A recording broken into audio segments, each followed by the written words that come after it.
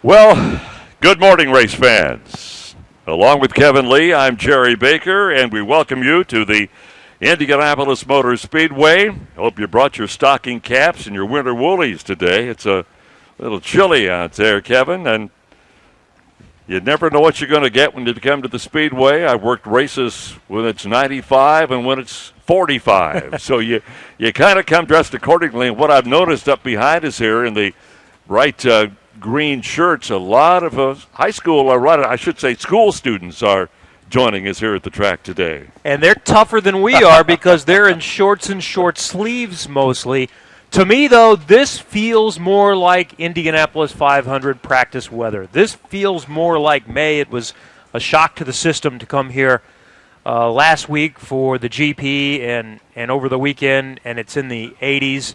And it's actually, if you walk around the grounds, it's pretty nice. And it's going to be a nice sunny day in the mid-60s.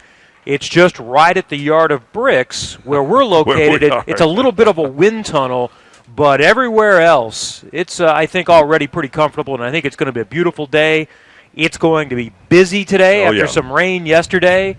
And with the cooler conditions, it's not going to be the fastest we see all month, but it's going to be quicker today. Watch those speeds continue to work their way up, and I think by the time we get to Fast Friday and certainly Saturday morning before the practice session before qualifying, I think you're going to see a speed close to the mid-235 range this week. May not be an official lap, but we're going to see big speeds this week. That'll be fun.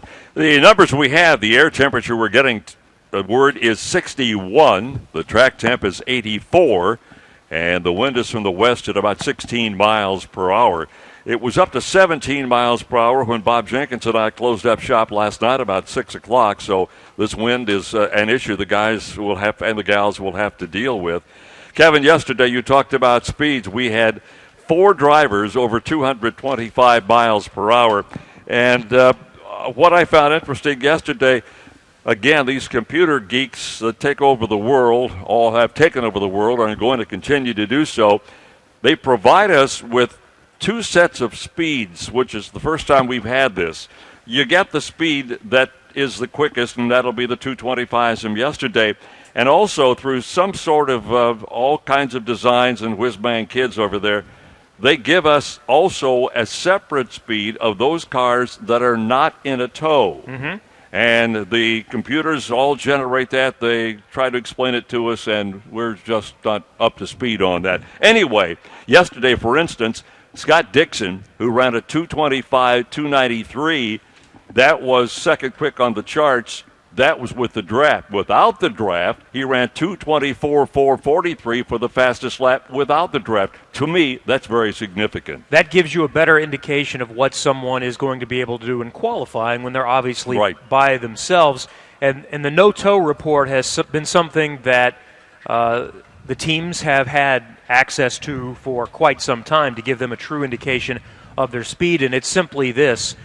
You're measured getting a clean lap without a tow if there is no one within 7 seconds in front of you. So that's probably about 2/3 of the front straightaway. Yeah, at least. So if they are within 300 or 400 yards of the Yard of Bricks and they can see anybody even entering turn number 1 or on the other side, turn number 3, then that is going to be somewhat aided. And obviously the closer you are, the more aided it is. I've been told by drivers before that when you get on the straightaway, if you can see a car in front of you, you're getting at least some bit of help. So this gives us an indication for qualifying. Now that said, don't disregard the total speeds because let's face it, we race in the pack. And so you're going to have a car that handles and is quick when dealing with traffic. So both of those speeds are indicative as to what you can expect for success this month. Also, Kevin, with the kind of day we expected, you take a look into the school kids. Wave, folks! You're on TV here today. Nice to have you here. The Sunman Dearborn Middle School from St. Leon, Indiana, made the trip to our Indianapolis Motor Speedway today. To what I was going to say, Kevin, on a day like what we expect today, which will be very, very busy. In fact, they turned over 1,000 laps yesterday, 1,094.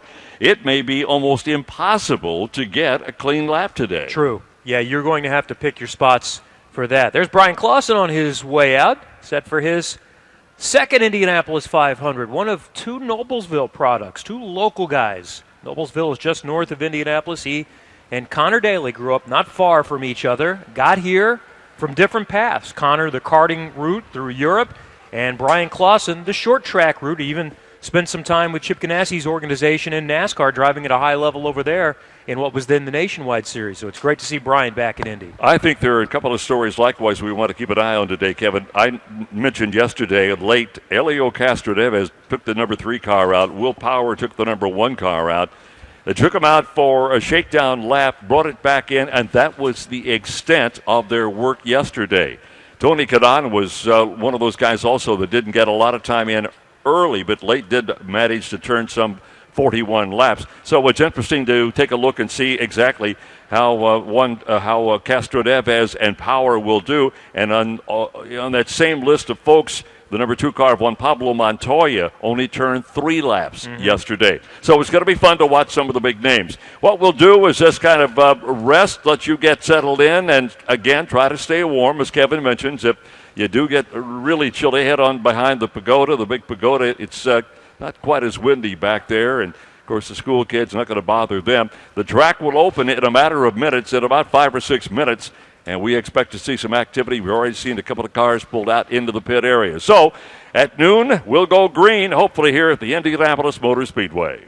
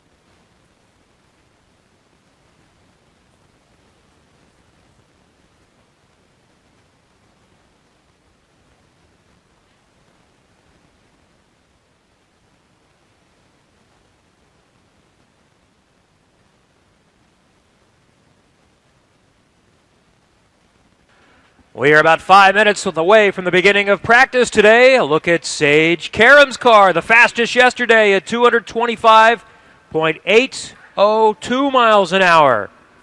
The top three were from the Chip Ganassi Racing stable with Scott Dixon and Tony Kanaan. Marco Andretti was the fastest Honda yesterday. A moment ago, we saw Elio Castroneves, number 3 car, being towed out. So we didn't see much from the Penske's yesterday, but they will be active early here today. There are some reports we might also see the number 19 Dale Coyne Racing car out today. James Davison has been one of those very close to that team. We'll see if that becomes official in just a little bit today. Well, we mentioned Sage Karam, the fastest yesterday. Let's hear from the now second-year 500 driver. He's with Dave first.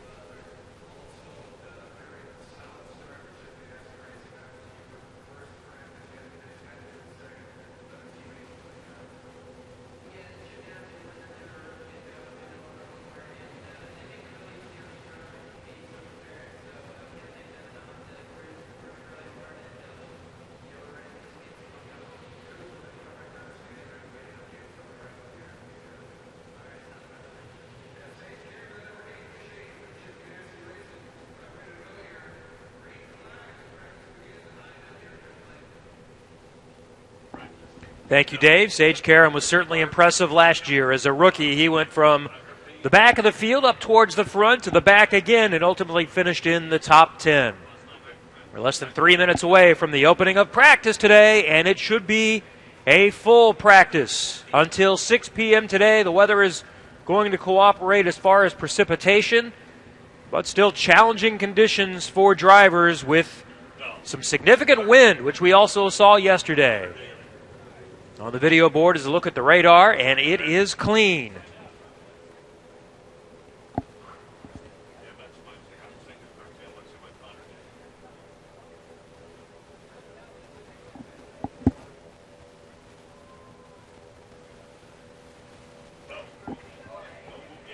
Hello, Elio. Happy belated birthday. Elio celebrated on Sunday.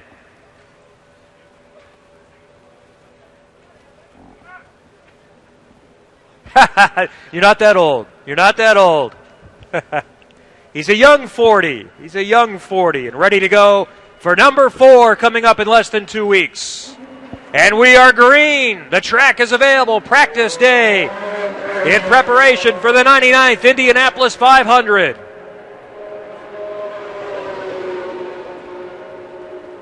Townsend Bell takes the number 24 Robert Graham special onto the track.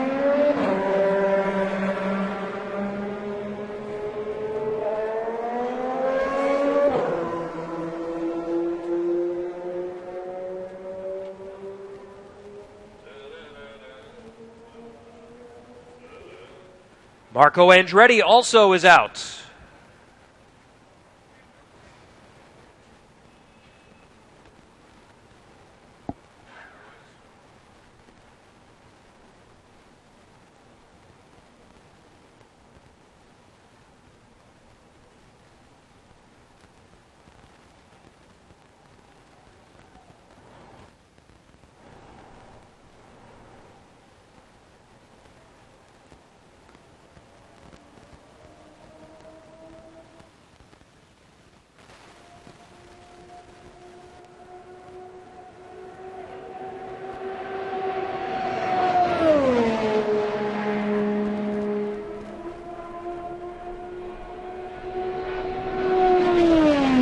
yesterday, Kevin, we spent a lot of time talking about the competition between Chevy and Honda. And that's something we'll focus on likewise today, because that's something that's been written about by Kurt Cavan in the paper for the last several days. Honda at a disadvantage, apparently, in the Grand Prix, and they're anxious to see how this car will shape up on the oval. So we'll see how that competition fares today. Yeah, clearly Chevy has had the advantage through the first 5 races, all on road or street courses, but this is an entirely different car. It's the same power, Honda and Chevy, but there are different fittings to the car, aero kits, the body kits.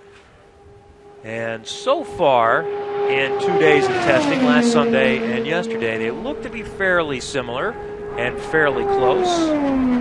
But they're not really going to ultimately know until race day. We'll get a better idea coming up as the week continues, but race day will be the difference. And pure speed is not the only thing you're looking for. Might one get better fuel mileage? Races have been won that way before.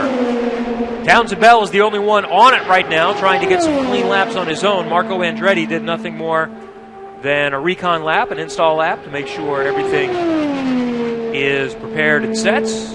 Bob and I were talking yesterday, Kevin, when the drivers years ago drove out of the track.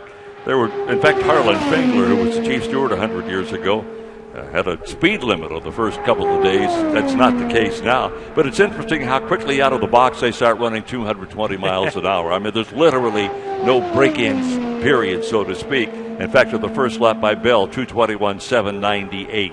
Yesterday, Townsend told me, as a driver who has not been driving full-time in IndyCar, he gets a refresher opportunity, and you are limited. And he was supposed to keep it below 215 miles an hour. He said that's actually harder than trying to go 225 because the car is set up exactly in that manner. Right. And he said I got slapped on the wrist a couple of times for going more like 218. Yeah, the car, if you, in other words, the faster you can go, the car feels more stable on the racetrack for you. And so if you're towing it down a little bit, that's kind of hard. And the drivers that have gone over 230s, Arie Luyendyk is a perfect example. I know he's told me that when he was going 236, 237, the car felt more stable, better, safer than at certain other times in his career when he might have been going 215 to 220. An evil handling car, a poor handling car at a slower speed is much more difficult to drive than a car that is set up perfectly, that is running at a very high speed. Now let's face it, 215 is still awfully quick. A lot of things can happen in a very short amount of time at anything over about 180 miles an hour. 7 cars have presented themselves into the pit area. Townsend Bell is the only car out on the track now. Now Clausen will make an appearance in the 88 machine. So Bell, Andretti, Clausen, Munoz, Wilson, Bourdais, Karam, and Jakes are the cars that have rolled out of Gasoline Alley and will be out on the race course.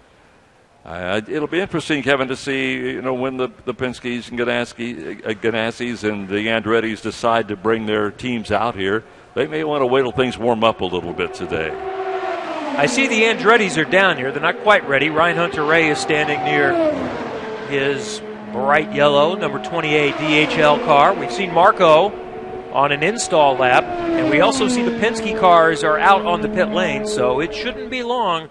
And then we'll start to see where things shake up, because essentially yesterday we didn't see the Penske. Simon Pagenaud was out there and turned significant laps, and he wasn't near the top of the overall speed charts. But you mentioned that no-tow report. He was third on that, so they clearly have some early speed, even if they're not really concentrating on it right now.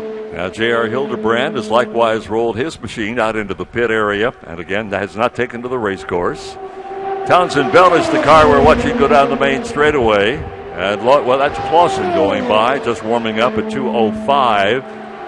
And Sage Karam at 2:05 likewise. Again, as Kevin pointed out, these are just sort of get out, get the tires warm, because that track, as we mentioned, what did I say, Kevin, 87 degrees, that's not very warm on track surface.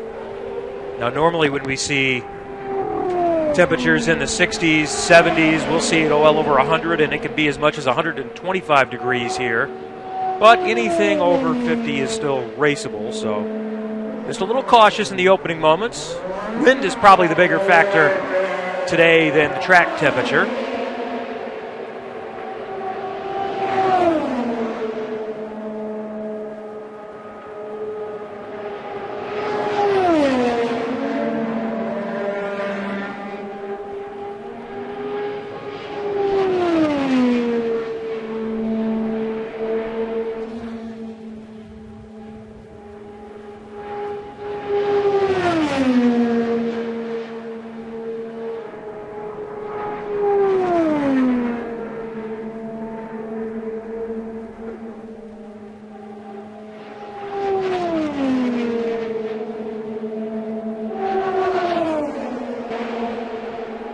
In the opening moments, Townsend Bell is still quickest, 222.191. J.R. Hildebrand, 221.362. Now Sage Karam to the top, 223.788 for the number 8 car on the video board now. Comfort Revolution is the primary sponsor. Big Machine Records. Good-looking race car for Chip Ganassi Racing. The only race he competed in last year, the Indianapolis 500. This year he's doing most of the Verizon IndyCar Series races. He's splitting that car a bit with Sebastian Saavedra, who tentatively is scheduled for the rest of the season after Indianapolis.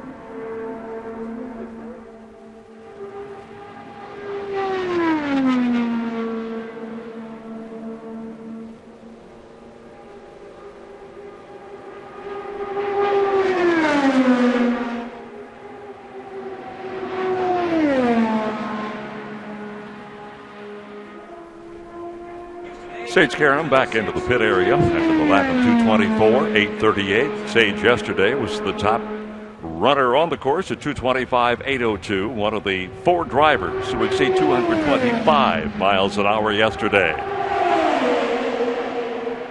J.R. Hildebrand is out of the racetrack. He's running just under 200 miles an hour after a lap of 2:22. Now Pagano jumps to the number 2 spot on the board at 2:23.702.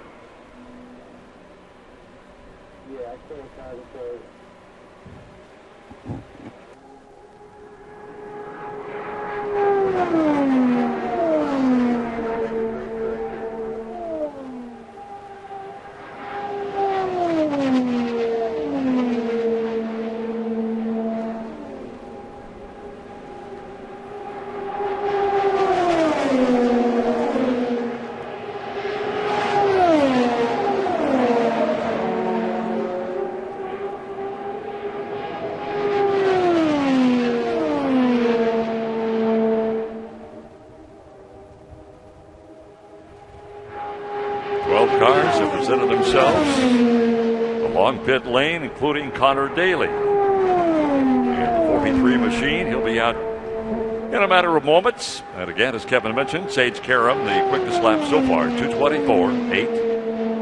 Simon Pagano at 2:23.7, and Townsend Bell at 2:22.1.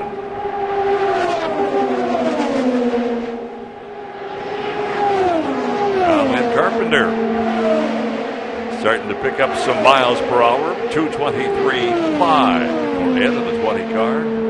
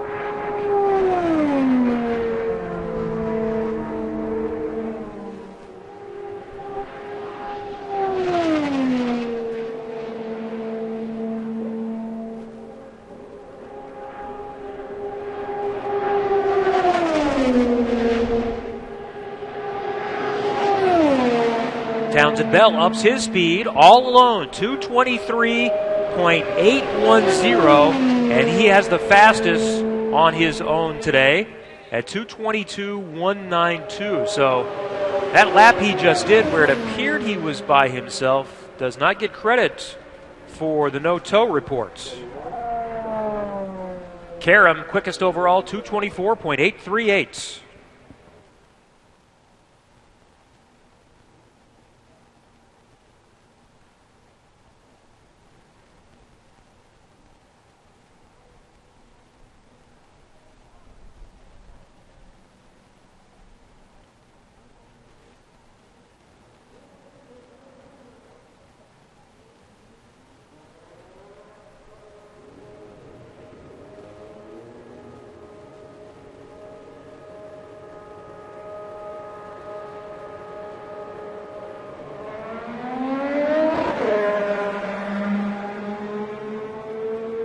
Simona Di Silvestro in the 29 machine, likewise presenting herself in the pit lane. Gabby Chavez also making himself available. That'll be 15 cars that have been rolled out of Gasoline Alley. And as Kevin mentioned, Sage Karam still the quickest of the day at 224.838. Townsend Bell at 223.810. Simon Pagino at 223.702. Ed Carpenter 223.516.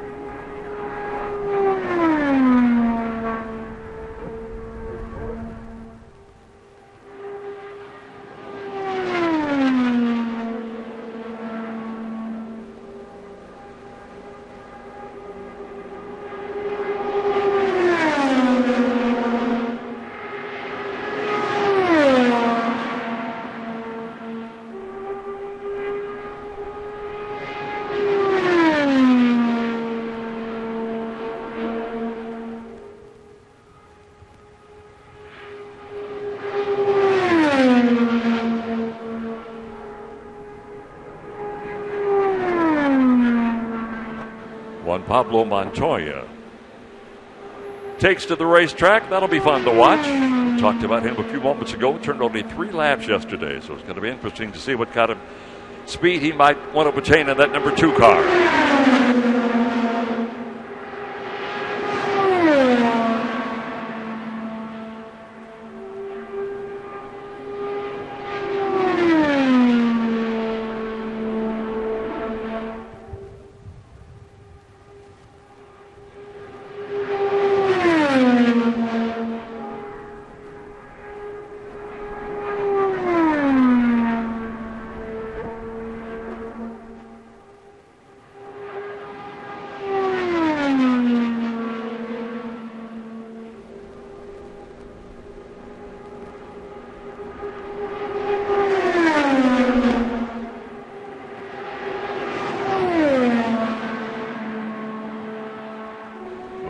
Around the track at 2:22.1.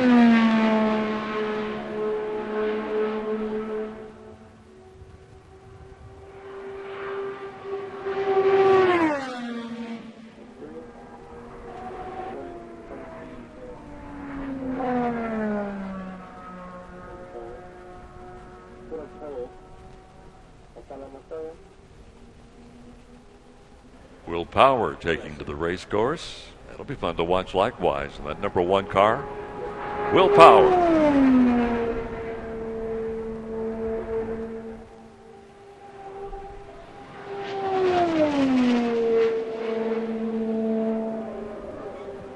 When you start thinking about favorites, it's pretty easy to make a case for Juan Pablo Montoya. We're seeing right there. He has been as good as anyone at this place with his dominant performance in 2000, yet last year was more of a catching back up and refamiliarizing himself with open wheel cars and racing on ovals at this speed. Even though he had raced on ovals in NASCAR, this is an entirely different circumstance, and Montoya is off to a fantastic start to this season. He's the championship leader. He's already won a race. He's been consistently quick each weekend, maybe one off weekend so far this year, but Montoya is going to be someone to deal with coming up in a week and a half.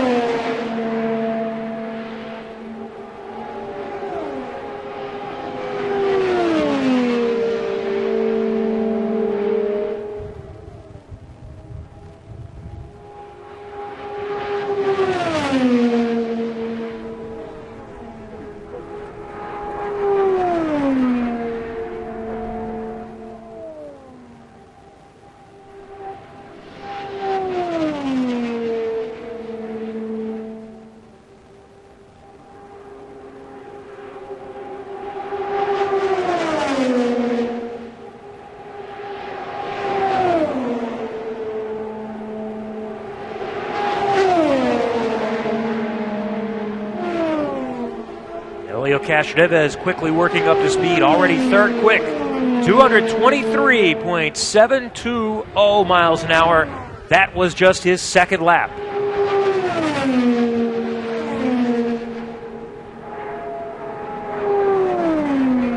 Castroneves set to make start number 301 coming up in less than 2 weeks.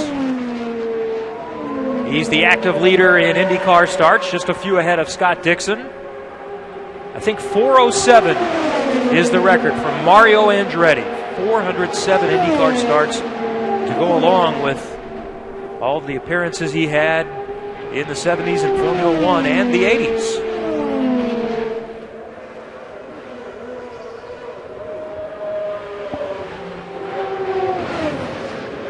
Power heading back down to his pit box. Still working up to speed. 222.096 for Power.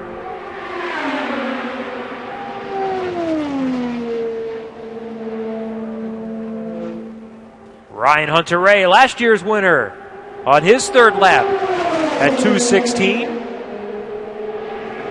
Elio passed the yard of bricks, 222.6 that time by.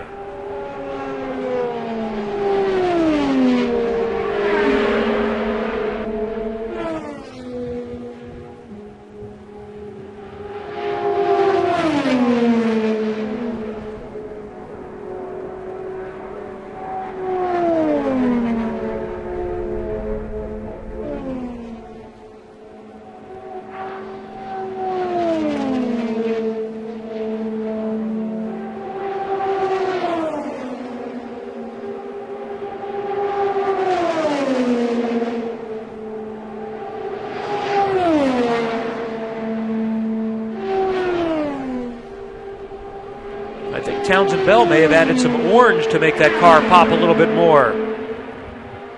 On the mirrors and the camera mounts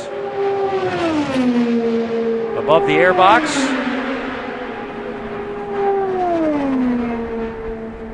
It certainly stands out as it is. Great looking car. The Robert Graham Special with Dreyer and Reinbold and Kingdom Racing. Townsend Bell is second quick so far today and has the fastest clean lap at 222.192. Sage Karam, only 5 laps his fastest, 224.838, and he was quickest yesterday.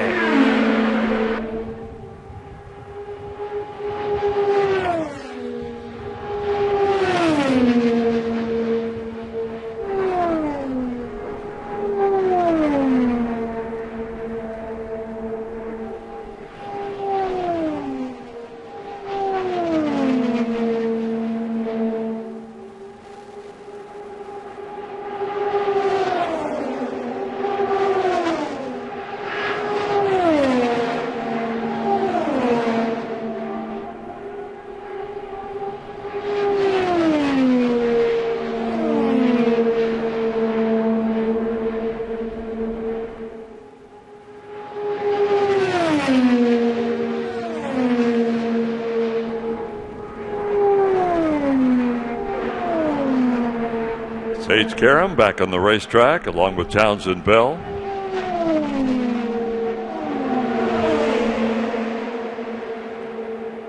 Sage just getting in a warm-up lap. He'll begin to pick up some speed. Townsend Bell's already been over 223 miles an hour. 223.810. His last trip around, 223.807.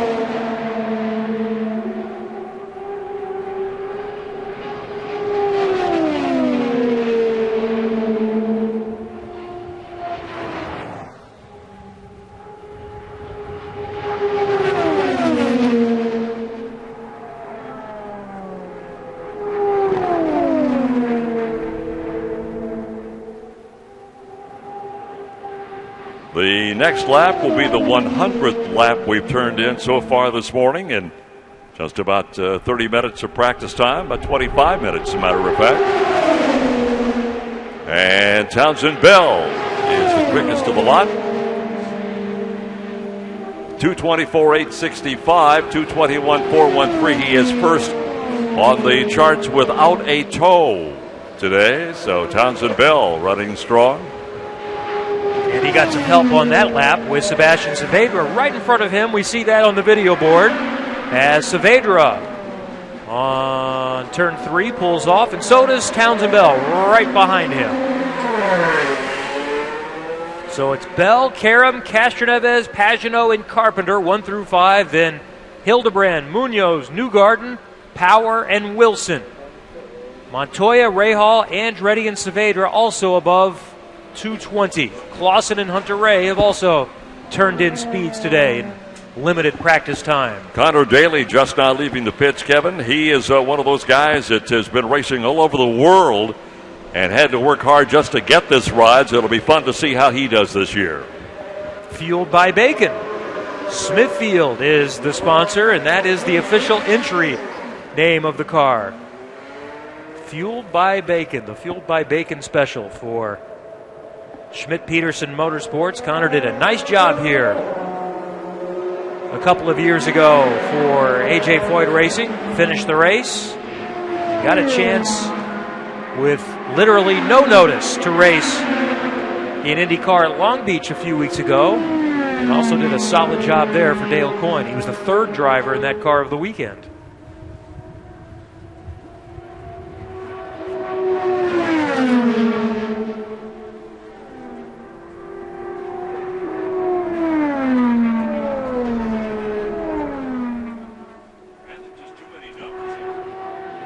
That's Gabby Chavez we're watching on the video board. He's one of 2 true rookies entered, along with Stefano Coletti. Chavez is the defending Indy Lights presented by Cooper Tires champion, and he won the race here at Indy Lights last year in another near photo finish, the Freedom 100, which is coming up on Coors Light Carb Day.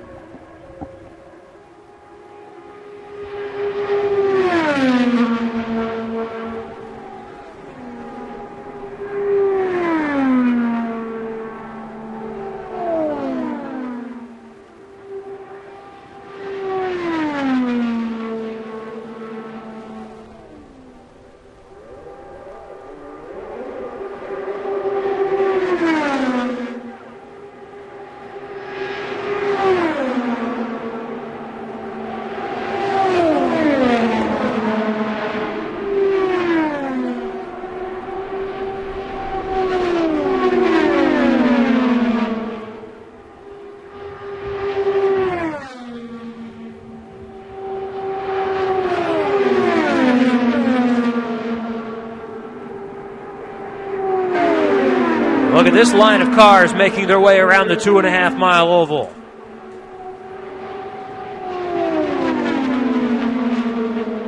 That's James Jakes, the silver car that's second in line. Connor Daly is the blue car, the fourth in line. Simone Di Silvestro, the orange car, third in line. And Brian Clausen was leading the pack, but Jakes and Di Silvestro go around him. One thing we've wondered with the new aero kits and the changes to the cars, is the racing going to produce as much overtaking this year as it has the last couple of years from what I've seen in practice yesterday, last Sunday. It still looks like it's very hard, difficult to hold off anyone behind you going down the main straightaway, and that second car is pulled past. So we should see passing aplenty coming up on race day. Di Silvestro for Andretti Autosport goes to the low side and sweeps around James Jakes. Connor Daly wasting no time, getting up to speed, 223.580 for Connor, who's hoping to qualify for his second Indianapolis 500.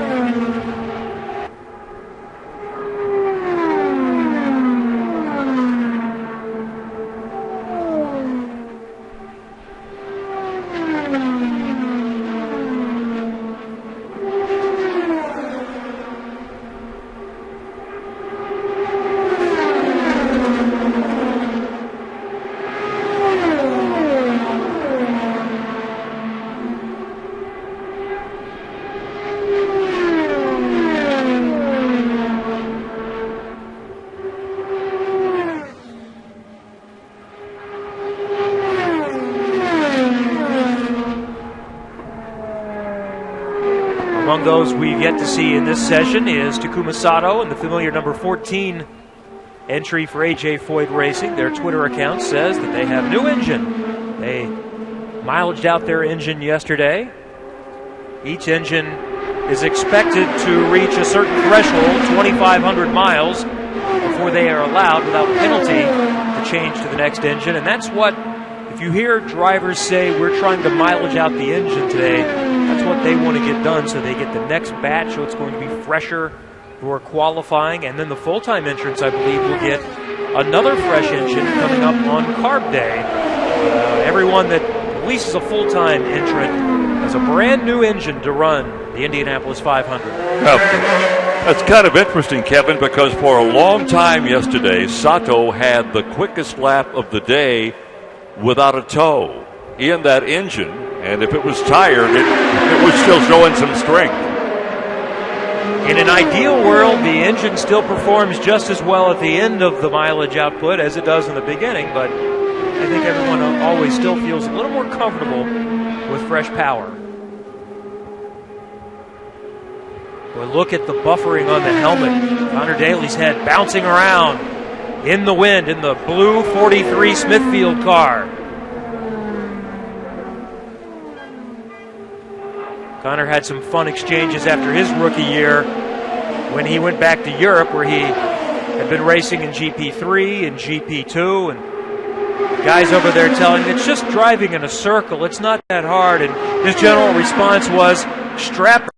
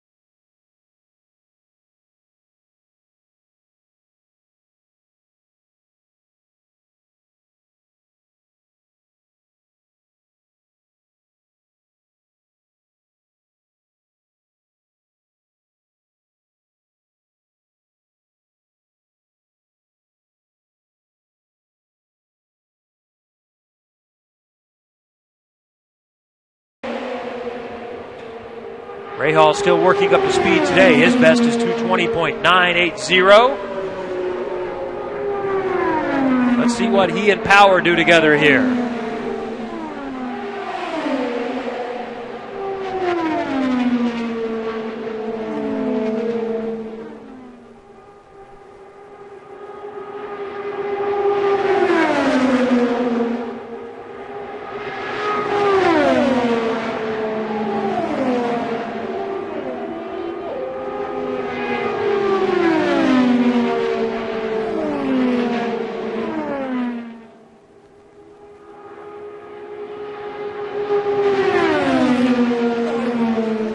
Power's best still in the 220 range.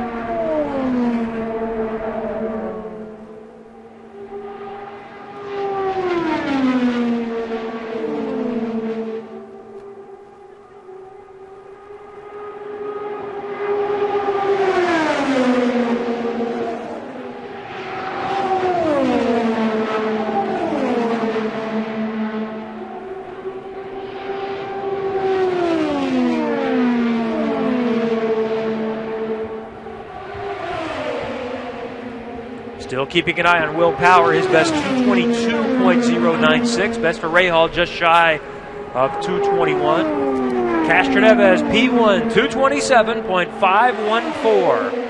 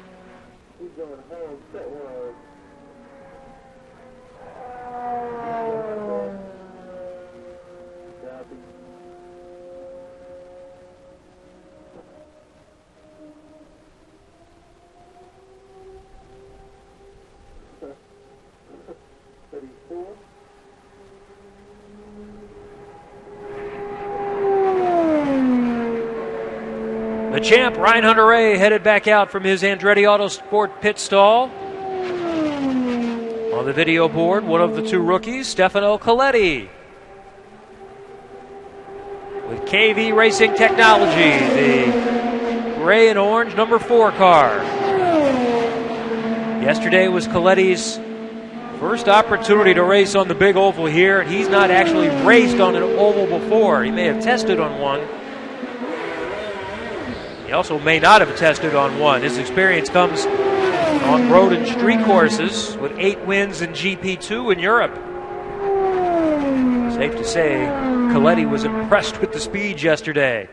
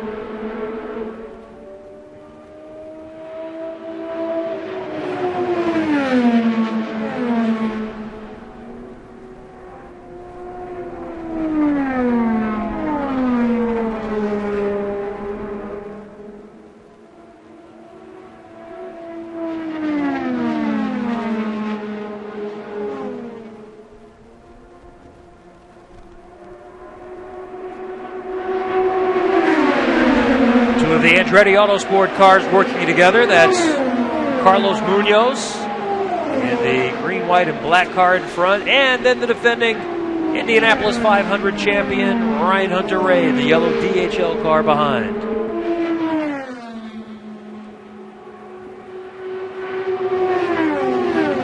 Now Hunter-Reay is going to peel off, and Elio Castroneves will get into the mix. Castroneves maintains the top speed of the day, and all practice leading up to the 500 so far, 227.514. J.R. Hildebrand is second quick at 226.3.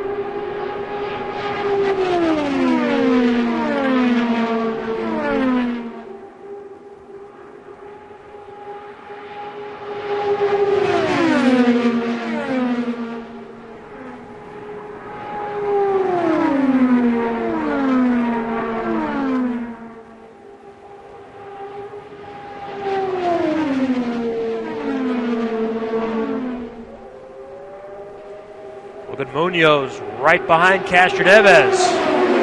Now he'll back off just a little bit.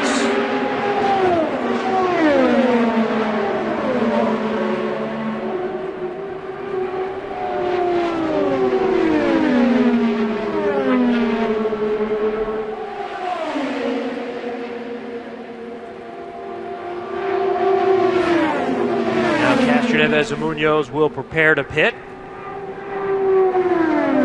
Gabby Chavez leading that pack.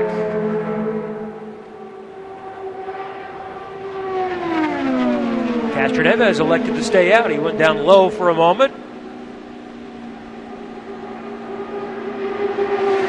Power on the high side going around one of the Andretti Autosport cars.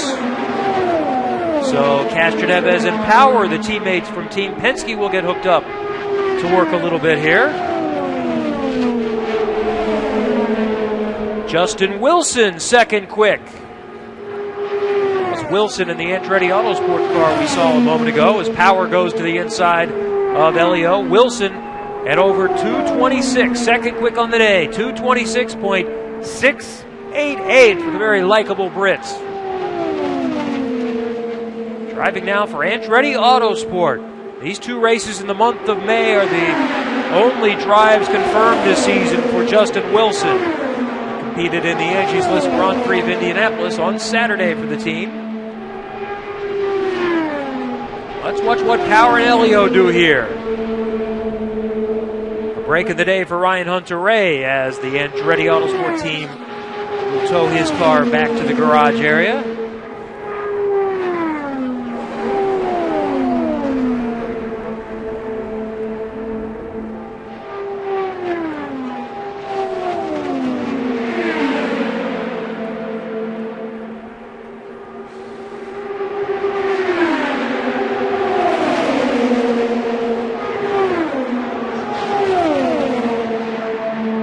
.224.274 that time for Castroneves, and 224.274 4:2 for Power. That's the quickest of the day for Power, 12th quick overall.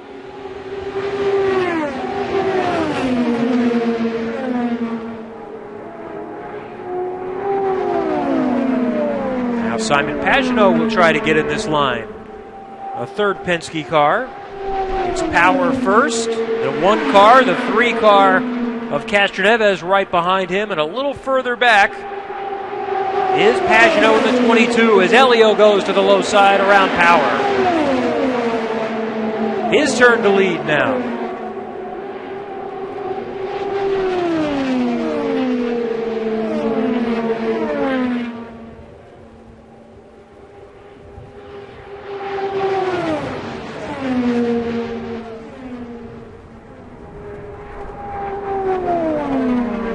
Castroneves will duck to the pit lane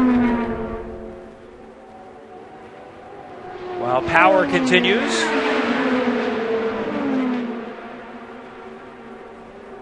And now Pagenaud will come into the mix.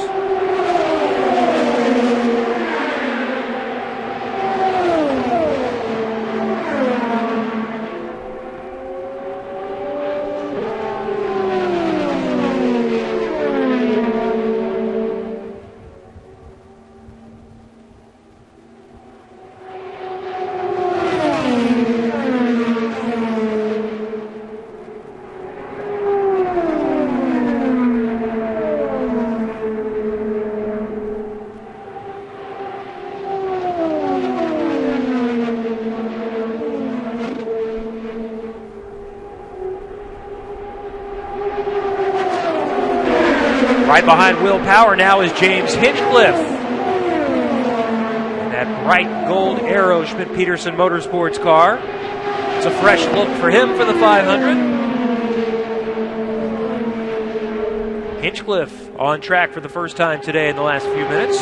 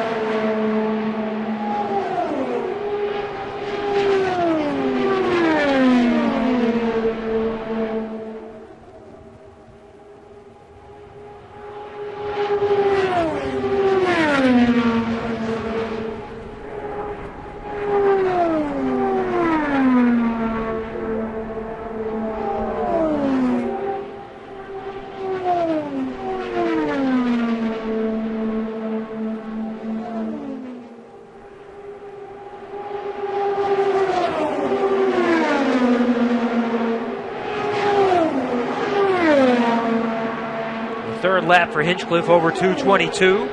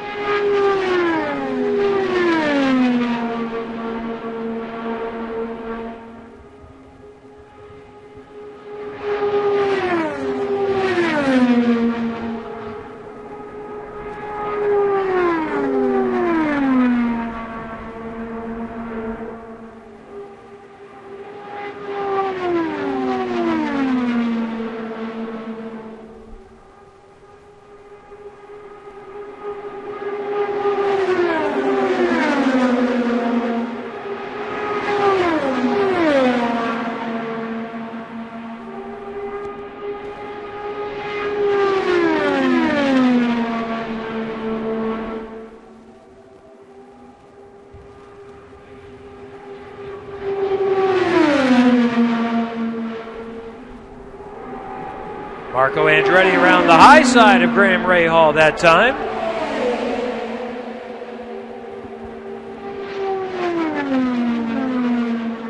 We had a flurry of activity with the top of the speed chart changing every minute or so for a while, about 30 minutes ago. Now it's stabilized. Castroneves remains the fastest of the day, the fastest so far of the 3 days of practice. 227.514 miles an hour for Elio Castroneves. Justin Wilson next, 226.688. Then J.R. Hildebrand, Ed Carpenter, Marco Andretti. Sixth quick is Joseph Newgarden. Then Carlos Munoz, also above 225. 27 cars have taken a speed so far today. You can see the impact of the wind with the cameras bouncing around. Hildebrand, Newgarden, and Carpenter, the three CFH Racing, Carpenter, Fisher, Hartman Racing drivers, all working together now. Coming back on the main straightaway.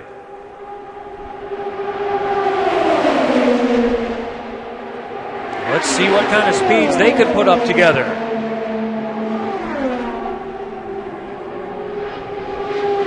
Hildebrand 222.5 that time. Carpenter 223.3.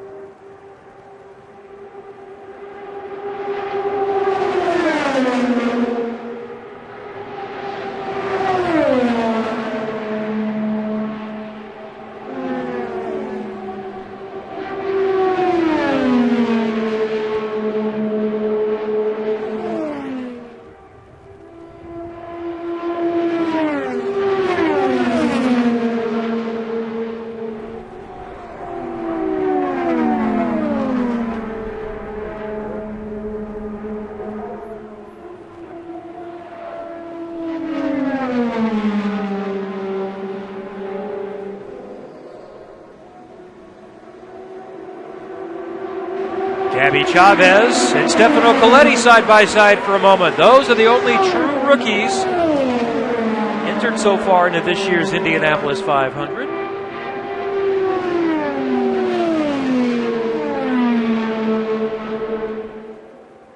28 cars have been on track today. Elio Castroneves is the fastest, 227.514.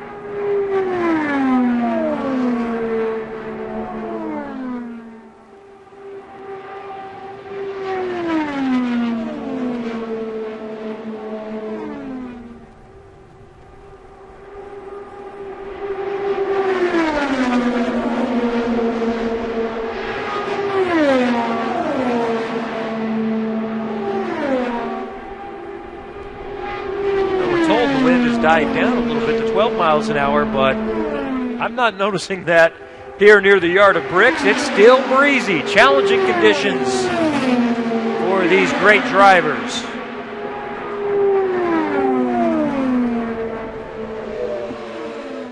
Charlie Kimball has been out back into his pit box. It's a different look for Kimball here for the 500. Normally orange and a shade of blue. Now a shade of green and blue with the Novo Nordisk sponsorship.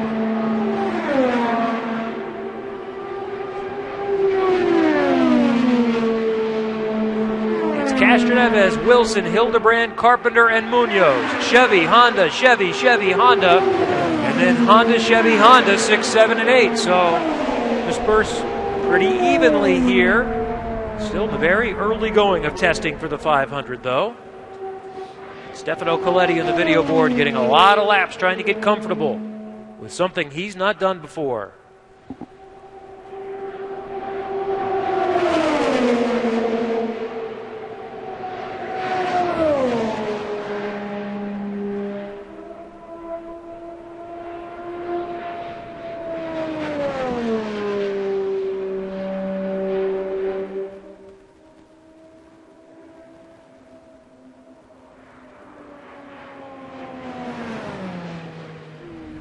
People coming around.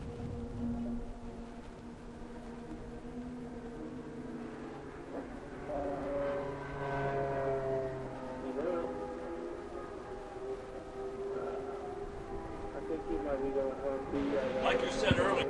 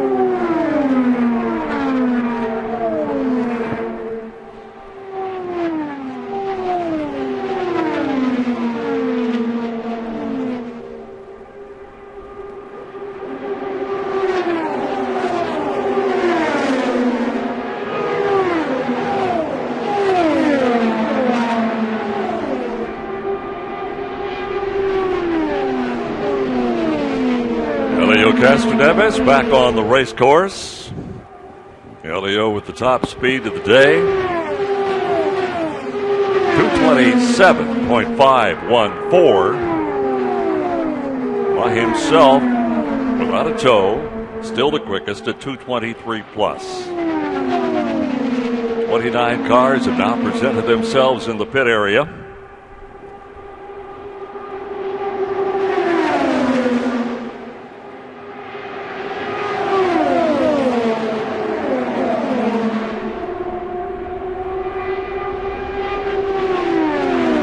The pink and white machine of Pippa Mann. Now out on the course.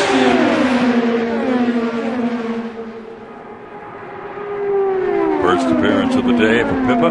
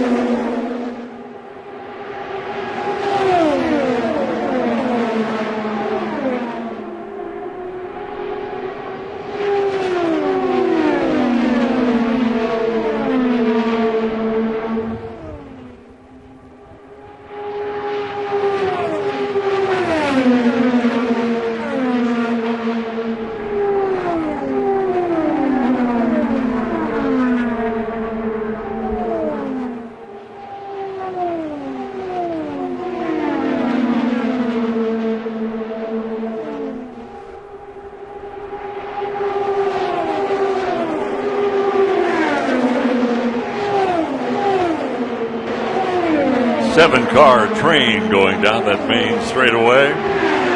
Elio among them.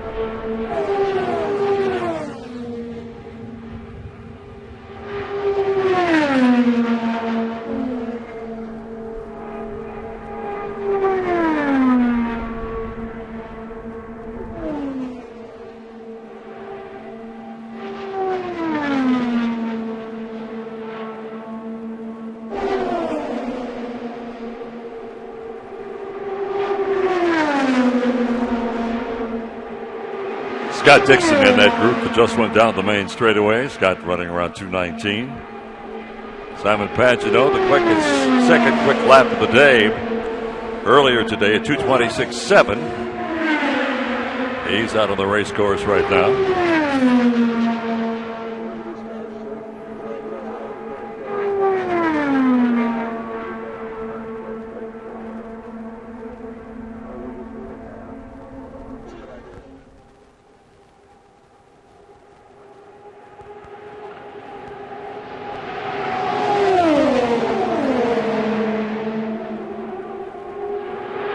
Dixon now turning a lap in excess of 2:25.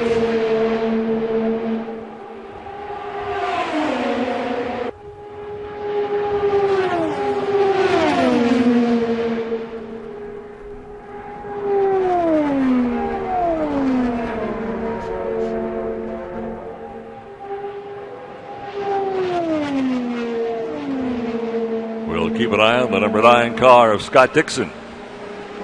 Seems to be finding some speed.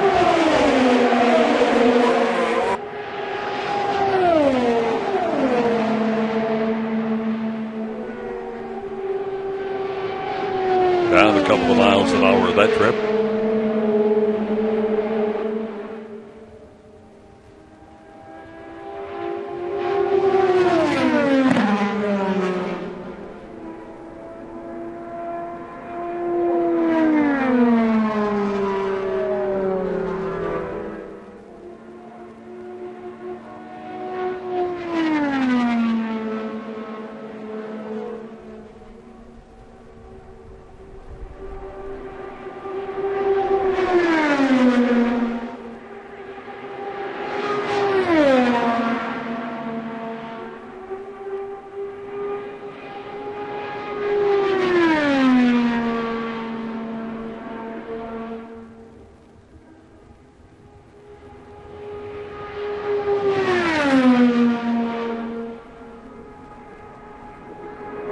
Scott Dixon back into the pit area now. He's turned 22 laps today. Looking down the list, Graham Rahal's turned 38 laps today. One of those, the busiest out on the race course. Joseph Newgarden turned 35, 42 for Pagano.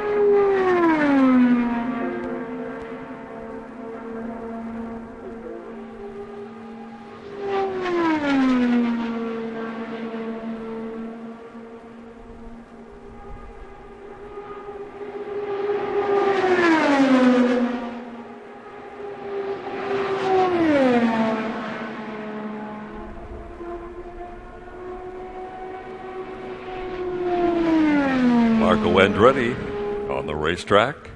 Car 27, best lap of the day is over 2:25.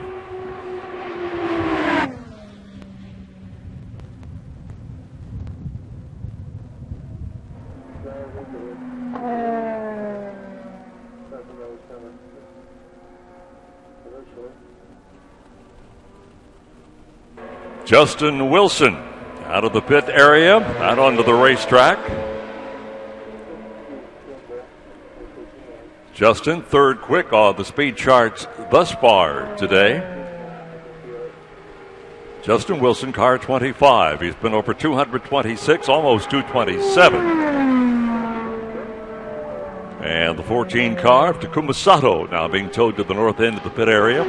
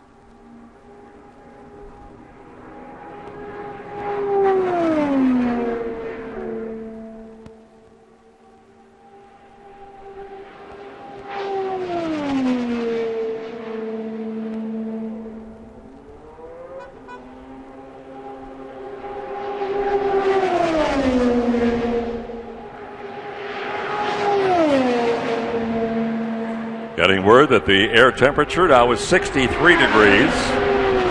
63, feels a little cooler than that. Track temp at 94. And the wind direction from the west to just under 12 miles per hour. That's down some 4 miles an hour from earlier this morning. It's warmed up only a couple of degrees since we first had this about 11 o'clock this morning.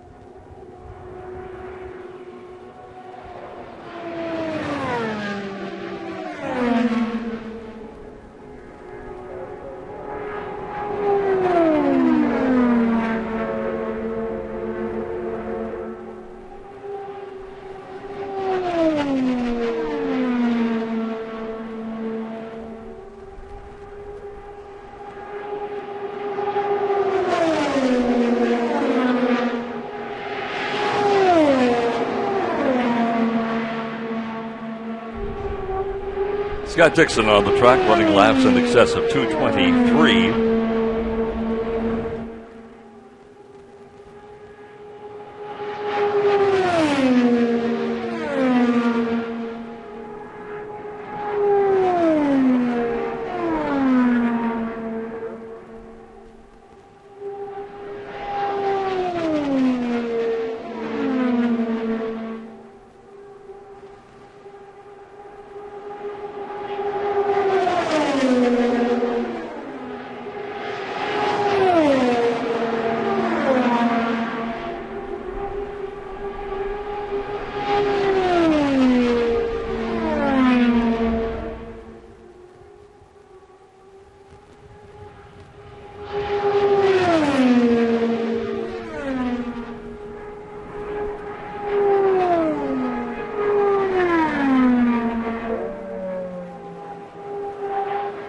Just about to hit the 700 lap mark today.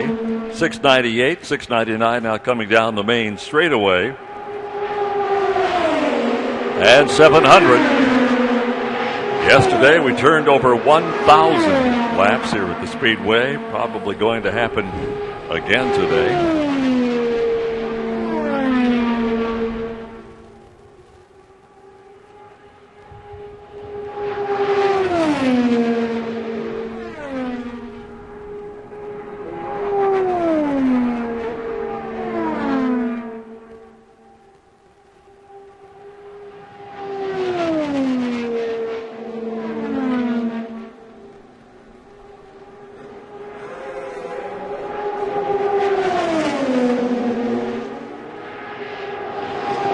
Just to our left, the number 7 car of James Jakes. Exit the pit area. South of the start-finish line.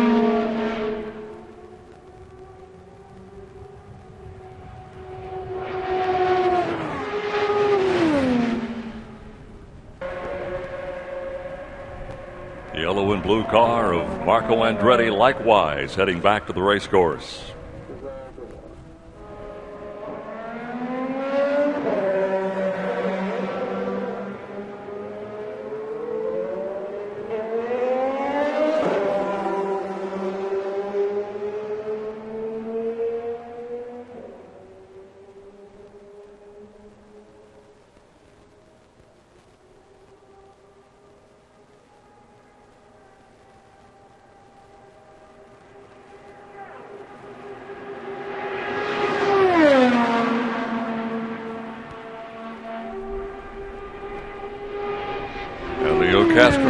Heading back out to the track.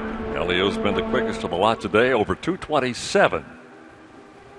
227.514.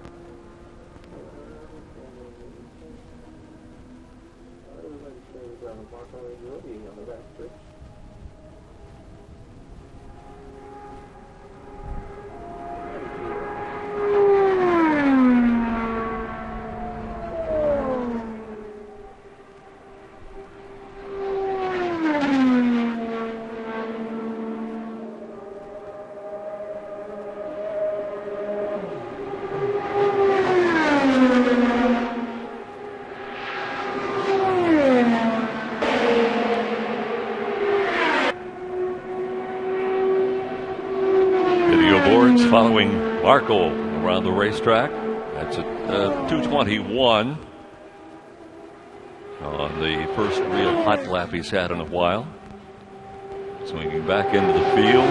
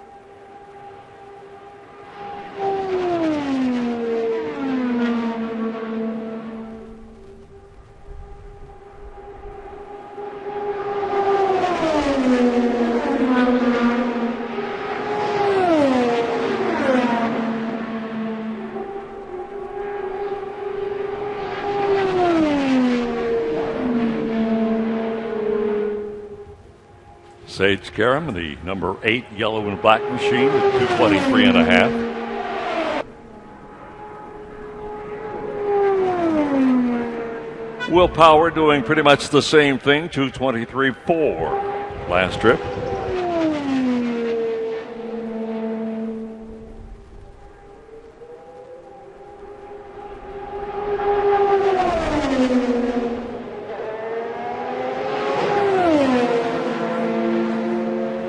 Karam up over 224.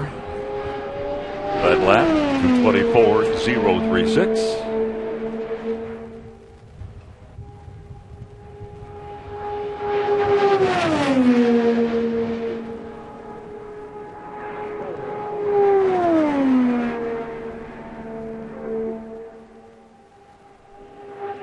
.32 car of Oriol Servia heading out.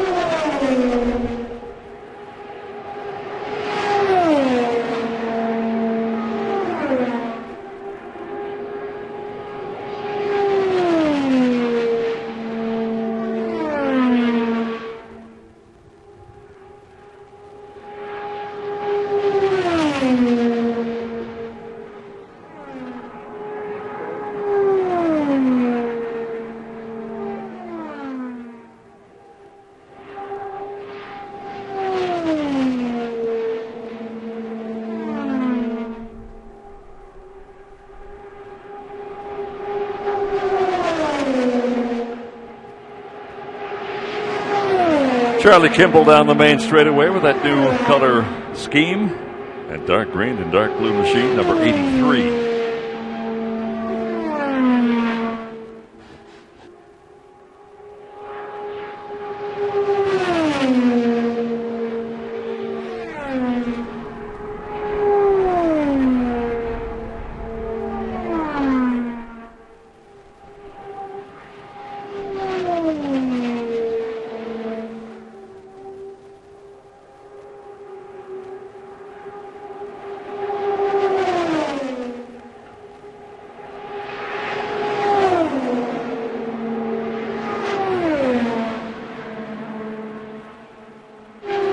Getting here from your lunch break. Top lap of the day, Elio Castroneves at 227.514 with the 8 of a toe, which makes him third quick on the lap chart as far as untowed cars are concerned. He was at 223.3. Fastest car without a tow today, that's Sage Karam at 224.036.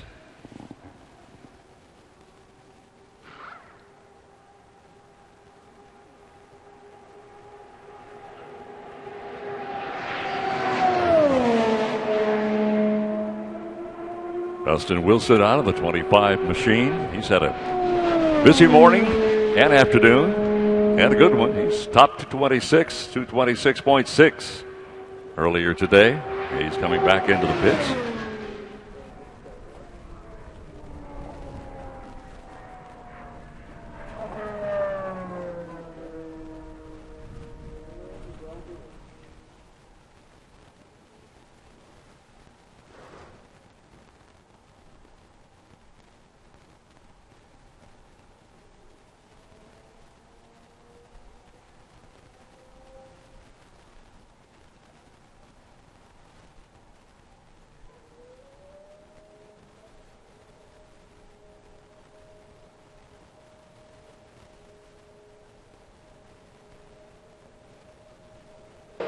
Charlie Kimball was the only car on the course, and he has now come back into the pit area. Here, engines firing up to the north of us here. And we have a yellow flag. Time for a track inspection. Not unusual. This will happen from time to time. Well, the crew will go out, take a look at the track, make sure everything is in proper order. So we'll get you caught up to speeds for the day. The top speed turned in by Elio Castroneves. And again, this is these speeds I will give you are with the possibility of a tow, which will increase the speed. 227.5 for Elio. Simon Pagino, 226.7. Justin Wilson, 226 also. Wilson at 226.688. Hildebrandt, 226.3. Those are the four cars in the 226 bracket today. We have had 10 cars in excess of 225 miles per hour. And we have turned 747 laps in about an hour and 45 minutes today. So it's been busy, as we expected. And again, we're under a yellow condition for a track inspection.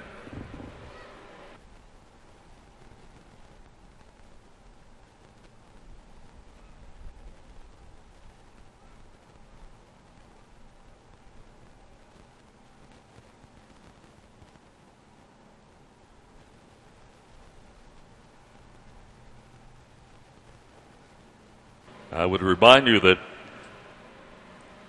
ticket information is available for all the racing events. That's the Speedway in 2015, the 99th 500 coming up with the 24th, the Brickyard Vintage Race Invitational, Lilly Diabetes 250, Crown Royal presents the Your Heroes Name Here 400 at the Brickyard, and the Red Bull Indianapolis Grand Prix. You can go online at ims.com/tickets. Available 24 hours a day, 7 days a week. You can phone them at 1-800-822-INDY, I-N-D-Y. Locally, 317-492-6700 between 8 and 5. Monday through Friday, or in person, just head down to the IMS ticket office at the administration building, right down to the corner of Georgetown Road and 16th, down around turn 1. We're open 8 to 5, Monday through Friday. And tickets for groups of 20 or more are also available. Contact the IMS Group Sales Department, 866-221-8775 for more information. Information, by the way, on parking and camping also available, ims.com/tickets. Tomorrow's going to be another busy day here at the Speedway. And the museum hours are 9 a.m. to 6 p.m. Admission $8 for adults, $5 for fans 6 and 15. Children under 5 are free. So if you want to go over and take a look at the terrific place to see some of the old cars, some of the history of this great speedway, the museum is where you should be. 9 to 6 their hours.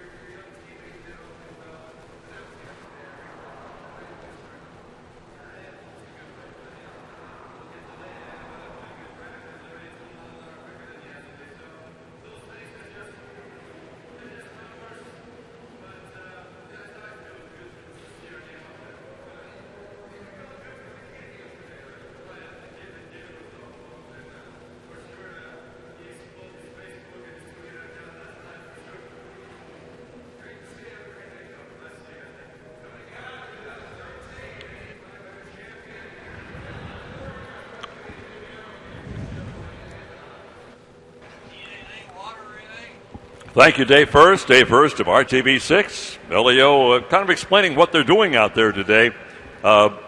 We had mentioned earlier, you're never quite sure what they're working on. Leo cleared that up for us. We're working on race day setup right now. So to worry about speed later on. Good job, Dave. Getting ready to go back to green. Yellow flag is in the air. We're about a minute away from going green. Keep an eye on the starter stand, high above the start-finish line. Right hand held onto that green flag. There's really flipped in the air here momentarily, and we're going to go back to activity on the course. Again, Leo, the fastest of the day at 2:27.5.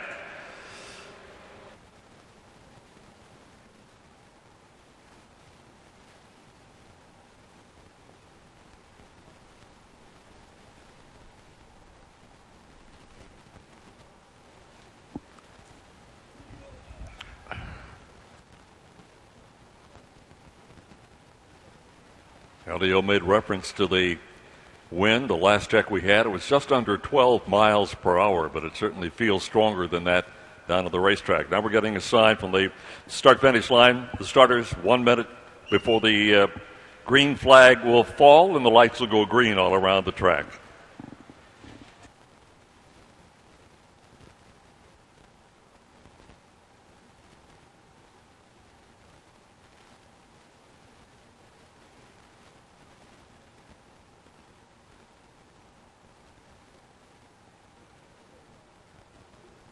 Here the engines firing up as they also are getting the command from race control. So far today, 747 laps have been turned. It's going to hit well over 1,000 today before this afternoon is completed. Yellow flag still high in the air. Here comes the green. We are underway for practice again here at the Indianapolis Motor Speedway.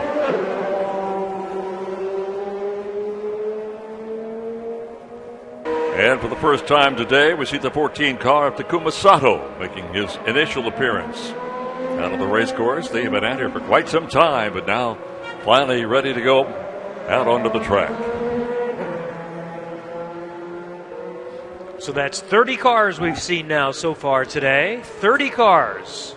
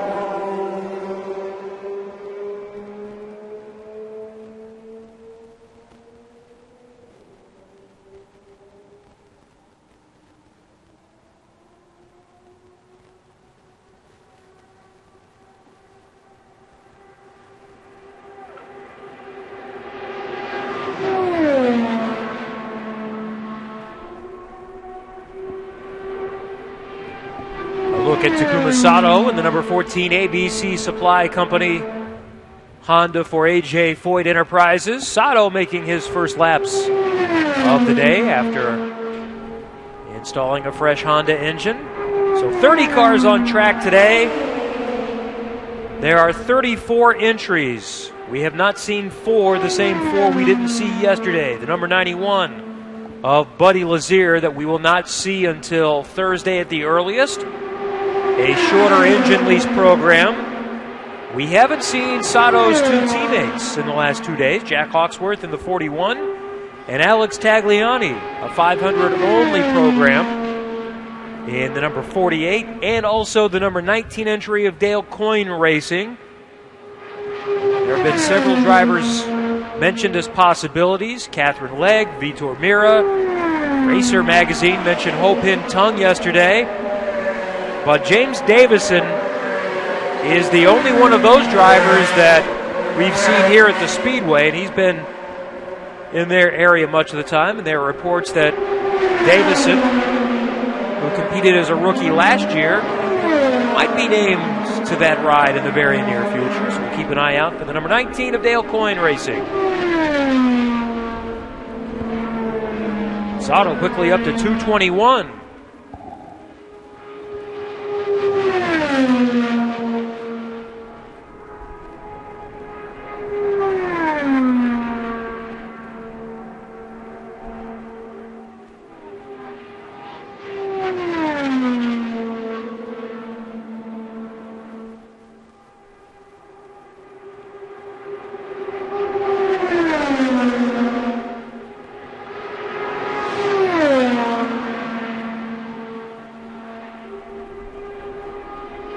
Now Sato at 222.245.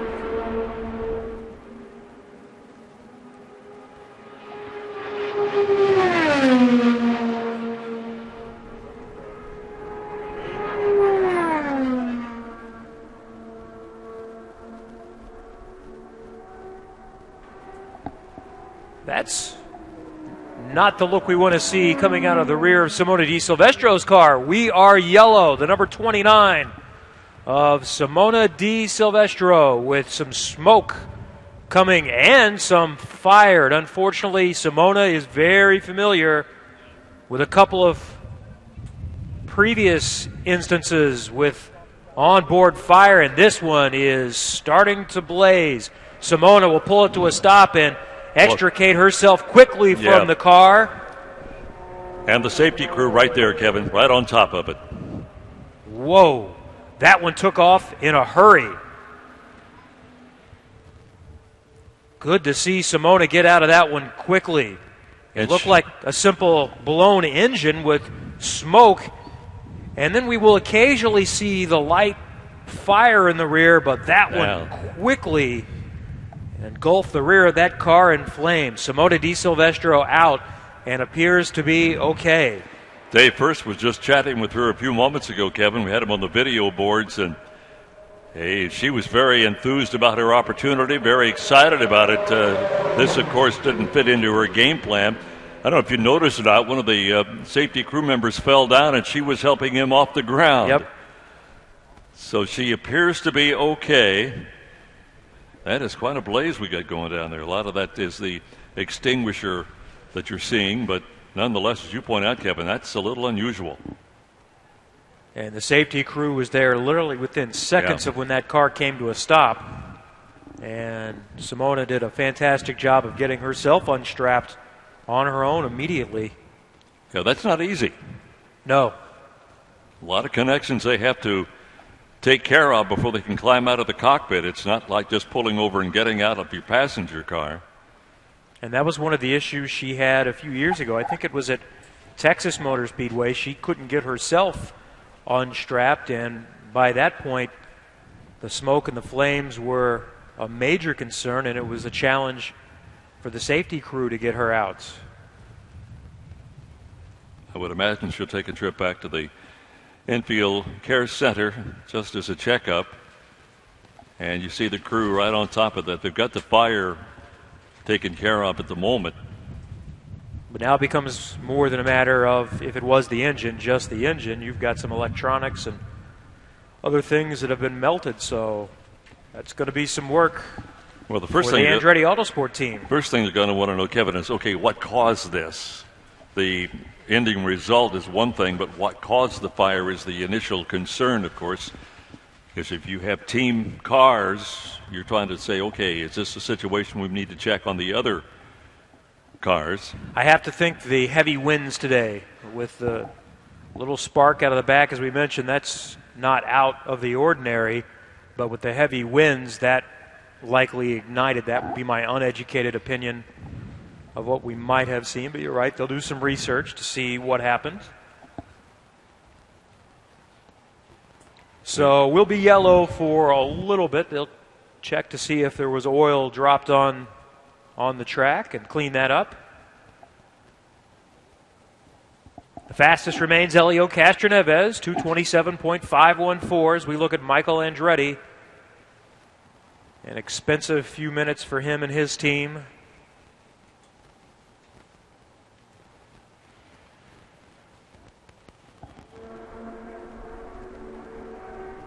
Andretti Autosport does have the third overall fastest car of the day in Justin Wilson at 226 plus. There's a replay. And at this point, we see nothing but smoke. There you see a little bit of fire on board. And she's got it slowed down significantly already, but it soon engulfs the rear of the car. That seemed to really pop up in a hurry, Kevin. And there she is, helping up one of the crew members off the ground. Well, they did a terrific job of getting out there in a hurry, and that's what they're trained for. There she is. Simona is talking with Michael Andretti and Rob Edwards, one of the team managers.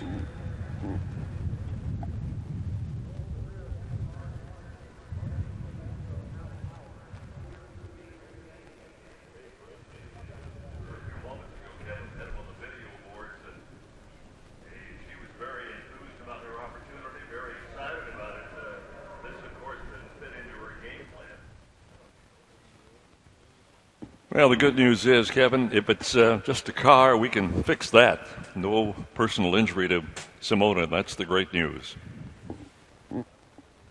And Simona has shown that she is fearless. A few years ago, she had a heavy crash here with fire at the Speedway, suffered burns on her hands and possibly other parts of her body, but I know the burns on her hands were significant. Came back out, qualified the car, raced the car. But she qualified the car, Kevin, with her hands still in wraps. Yes. I remember talking to her, doing interviews, and her hands were wrapped in gauze, and she was still out there doing a terrific job. She's already had a great result this year back at NOLA. Hasn't been full-time for Andretti Autosport. Has had a couple of opportunities, and in fact did the first two races and was sixth in points before she stepped out of the car because of a lack of sponsorship. But they found business partners for the 500, and it's great to see Simona back, so hopefully this is a very short detour for her.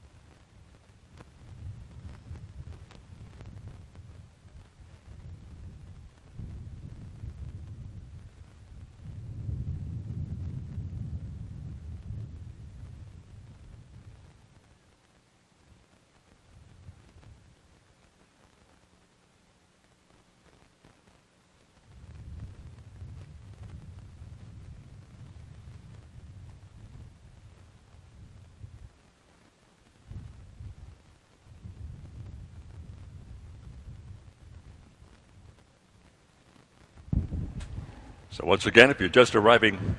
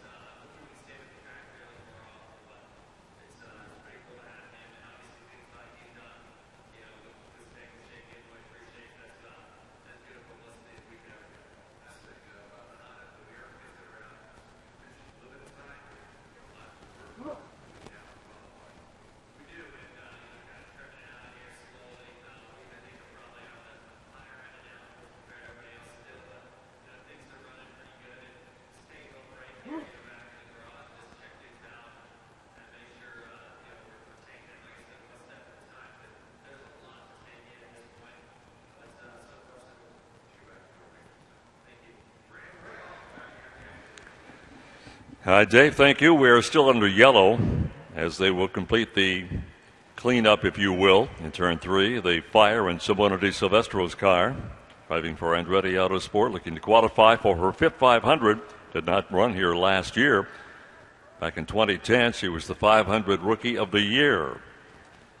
Started 22nd that year and finished 14th. So Simona's okay. That's the good news. And you look at the car, the 29 machine, up on the flatbed. They'll bring that in.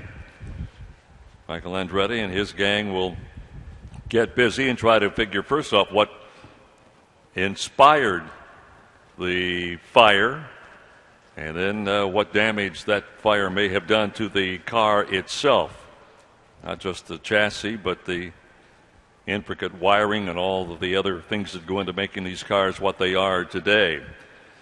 So if we get word on that, if Dave first happens to run across Simona, he'll grab her and get a thought from her or somebody from the Andretti crew. But that's the reason we're under yellow for the moment. We'll keep you up to date on when we hope to go back to green flag activity. Shouldn't be very, very long.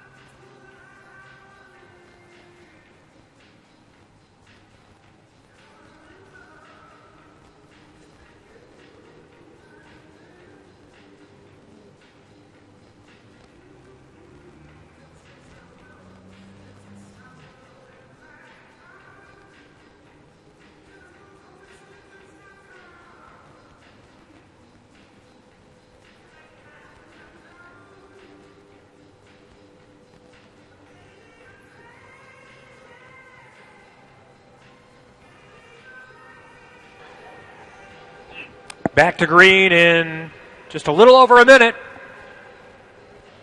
In the garage area of the video board, there's a look at Simona Di Silvestro's car. There's some pretty good damage on that car. Oh, there has to be. That was a pretty big fire on the back end of that.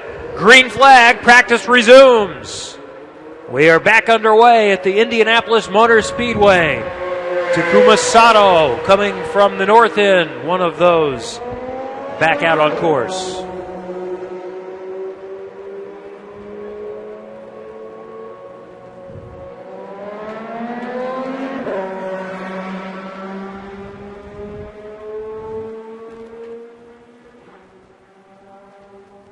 Just reading something from TrackSideOnline.com that the top speed today put down by Helio Castroneves at 227.514 miles an hour is already quicker than the fastest time last year before they upped the boost, upped the horsepower, which they do on Fast Friday, and for the 2 qualifying days. Last year, in practice up through Thursday, the fastest speed was 227.1 miles an hour. And this is really the first full day of practice. Yesterday we lost about 2.5 hours. The first hour and a half was devoted to only rookies.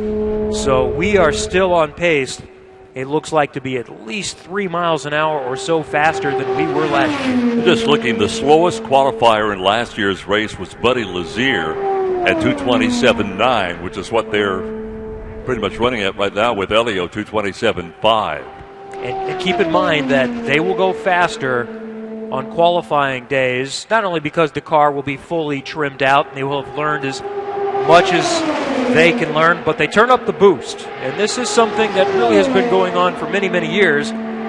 When you're talking about turbochargers, the teams in previous years would determine how they would do that. They would up the boost, knowing it only had to run for a short time, and then they would dial it back for longevity and to make sure the engine lasted for the race. Now the series determines more of that, and each team is given more boost on Friday, Saturday, and Sunday for qualifying, and then it's dialed back for the race to make sure that it will last 500 miles. And the pole last year, Ed Carpenter for the second year in a row at 231.067.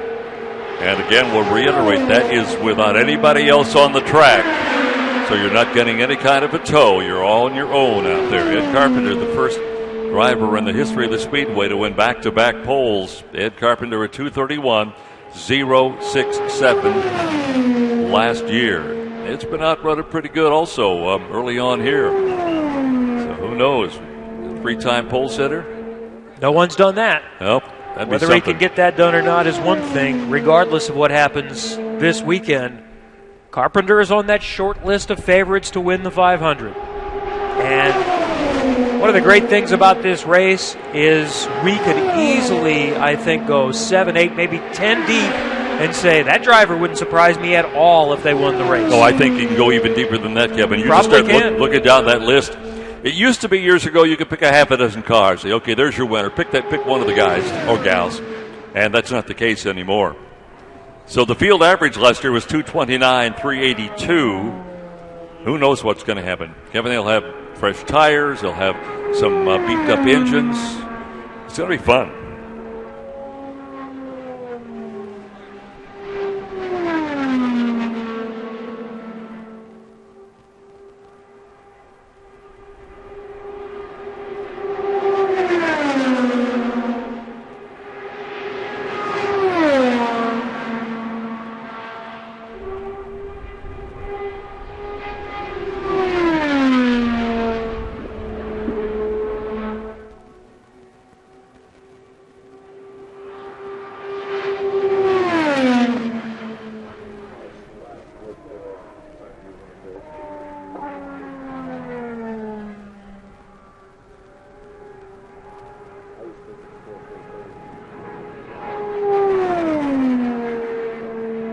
Well, activity starting to pick up now. A whole host of cars leaving the pit area, heading out to the 2.5 mile oval. And I think we're going to see some activity here for long.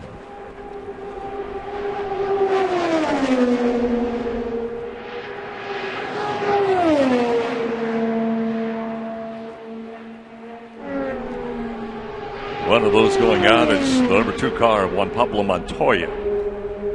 And yesterday, we talked about this earlier, didn't get a lot of laps in, 3 as I recall. Has not been out much today. He's run 21 laps, a top speed of 2:21.6, and you know there's a lot more left in both he as a driver and the car itself. So keep an eye on the number 2 of Juan Pablo Montoya, winner here back in 2000.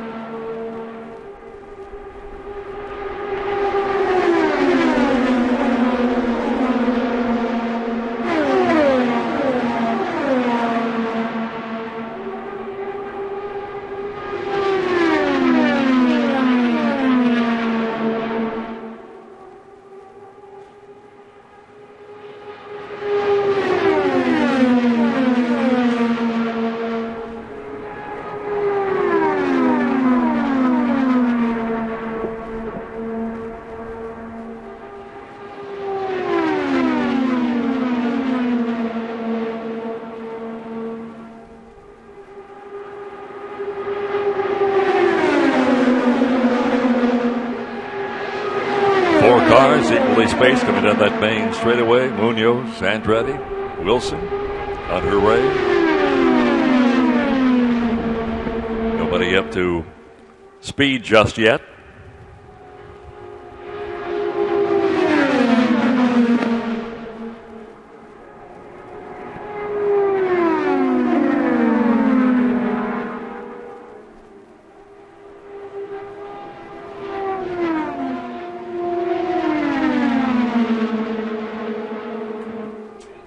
Now the Andretti's working together. Marco Andretti in front. Ryan Hunter-Ray pulling low to the inside. Carlos Munoz might also take a peek. Not this time. More drafting practice, essentially.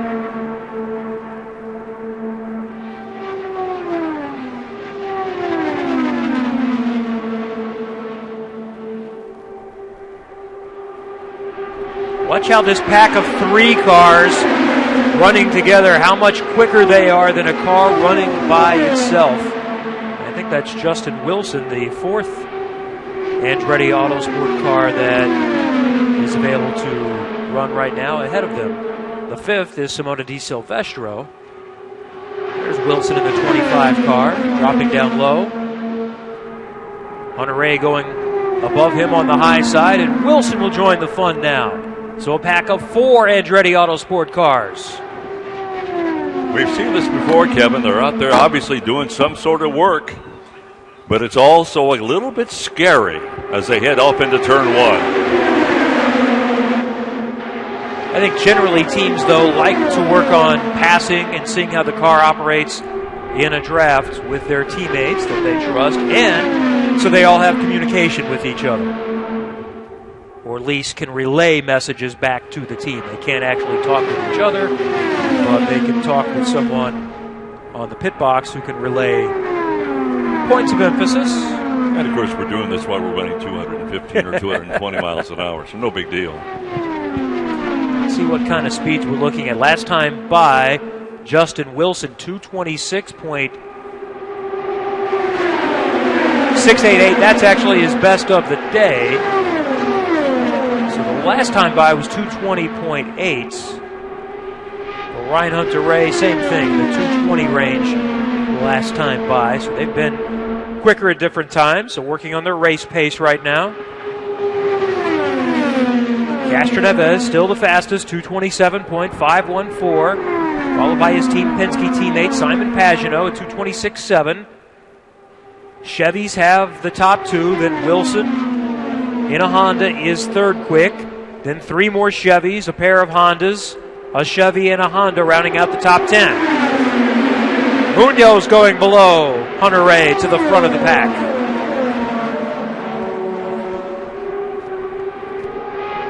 You were away a few moments ago, Kevin, when Dave talked with Castroneves, and Elio said quite simply, we're out there working on race setup. He said the speed will come later. Right now we're just trying to get our car ready for the race. And that's important because once they get into qualifying mode, they'll start to think about that a little bit on Thursday.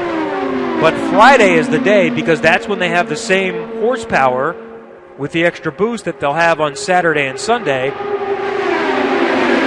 So in previous years, after you qualified, once you were safely in the field, teams would use Sunday afternoon to then work on race setup. Well, that's not available now because you are required to qualify on Saturday and again on Sunday, and there's no time for practice, which is why they've allowed that extra session on Monday. But you'd still like to get some of that work done, for example, in different conditions. What if it's 62 degrees on race day, and next Monday it's 85? That's not going to transfer as much, at least.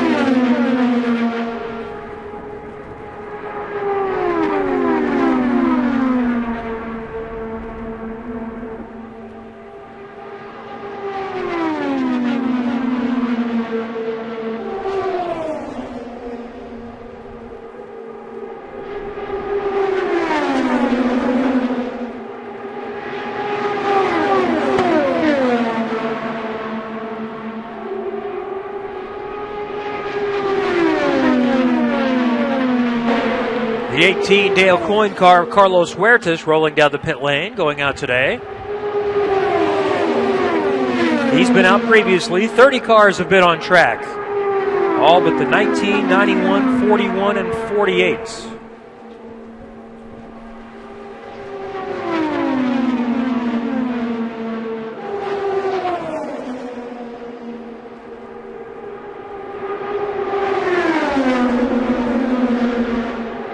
A.J. Foyt and Graham Takuma Sato. Car 14 also heading back to the racetrack. He's been in and out today. Got a late start. He's out on the pit, in the pit area for quite some time. And finally got that car out there. He's turned a dozen laps so far.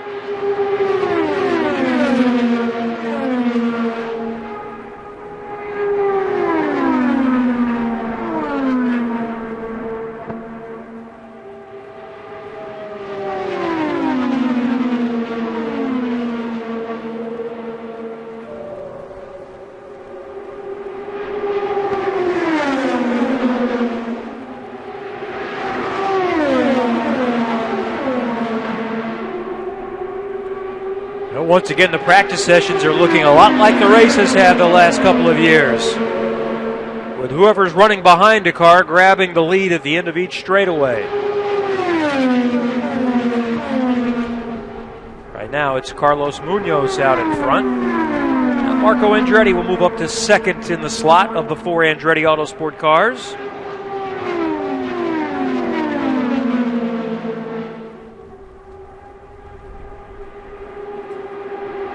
That's Justin Wilson fourth in line with a little run on Hunter Ray. He'll stay in line that time by.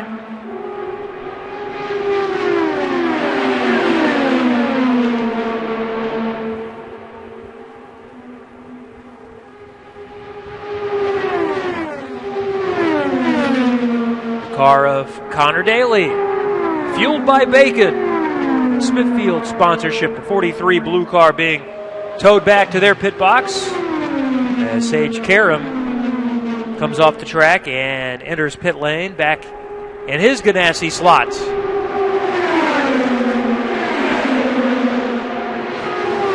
It's still awe-inspiring to watch these cars from the pit lane on the main straightaway. How fast they are, no matter how many times we see them.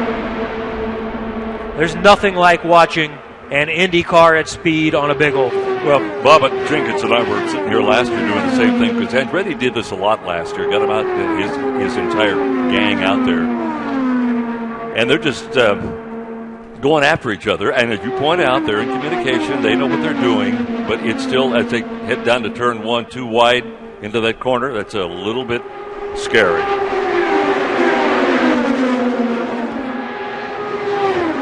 Going to be a lot of strategy on race day inside the cockpit. There's always strategy about when you pit and so forth, but with the way it looks like it's going to be again, where the car second in line has an advantage and it's going to be difficult to keep someone from overtaking, you're going to have to basically back time the race to make it work out, because it certainly appears like whoever's second after lap 199 is going to have the advantage.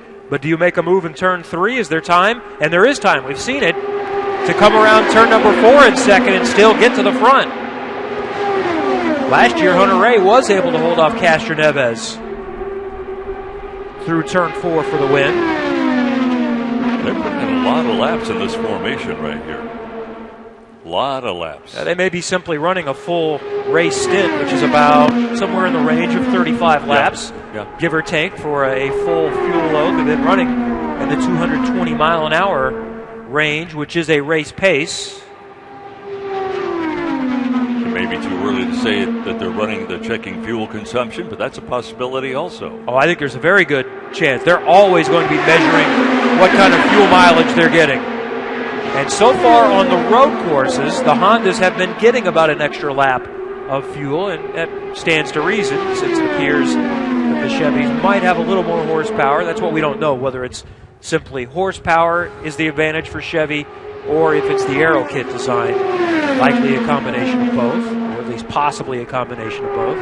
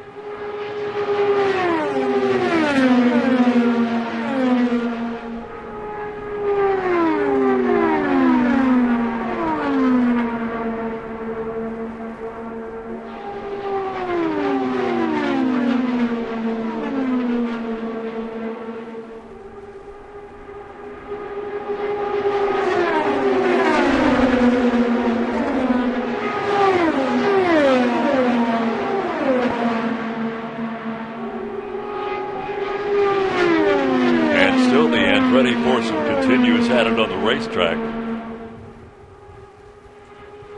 Lap after lap after lap. All working on something, probably several somethings right now. How does my car handle in the draft? How does it handle if I'm out front? Fuel mileage, tire wear, etc. So Michael Andretti and gang getting a lot done today.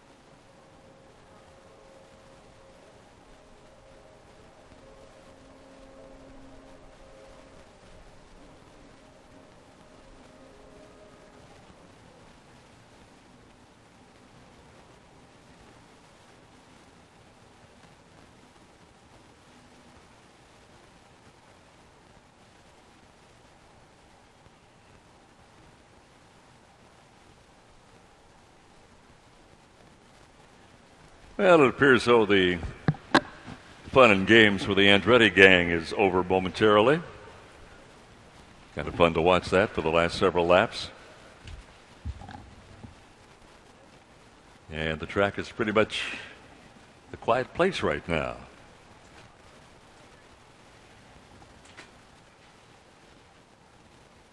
Let's get you up to speed. 953 laps have been turned today. In a couple of hours, about 2 hours and 21 minutes. So we suspected there'd be over 1,000 today, as there was yesterday. A 227.514, the quick lap of the day, turned in by Elio Castroneves, and that came a good hour and a half ago. And then it's Elio talked to Dave first. He indicated we're just going to work on race setup right now, so that's what that's all about. So a lot of the drivers are doing. Pagano at 226, second quick on the speed charts thus far today. Justin Wilson third, J.R. Hildebrand fourth, and Scott Dixon rounds out the top five. And the 98 car of Gabby Chavez going back onto the race course. He's been over 224 today. 224 has kind of been the norm, as a matter of fact. We've had 17 cars in excess of 224 miles per hour. Tony Kanaan has been the quickest they have timed on the official timing board without a tow today at 224.036. Castroneves' best lap was 223.332, third on the charts without the tow factor. So that's how things have gone so far today. 30 cars have either been in the pit area or on the track. In fact, we've had 30 that have actually taken laps today.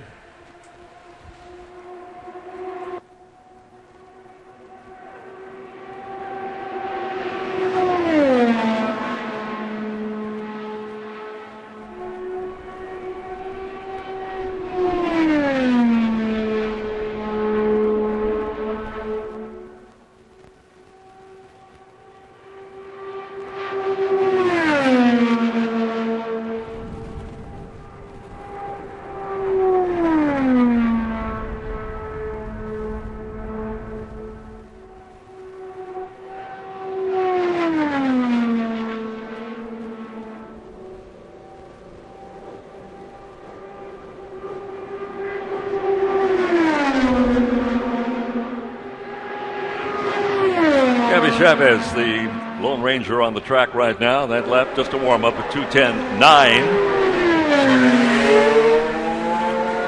Back out, Connor Daly in the 43 car.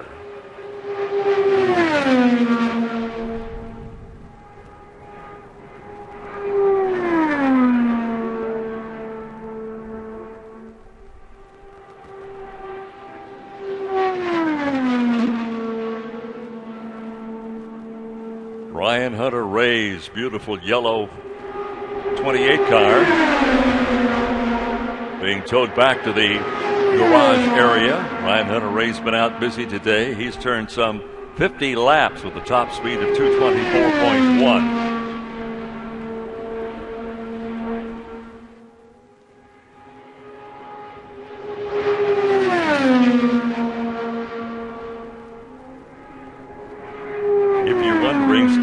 Official word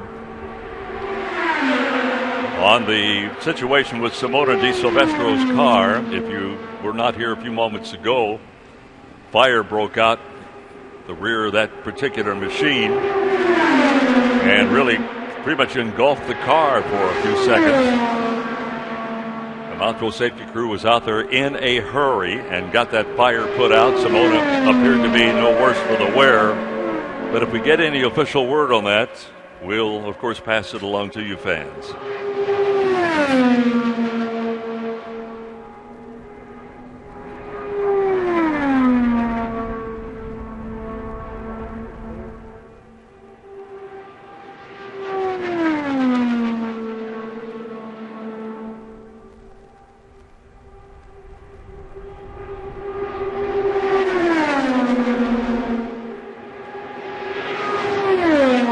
Chavez running a 2:21.2, still about 3 miles an hour slower than his quickest lap today.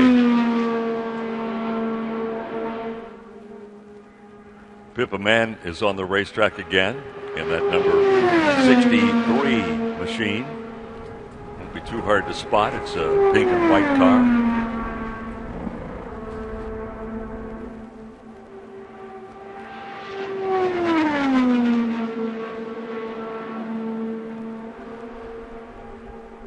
Connor Daly also on the race course, running at 2:19.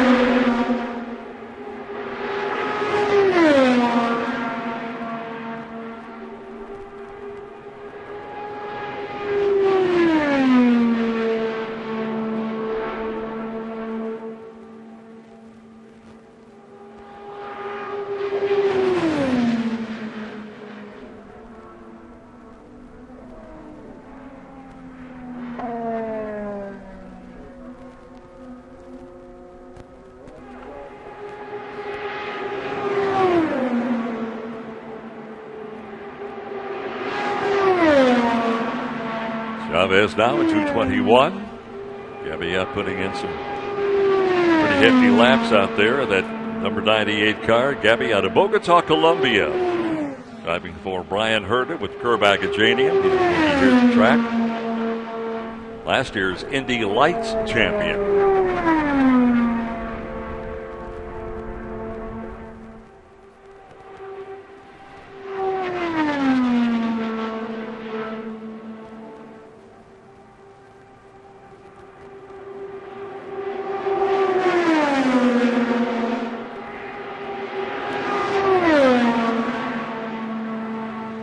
Man going down the main straight at 220 and a half.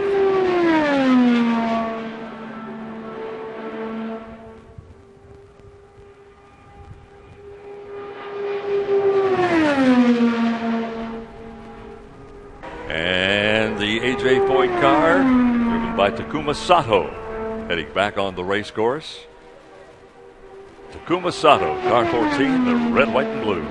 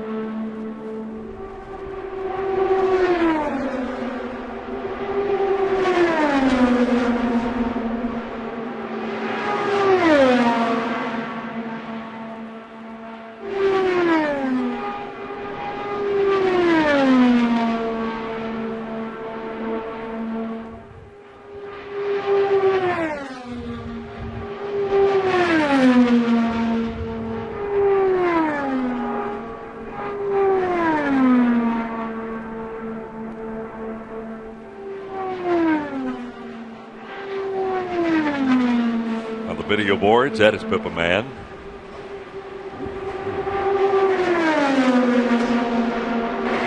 And that's Takuma Sato now in the 14 car. On the video screens. Switching back and forth to Takuma and Pippa.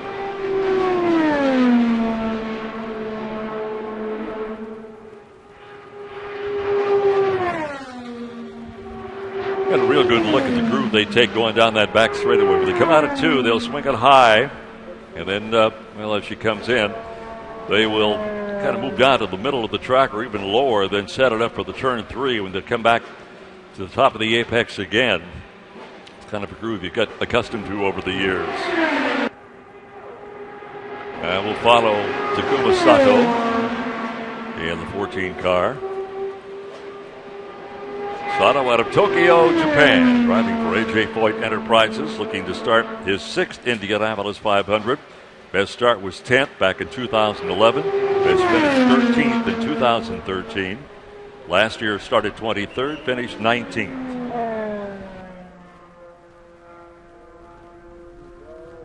Here's a look up that back straightaway. Now down the front stretch. South to north.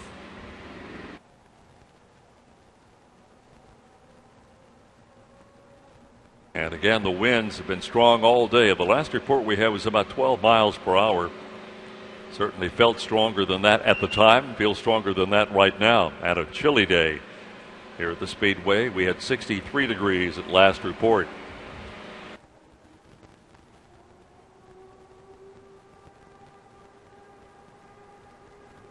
'24 car, Townsend Bell's car being towed to the north end of the pits. And we expect the veteran Townsend Bell looking to qualify for his 9th 500 out shortly.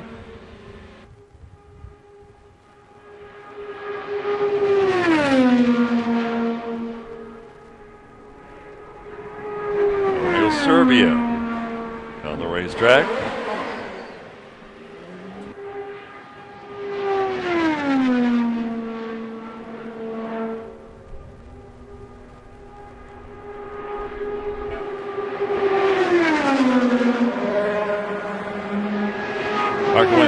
Justin Wilson have had a busy day today. They both turned in 65 practice laps today, 65 each. Carlos Munoz in the 50s. He's at 54 right now. So a lot of work being done today. And we have turned in right now 978 laps here at the Speedway.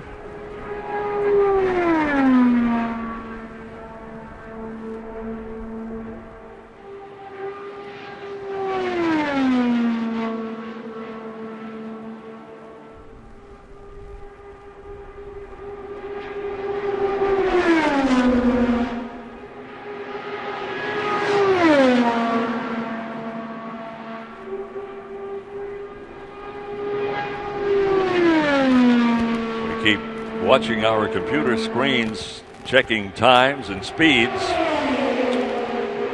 And to be perfectly honest, most of the speeds that we have shown to you as the best of the day came early on today. Castroneves in the first hour, 227.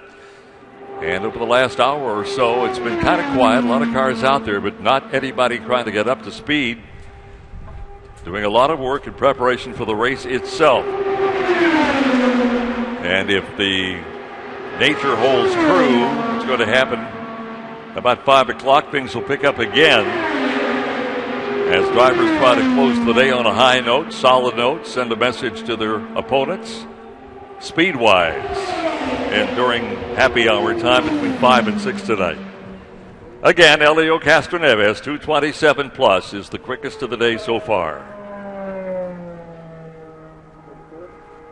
Maginot second at 226 7. Wilson 226.6. Hildebrand 226.3. Those are the drivers in the 226 mile per hour bracket.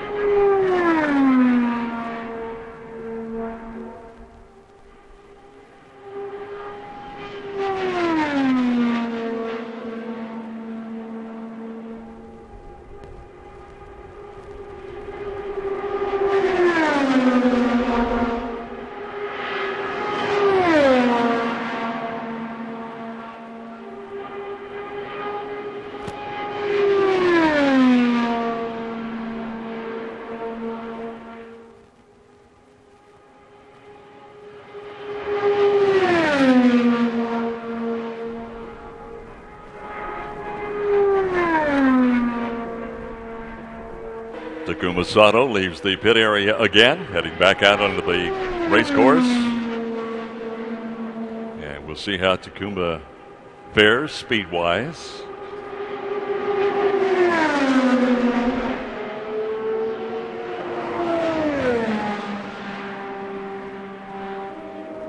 Four of the top 5 speeds, second 5 of the first 6 speeds, turned in by Chevrolet today. A battle between Chevy and Honda will continue. The top Honda, Justin Wilson.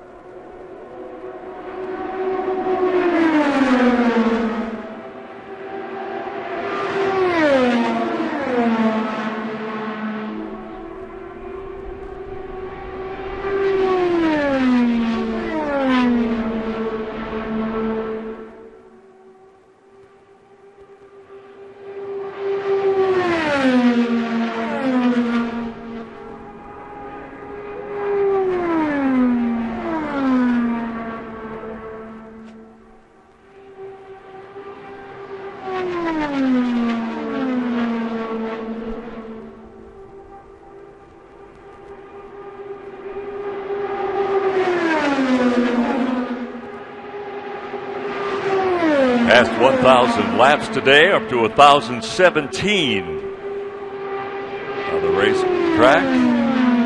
Things have kind of quieted down. Takuma Sato has picked up a little bit of speed. Best lap of the day, 2:22.7. Ran 2:16.5 last time.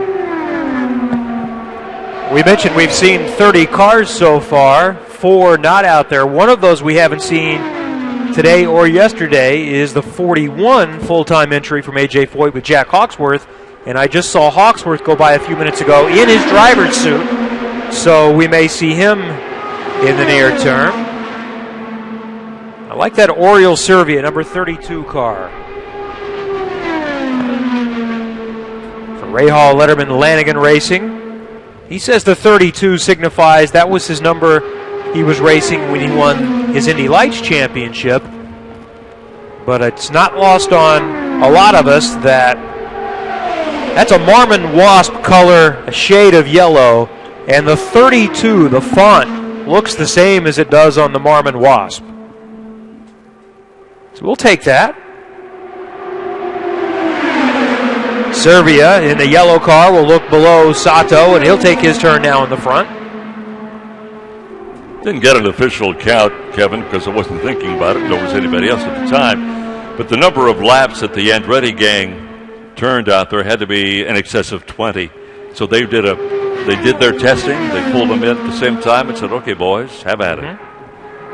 They not only learned how the car handles in a little bit of traffic, but I'm sure they were taking their measurements on tire wear and a full fuel load. What kind of mileage are they getting? And it's always important, too, to keep in mind that the tires don't always last the full fuel run. Normally they do here, but sometimes they don't, so you need to make sure of that.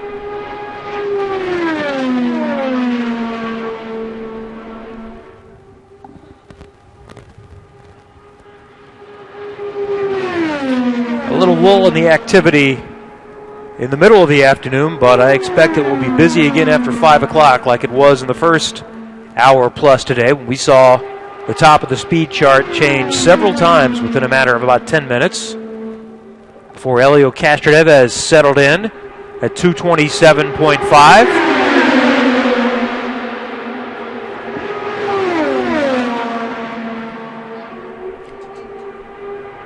Last lap by for Servia, 223.2, close to his fastest.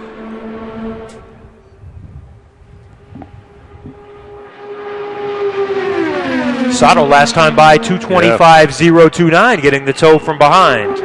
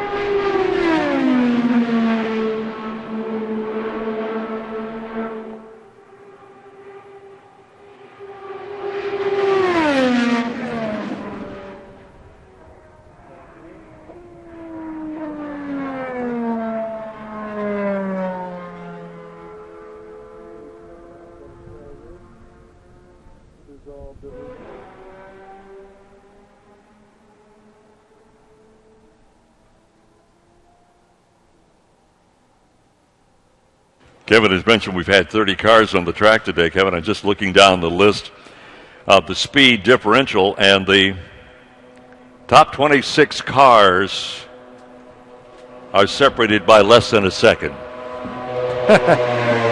That's how close it is. You find a tenth of a second, you found a bunch.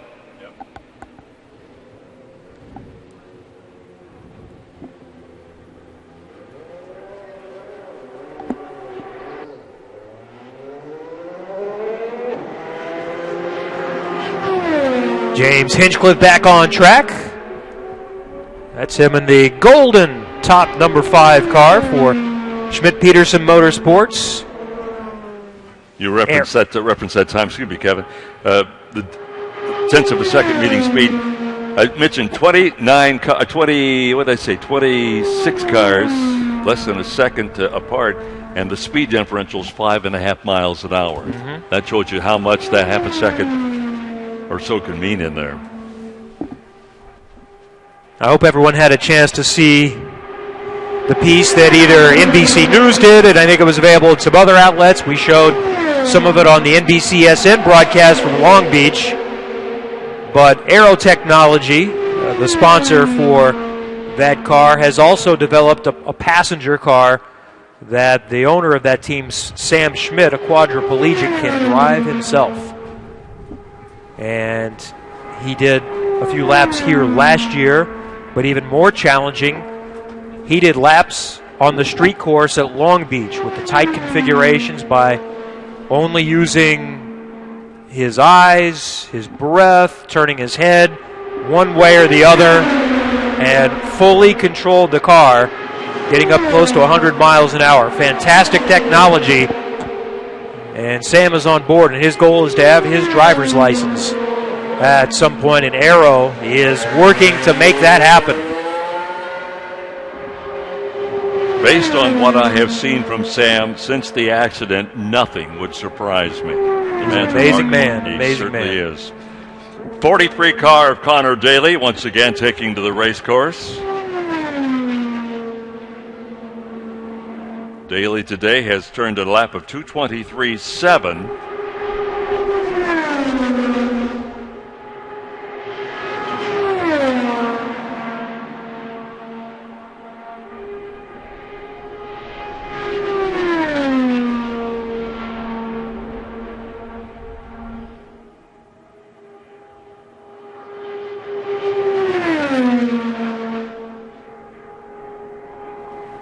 By the way, the 5 on that car for Hinchcliffe, it's a number change. That's been the 77 for many years. That signifies one of the platforms for Aero. They're always thinking 5 years out. What can we be working on now that will change lives 5 years from now? And the car that Sam Schmidt drove is an example of one of the many projects that they are involved in.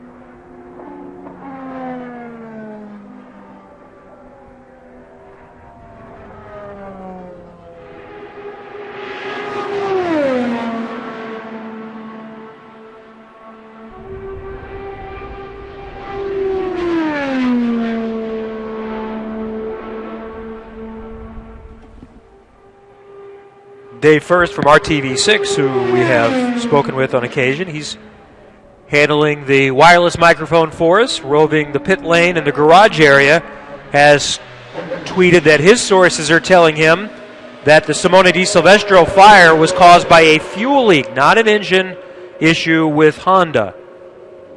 So early indications are that that was not a blown engine, it was a fuel leak.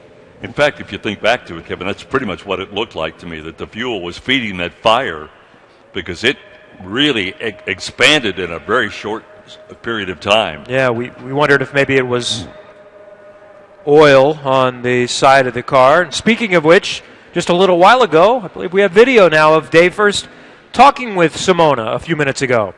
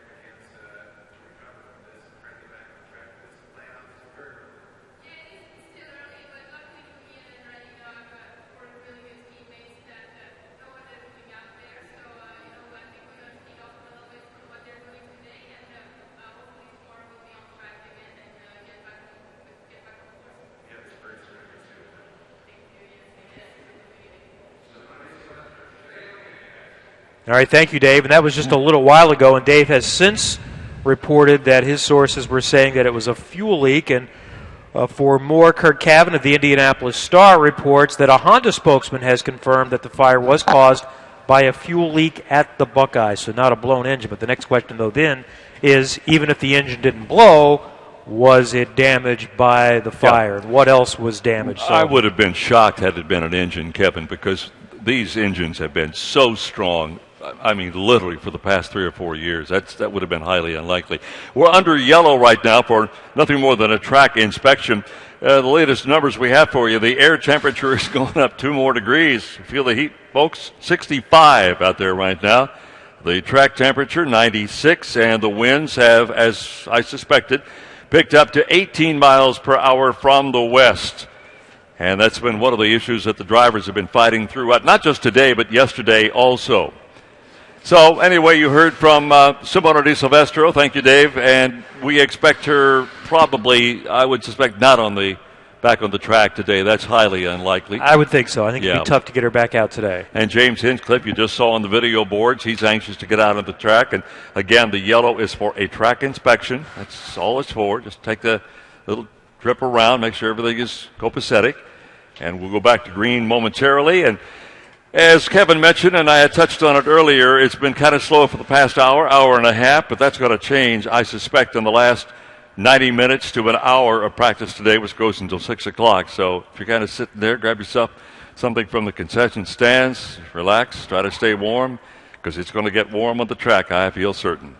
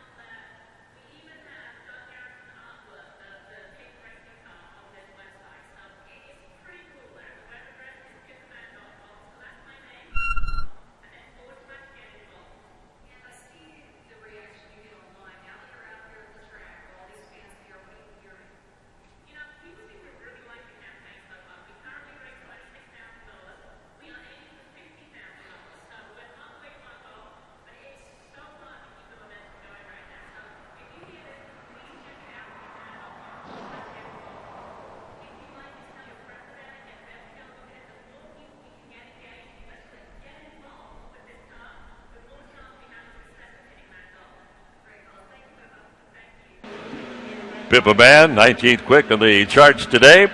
Yellow flag is in the air. We're just moments away from going back to on-track activity. We were down for a couple of moments for a track inspection. Keep an eye on the starter stand. Here comes the green flag right now. Green flag.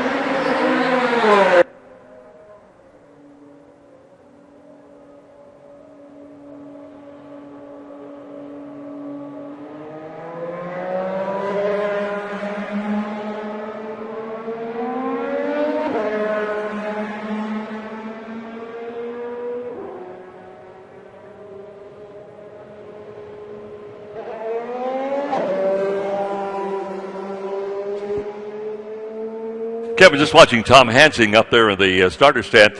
Either he is tougher than nails or he forgot his jacket. I can't decide which today because we're chilly down here. He's got to be cold up there. He's got the sunshine on him, though. Tom, again, is a tough guy. It says it's hot up there. I don't think so, Tom.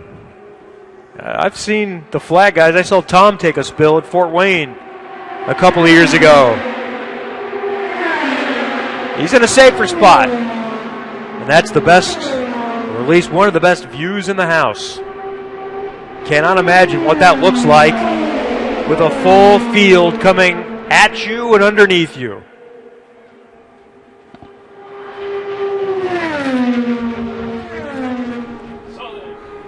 So we're back at it again. We've turned 1,052 laps today. Last hour or so, it's been busy, but not as hectic as early on this morning, or with the track opened at noon today, I should say. And if you're just getting here from work, Castro Neves turned a lap at 227 miles an hour. A 227.514. 3 other cars over 226 today.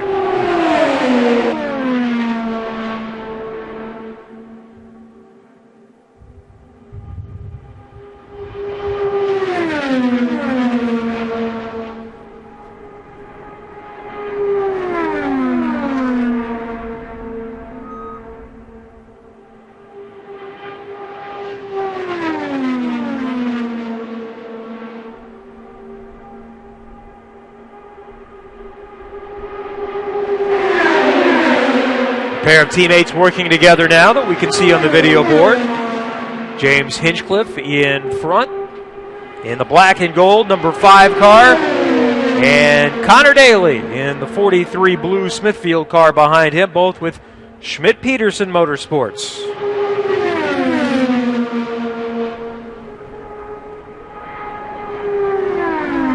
Connor competed in the 500 in 2013. His only appearance for A.J. Foyt, and happy to be back this year.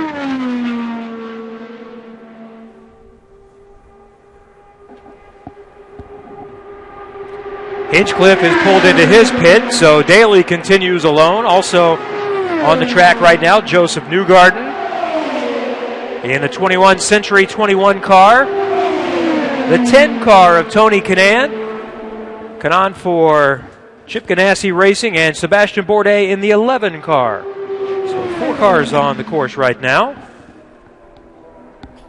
30 total for the day. I think we'll see Jack Hawksworth in the 41 for A.J. Foyt soon.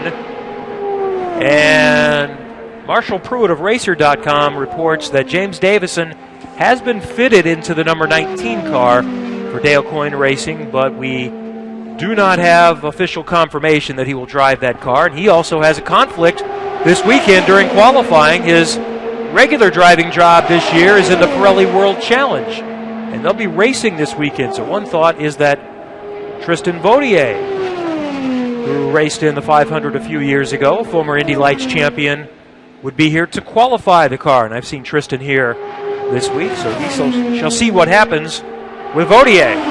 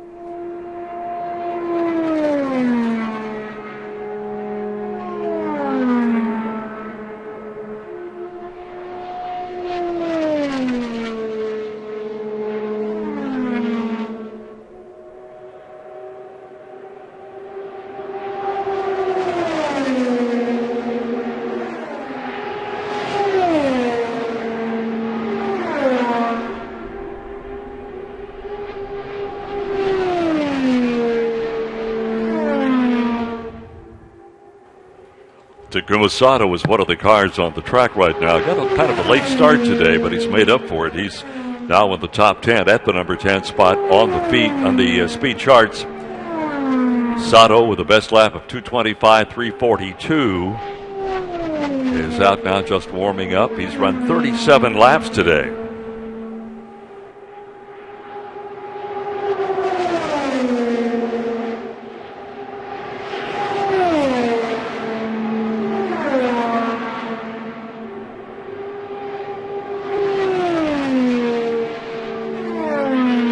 Marco Andretti and Justin Wilson have been the busiest. They've each turned 65 laps. And it's the second full day of practice.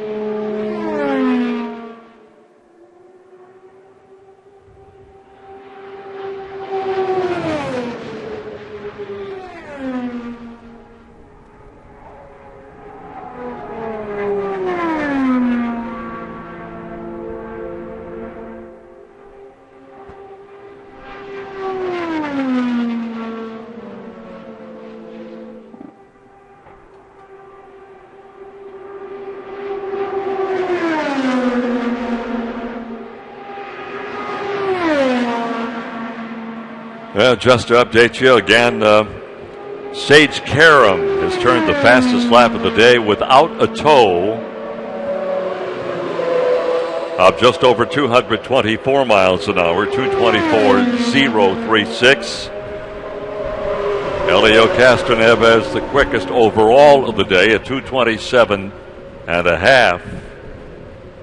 So you can see the difference, perhaps with and without a tow, about a 3.5 mile per hour difference.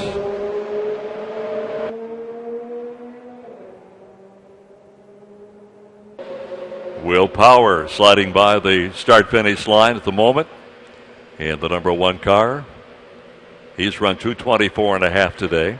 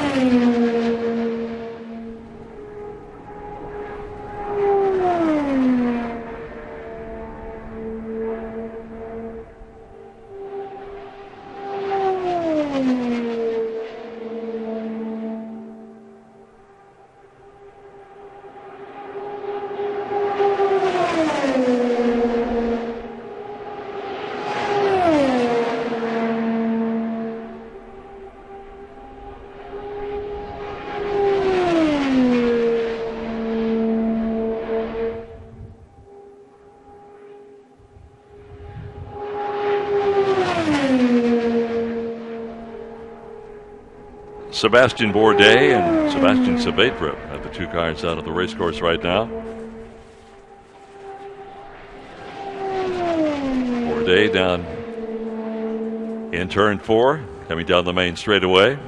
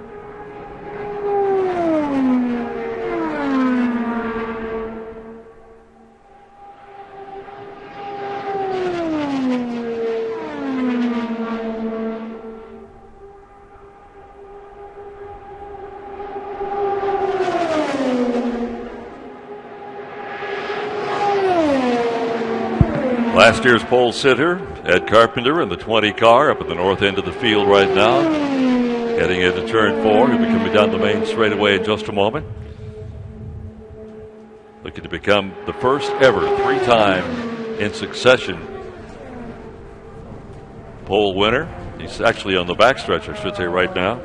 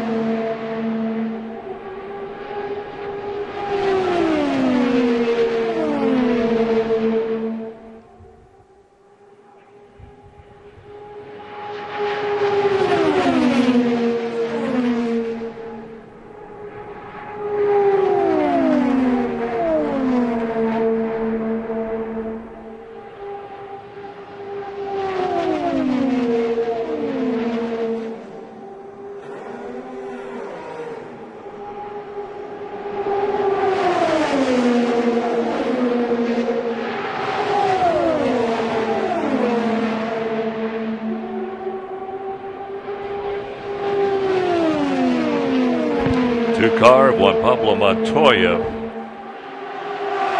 and the 22 car and the 24 car, 22 of Pachado and the 24 of Townsend Bell, all running in tandem.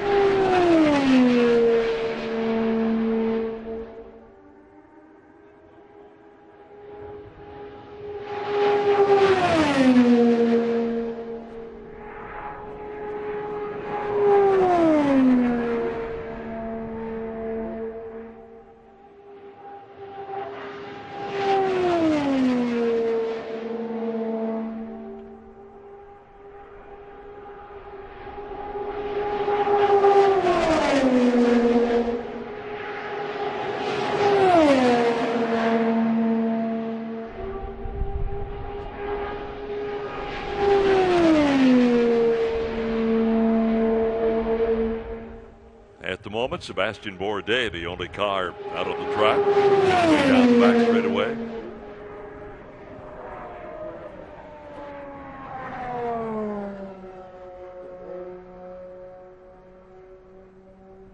Bourdais looking to qualify for his 5th Indianapolis 500. Last year, started 17th and finished 7th. His best start was 15th back in 2005 and again in 2013. And best finish a year ago in that number 7 spot. And now he will come in, so the track is clear all the way around. 1,163 laps turned today here at the Speedway. Castroneves tops at 227.5 with a tow.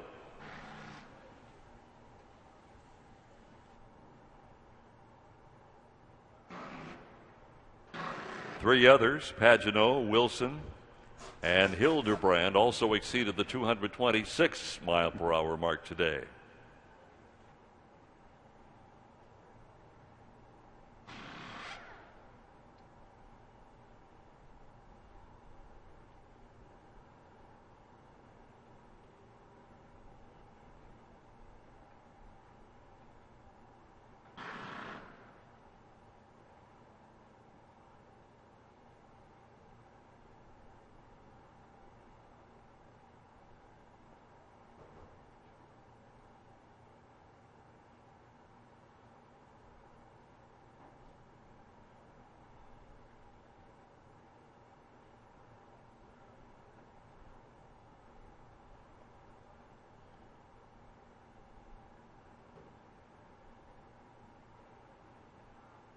Kind of funny, we just looked out of our little area here and saw Connor Daly go running up the racetrack to get back into his car.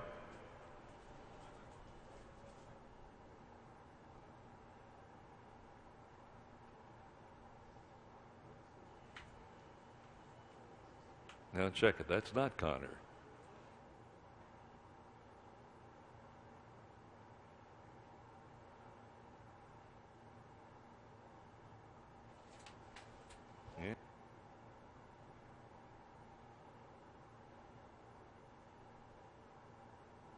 It looked like Hildebrand out there running up and down the pit area. Quiet right now.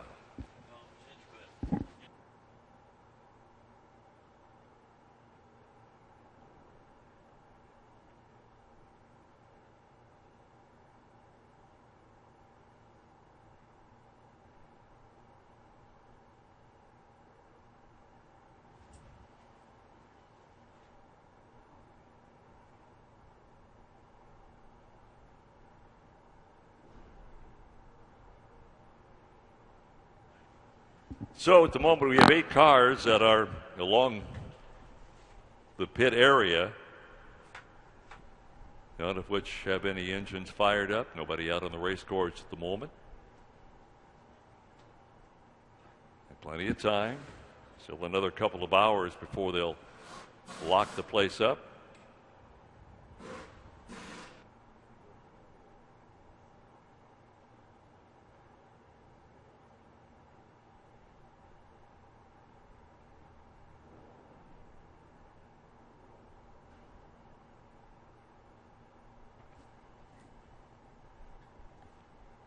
They're not too far from the Jakes pit, and they have been busy throughout the day in that number 7 machine for Schmidt-Peterson Motorsports. In and out throughout the day.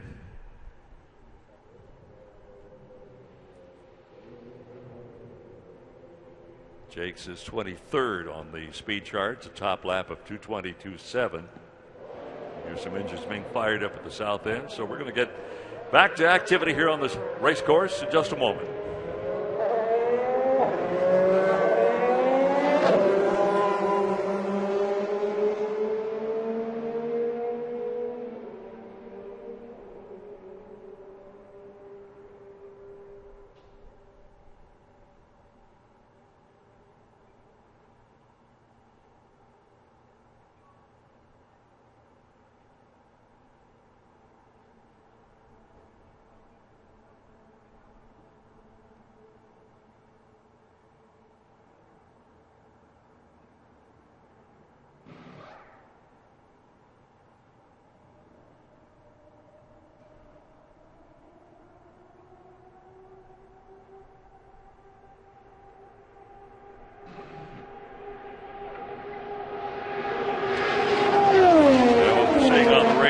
right now are the teammates at CFH Racing. Those are Drew Gardner in the 21 car and Carpenter in the number 20 machine.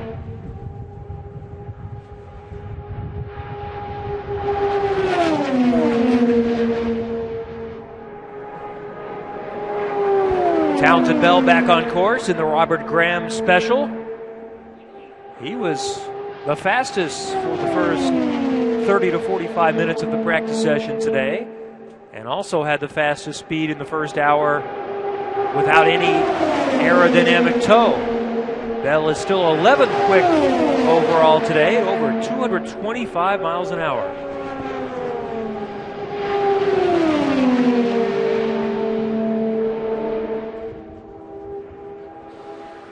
Top 4 over 226. The top 12 over 225.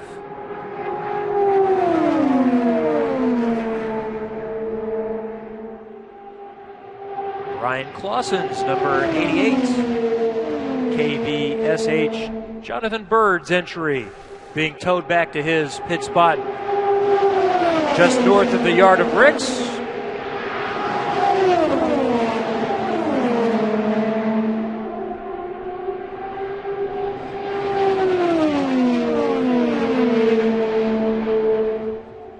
Also, one of the two rookies, Gabby Chavez, will be back out in a little while. His number 98 Bowers and Wilkins car is headed to the pit stall for Brian Herta Autosports.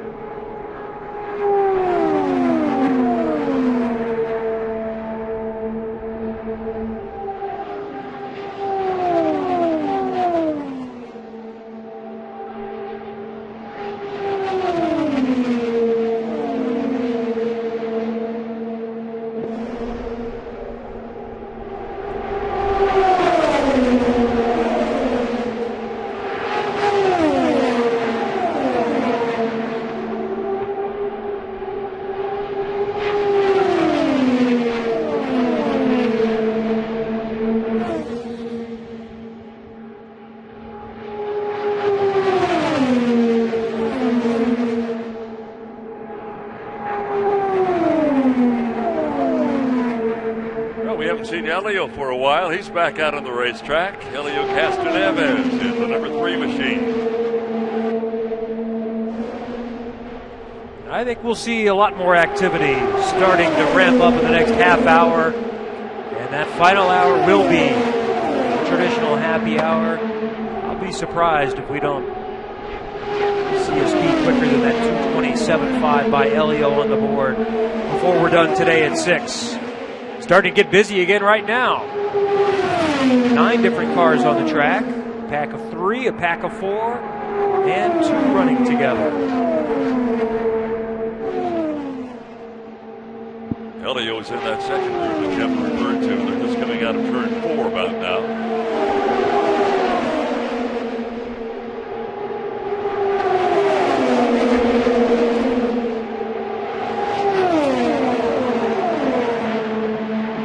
Starting to ramp it up again. That lap 224.356.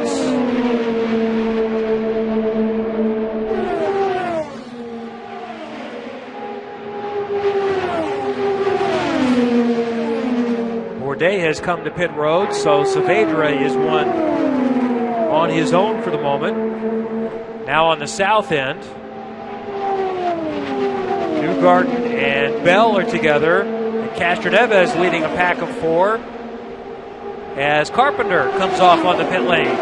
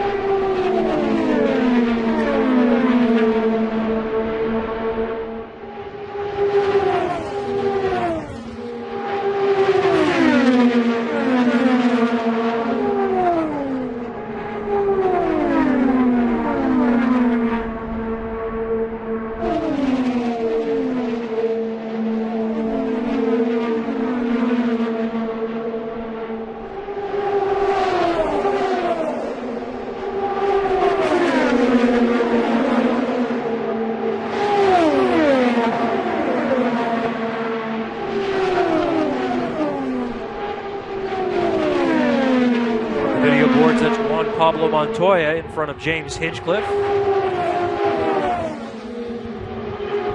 Hinchcliffe now going around Montoya. Headed into turn 3, and Montoya peels off onto the pit lane. The blue car is Connor Daly.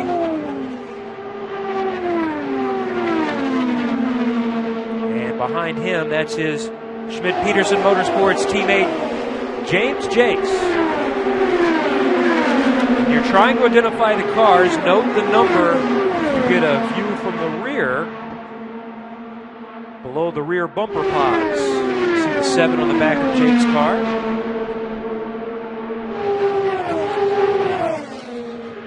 So those are the 3 Schmidt-Peterson Motorsports teammates running somewhat together.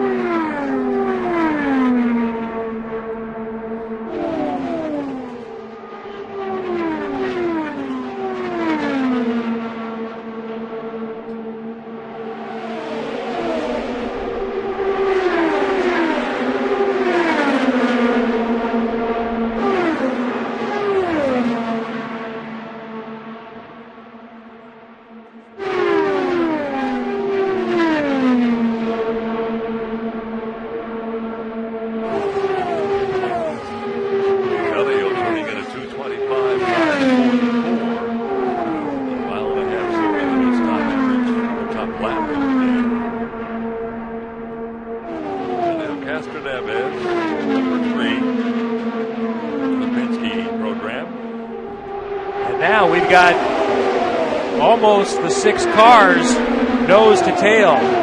Castroneves, Power, and Pagano. The Penske Troika in front, and then just a little further back, it's the 3 SPM cars of Hinchcliffe, Daly, and Jakes. All through 2 on the backstretch now.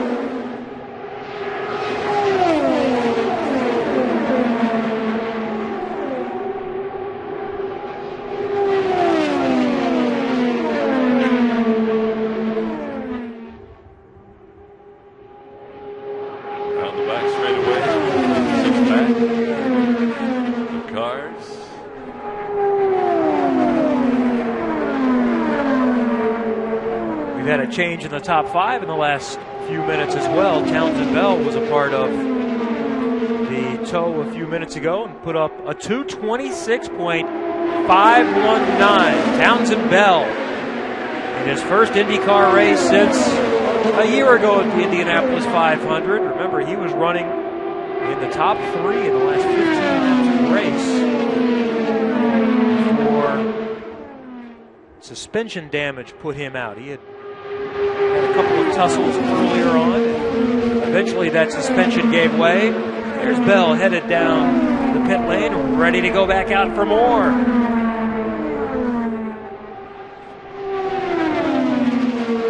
So it's Castroneves and Pagano 1-2 for Team Penske. Andretti Autosports, Justin Wilson still third. Then Townsend Bell, Will Power, J.R. Hildebrand, Scott Dixon, Ed Carpenter, Carlos Munoz, and Marco Andretti. The only incident of the day, fire for Simona Di Silvestro. It was a fuel leak. The Buckeye did not close properly, so fuel spilled on the car, and it caught fire shortly after exiting the pit lane. Racer.com reports that Di Silvestro's car is being taken to the team's nearby shop for a complete teardown, inspection, and rebuild, and she is not expected to be on track tomorrow.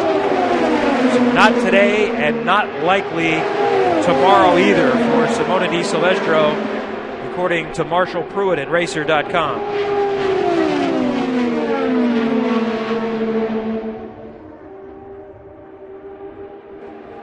The track total last turn today just surpassed the 1,300 mark, 1,306 at the moment.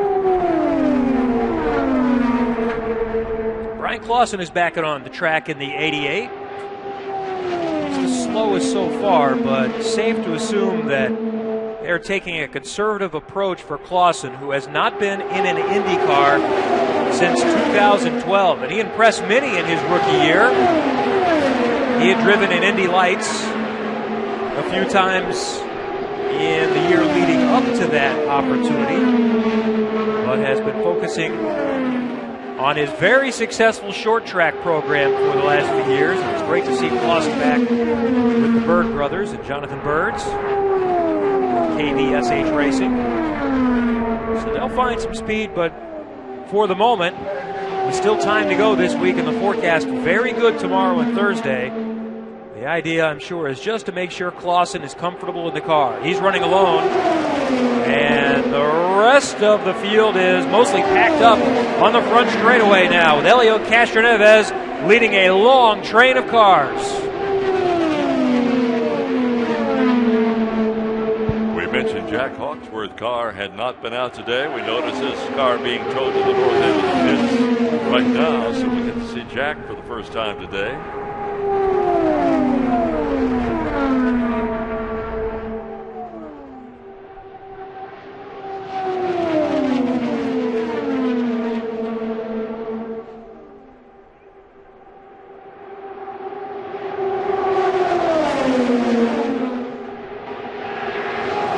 Penske swap positions, and Simon Pagano will lead the pack. Castroneves, Power, Oriol Servia is up there. A little further back to Townsend Bell, then James Hinchcliffe, Connor Daly, Tony Kanaan, Scott Dixon in turn 2. Then James Jakes and Gabby Chavez. Brian Clausen also the other car on the track right now. Kanaan just getting his best lap of the day, Kevin, at 2:26, 3:92. I was a little curious. He had only run 10 laps up until about 15 minutes ago, but very, very quiet today. But he's back out running over 2:26. Ganassi's ran quite a bit yesterday. It was the Penske's who did very little. A little more the opposite today. The Penske's have been out in 4. 62 laps for Castroneves, 69 for Pagano. Power, 67 laps. He's 5th quick. And Montoya, 52 laps today. Most laps turned, I see Sebastian Bourdais has 71. And that is the most so far today.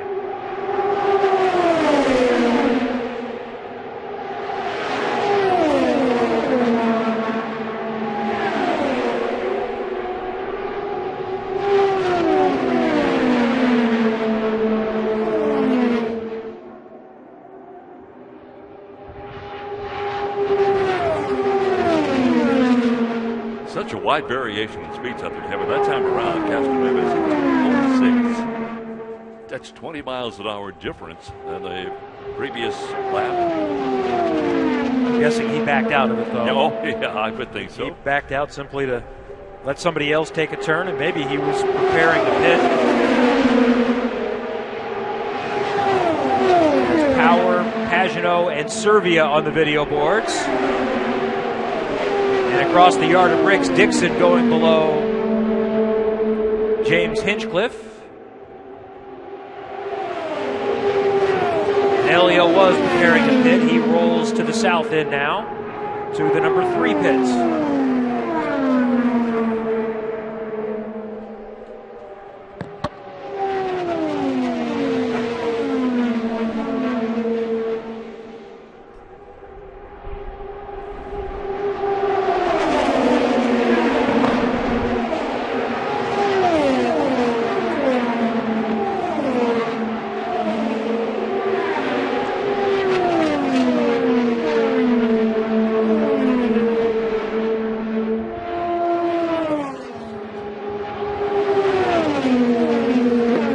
Top lap of the day without any aerodynamic help. The no-tow report belongs to Sage Karam at 224.036 miles an hour.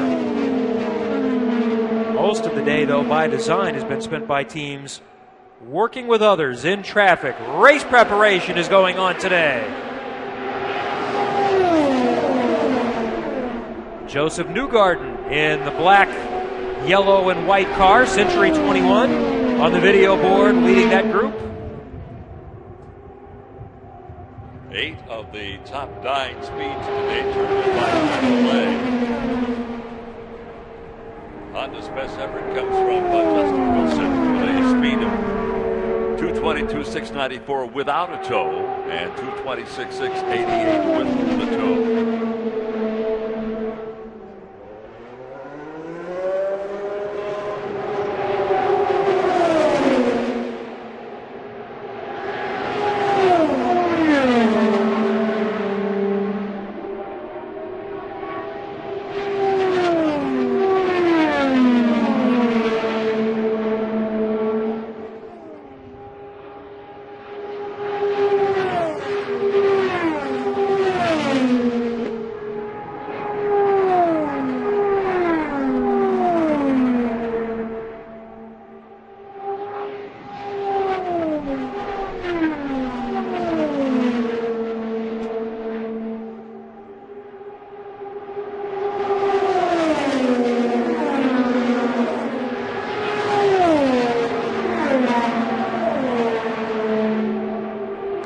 Mentioned early reports from Racer.com that James Davison was being fitted for the number 19 Dale Coyne car. Trackside Online reports that they can confirm now that the plan is to have Davison out this afternoon in the number 19 Honda for Dale Coyne Racing. 34 entries, and that would be 34 confirmed car and driver combinations now.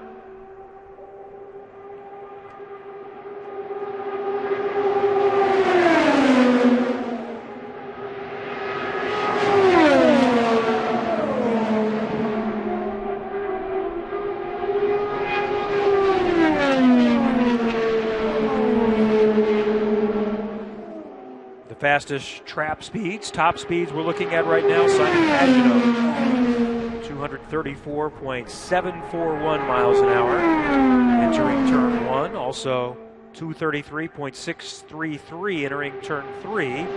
Elio has also been above 233.2 entering the corner. That is moving. And it's going to get quicker, not only later on this week, but certainly on Fast Friday when they turn up the boost in preparation for qualifying.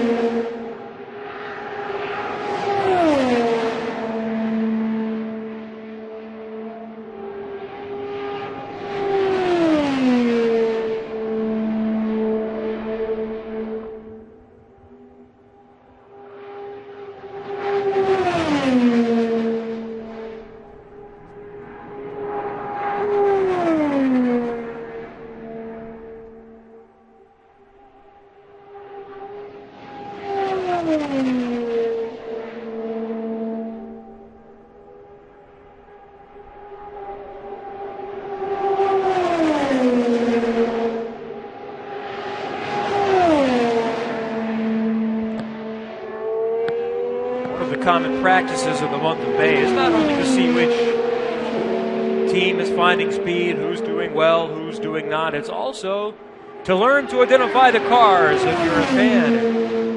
At 225 plus miles an hour, sometimes it can be challenging to find the little distinctions. And from a distance, many cars look alike. On the video board, we're looking at Sebastian Bourdais' car. And from a little distance at first, you might think it's Townsend's Bell car, but you have to notice the differences. And that's one of the reasons why Bell put the orange mirrors on yesterday, to separate his car from some others. Up close, much simpler. That's a good-looking car for KVSH Racing. In the view behind him, we'll see one of the more easily identifiable cars, and for the first time in a while, there's only one target car this month. Scott Dixon. His teammate Tony Kanaan in the 10 is in the NTT Data blue livery for most of the season, including the Indianapolis 500.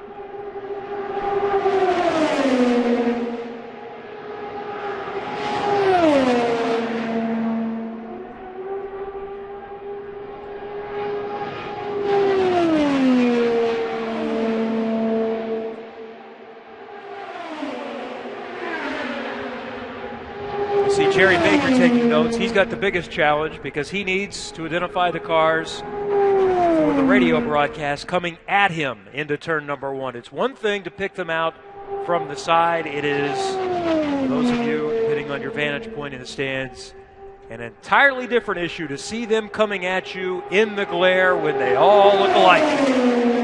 Especially when they start diagonally around and you can't tell which row it's in. So, yeah, it's a bit of a challenge, Kevin. Here's an inside tip to how we do the radio broadcast. You hope the first person that positively identifies a car and a group of cars is right, because the next guy in line is going to go with what he says. He's going to lead with he may be out of the race, but he's going to lead on the radio broadcast. It really is a challenge for all four of the guys in the corners. So, yeah, we do our homework and hope for the best. That's a different look for Charlie Kimball this month in the 83 car. See, now there's another issue. Orange and white is what I'm looking for with Charlie out there. Not going to happen this time. Got to get used to a new look, and then also keep this in mind.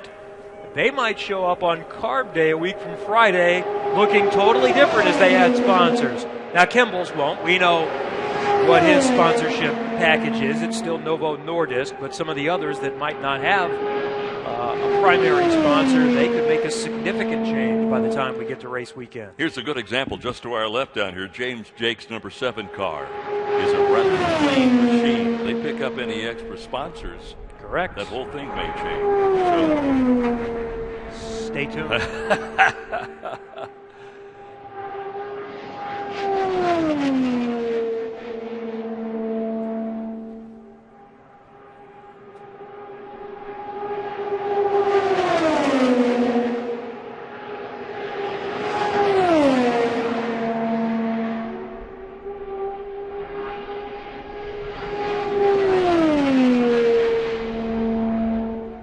One year when Andy Granatelli had, as I recall, 4 cars in the field, absolutely identical.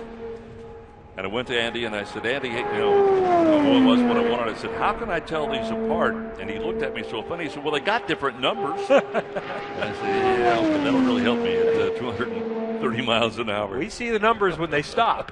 Yeah, that's right.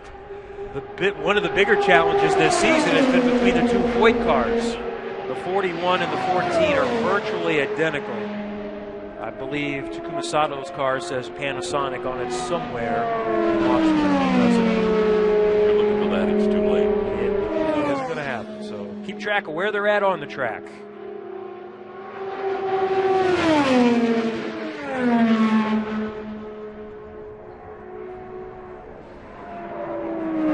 That's part of the month of May. Not only seeing the new cars, and in this case, new designs like we used to see in the old days. Last week was our first look at the Chevy and Honda Aero kits on the Super Speedway, but also to look at the liveries and how the cars are painted.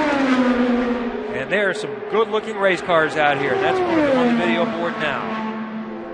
The Steak and Shake Maxim car getting all kinds of national exposure thanks to one of their co-owners, David Letterman. Passed out free milkshakes again on national television last night for Ray Hall's podium in the Grand Prix of Indianapolis.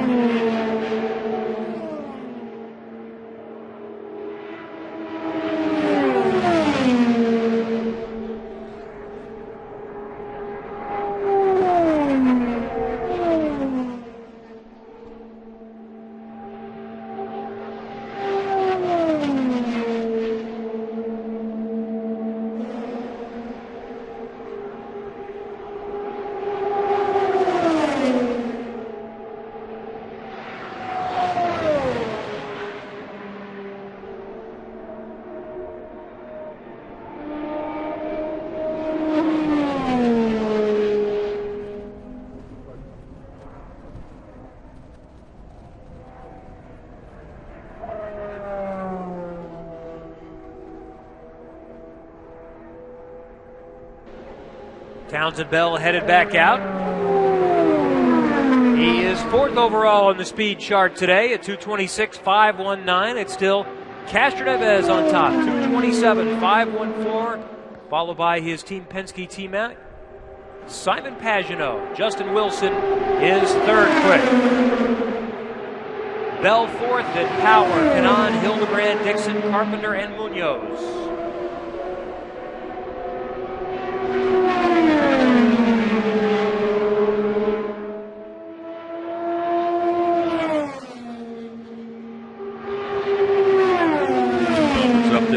Temperature 66 degrees, track temp 93, winds about as strong as they've been. They're up to 19 miles an hour from the west. That's the strongest wind we've had today and the warmest numbers we've had today.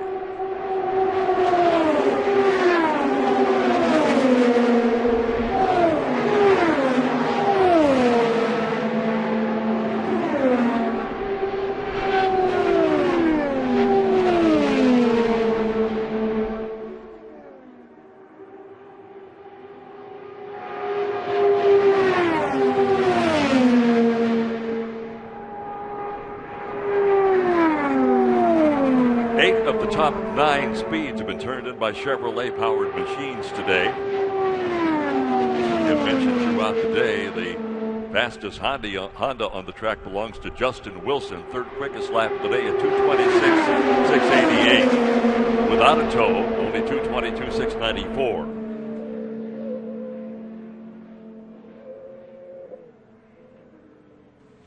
Yellow flag. We have some smoke on the number 7 car of James Jakes, which we were talking about a few moments ago, that was pitted down to our left. Here it is on the video board. You can see the smoke coming up from the left side of the engine.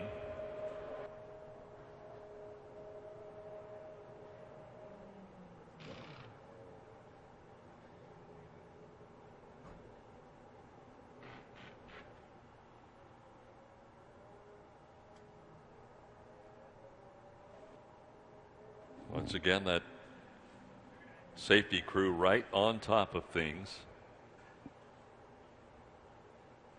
The in-car camera giving us a really good look.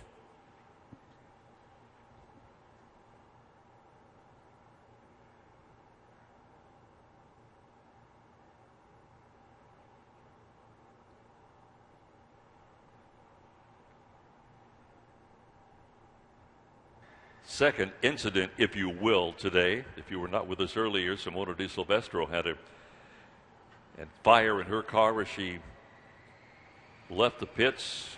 Fuel line situation. A pretty big fire, and they don't think they're going to get that car back today, and maybe not even tomorrow. So we'll see how that works out. We'll see also on the 7 machine what the situation, what the trouble may be.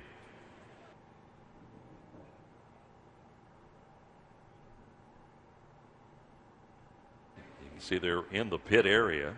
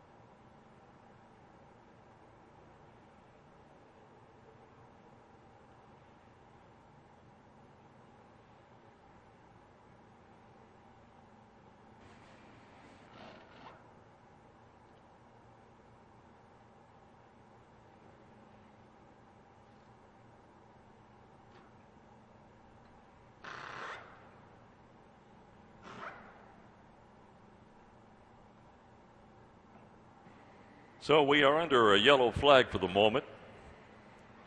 You can see from the video board that windsock atop the timing and scoring towers had a busy day today, blowing straight out of the west. Winds have been strong. Last report we had 19-mile-per-hour winds. Been rather consistent over the last couple of days.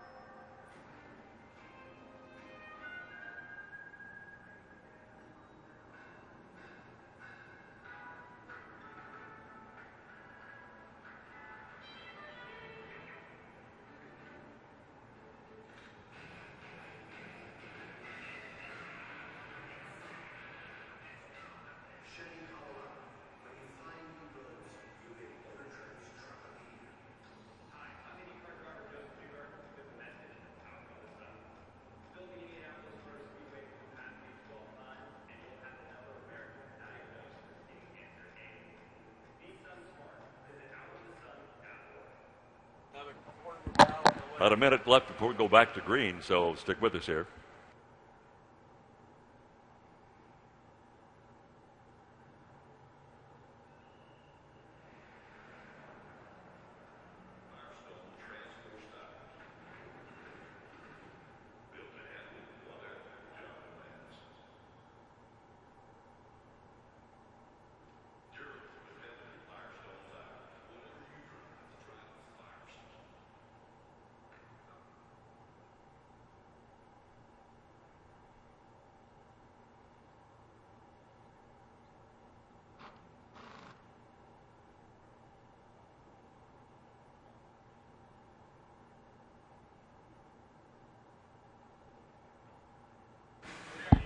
We're still awaiting the. Here, in fact, it is right now. The green flag is out. The green light is on. We'll go back to on-track activities. So far today, 1,511 laps have been turned here at the Indianapolis Motor Speedway.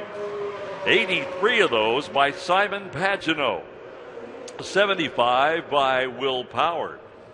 So a lot of folks getting a lot of laps in today. James Jake's car. Back down in the pit box area to our left, just south of the start-finish line.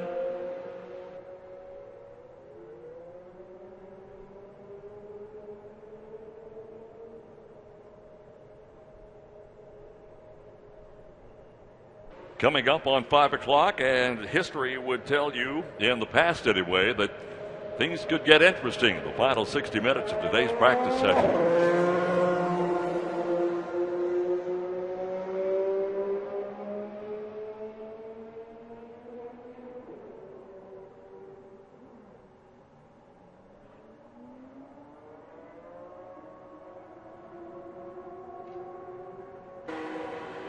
And the 41 car of Jack Hawksworth, A.J. Foyt Enterprises, heads out onto the racetrack, looking for his second start. Last year, his first. He ran all 200 laps. Started 13th, finished 20th.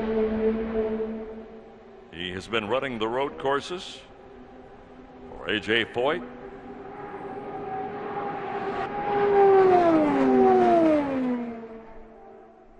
Best finish was an 8th place finish at the first race down at St. Pete. Season opener.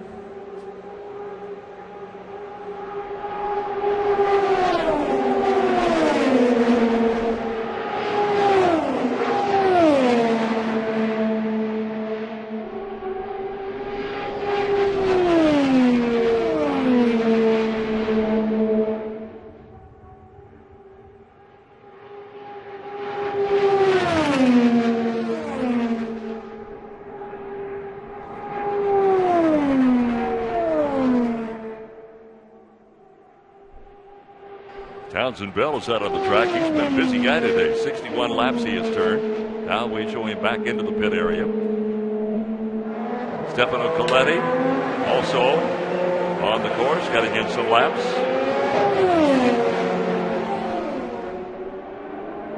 Charlie Kimball going back out again. Charlie's best lap today at 223 plus.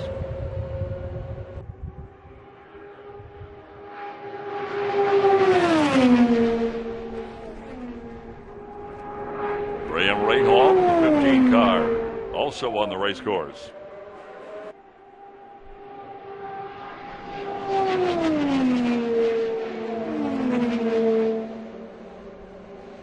And the 88 of Brian Clausen out of Noblesville is out.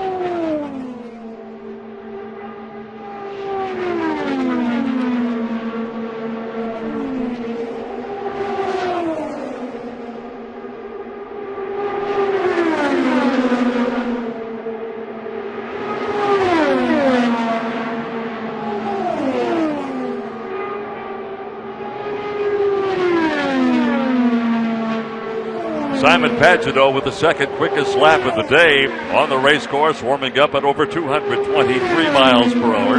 223.591 for Pagano. Tony Kanaan is also out of the racetrack, just getting up to speed.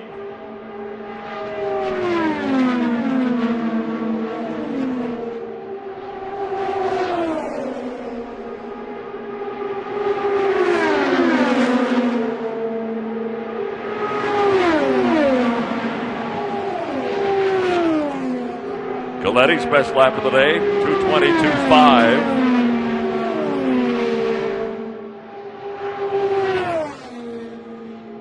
Pagano already up to 225.5 in just a couple of laps this time around. And the number 22 machine, Pagano, 225.366. It's about a mile and a half slower than his best lap of the day so far.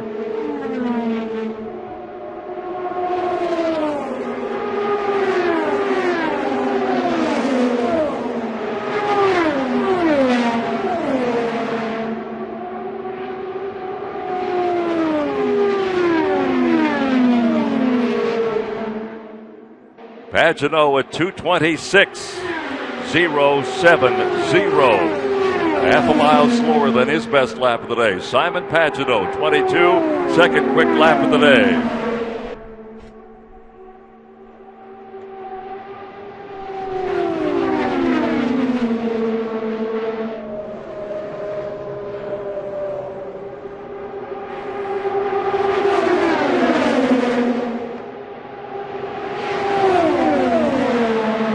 Pagano at 227.382. His best lap today and second quick for the day.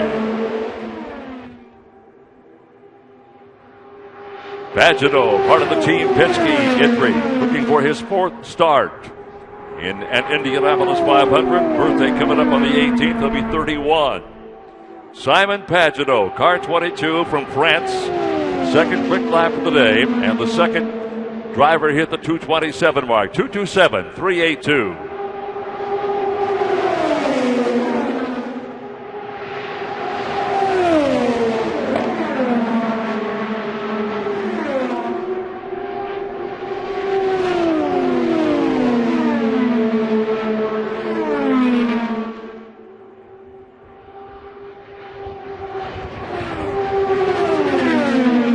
Seven cars today, over 226 miles per hour. Two, Castroneves and Pagano, over 227.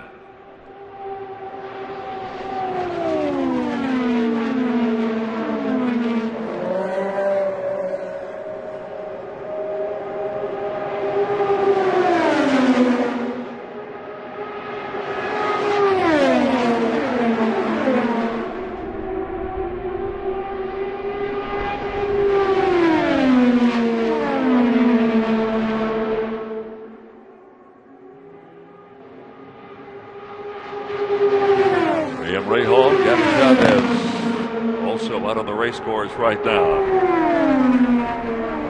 Neil Serbia likewise on the 2.5.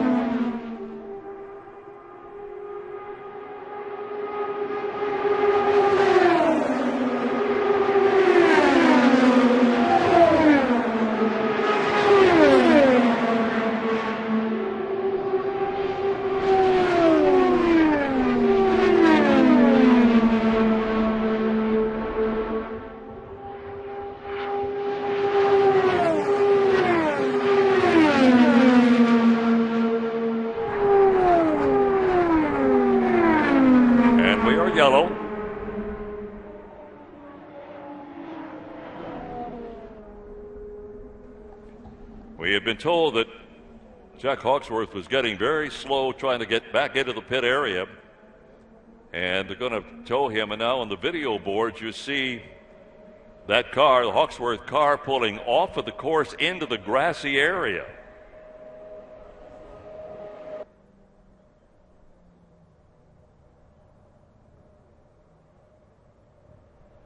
Well, the yellow flag is out, and on the video board you can see why. Now the safety crew gets out there to check on Mr. Hawksworth. We've had a couple of incidents today with engine situations, so no indicator just yet and no information from race control as to what the situation is, but we were told that Hawksworth was slow coming out of turn 4. We thought that he had made it back into the pit area. That is not the case. In fact, he pulled off of the actual track itself and got down into the grass area. So we'll try to check that out for you.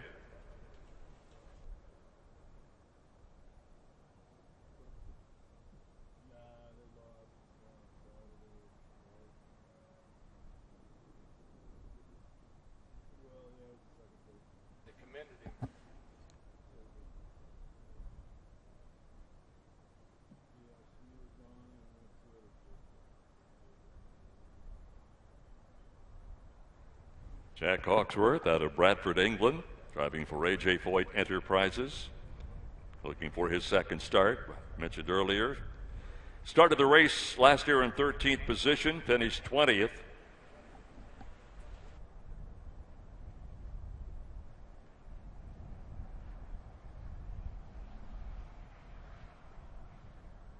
It's been a slow start to the month for Hawksworth. He was not out yesterday, and only 10 laps today before this issue arises that will likely end his day. And they are telling us now that since the track has gone yellow, they'll go ahead and do a track inspection, kind of a routine maintenance situation, if you will. Take this opportunity to get that done while they work on Jack Hawksworth's car.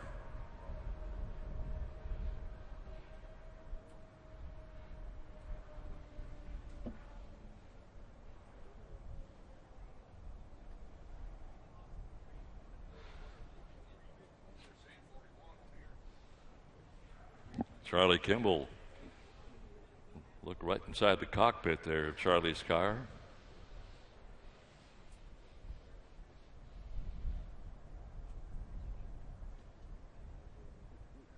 Ryan Hunter-Ray.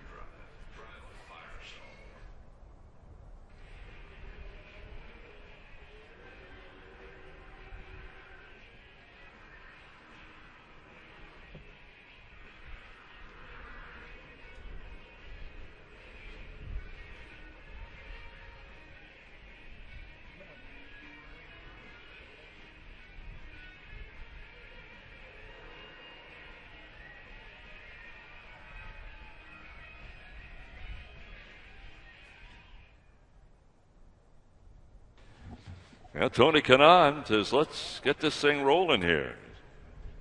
Tony's in the cockpit of his car, that blue machine. Tony looking to start for the 14th time at the 500.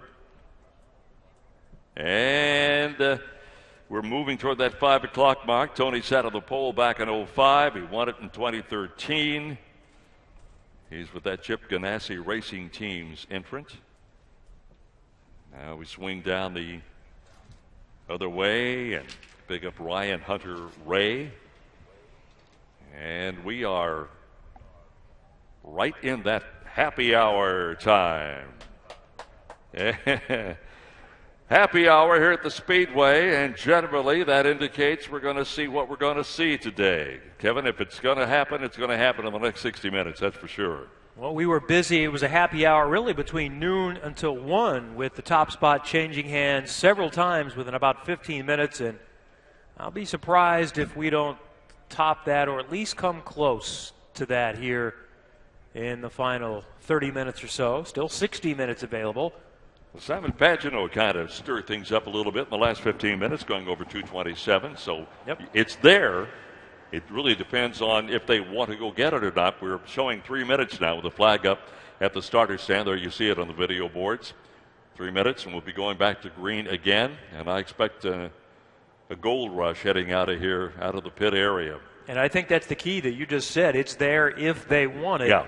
I think they've been not only running longer stints, but maybe full tanks.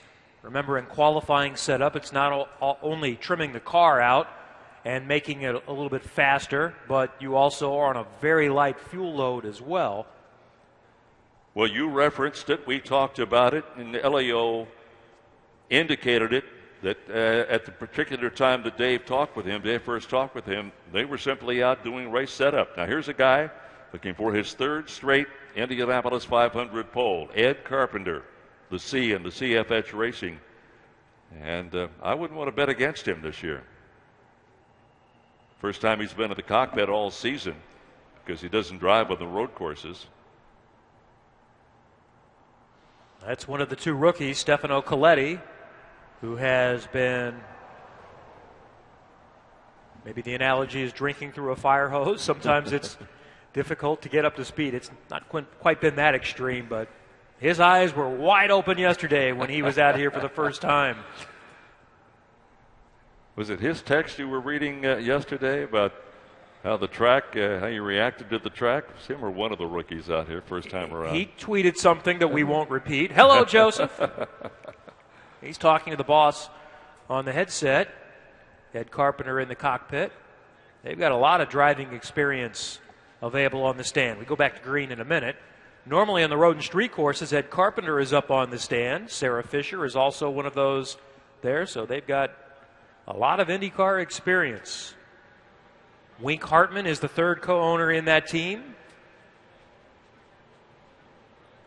There's a look at Brian Clausen, the short track star. You give him a car of any kind, he will drive it. He's driven Indy cars, he's driven stock cars, and he is as good as it gets on short tracks, in sprint cars, midgets, Silver Crown cars.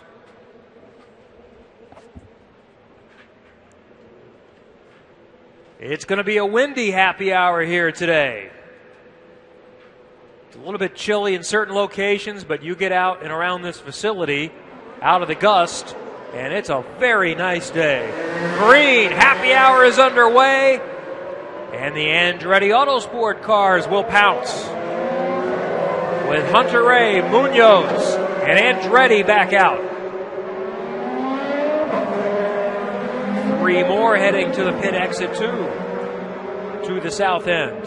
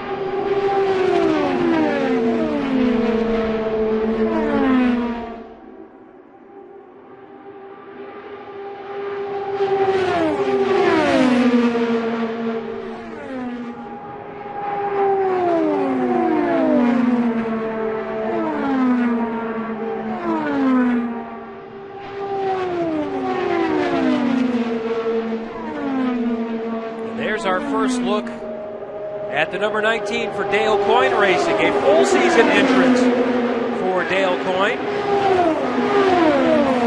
Francesco Draconi has been in that car on the road and street courses. He will not this month. There's been no confirmation from the team, but there are multiple reports that James Davison will be in that car. The tricky part of that situation, though, is that Davison's full-time job right now in driving is in the Pirelli World Challenge, and he's set to race this weekend. And as we speak, we see Davison on a golf cart headed down to the pit box. James Davison and his engineer, Michael Cannon, headed down. Reports have said that Davison has been fitted. He's headed that way in racing attire, so we'll likely see James Davison get a chance to shake down the 19 car here in just a little while.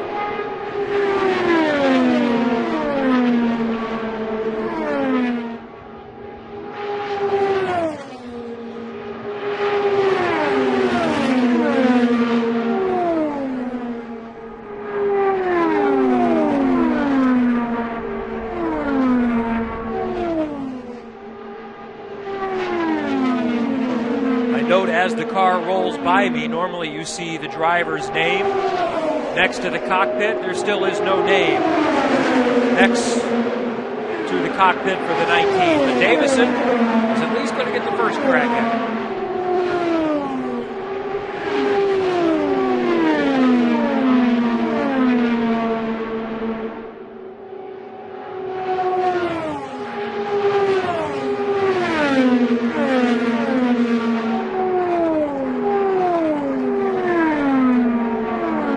Top 5 speedsters today have taken to the race course at this moment. So the top 5, Castroneves, Pagano, Wilson, Bell, Power, all stand on their times right now. Castroneves and Pagano over 2:27. Marco Andretti is one of those out here now, though, and 2:25.4 was his last lap, so he's working up to speed. Charlie Kimball, 2:25.4. In fact, that's his best of the day. 13th overall now for Charlie Kimball in the 83 car. That's him on the video board going around the outside of Ed Carpenter, and Ryan Hunter-Reay also following along.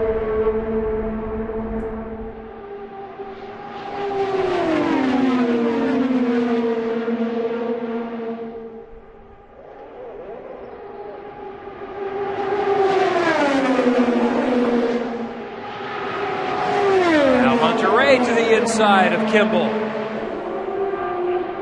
Best lap of the day for Ryan Hunter-Reay at 2:24.7. Ryan Hunter-Reay. Still, that's only 18th quick on the speed chart. Kimball and Carpenter side by side for a moment. Carpenter high, Kimball low, and Kimball was low to peel off down the pit lane.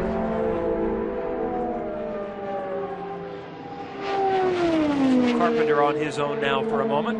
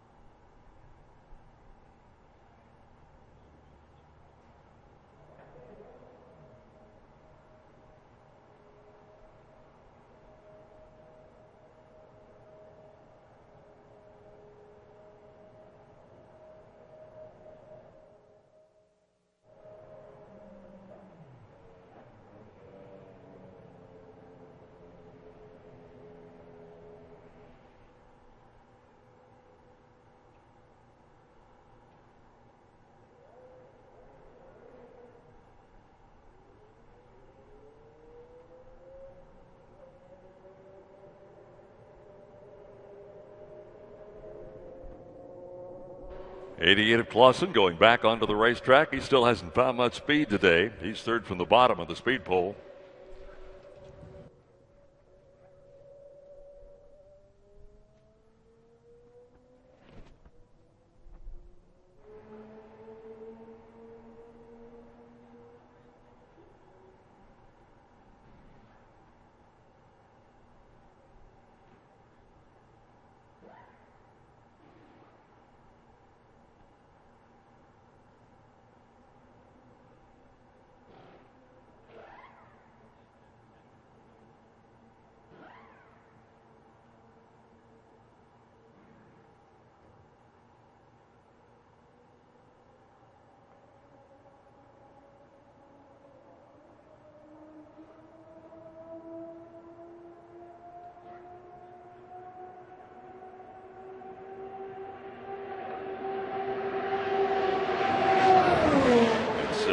Clausen, the only car on the racetrack at the moment.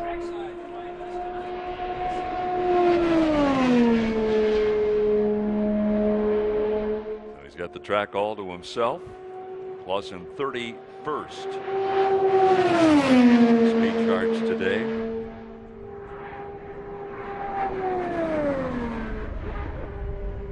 He is 31 out of the 33 cars, but two of those cars, the cars that were just towed out a few moments ago, Tagliani, and the car that we think is for Davison, have not been on the course yet.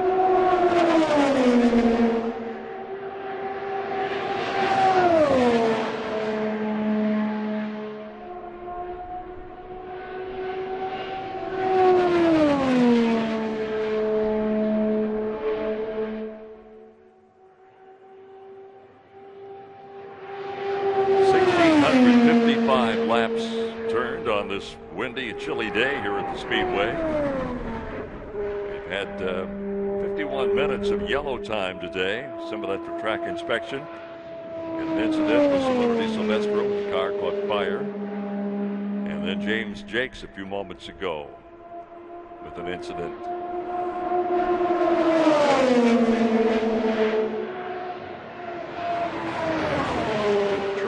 The car, he just pulled it off the racetrack, and it's been since taken down back into his pit stall, and now, as a matter of fact, removed from the pit area.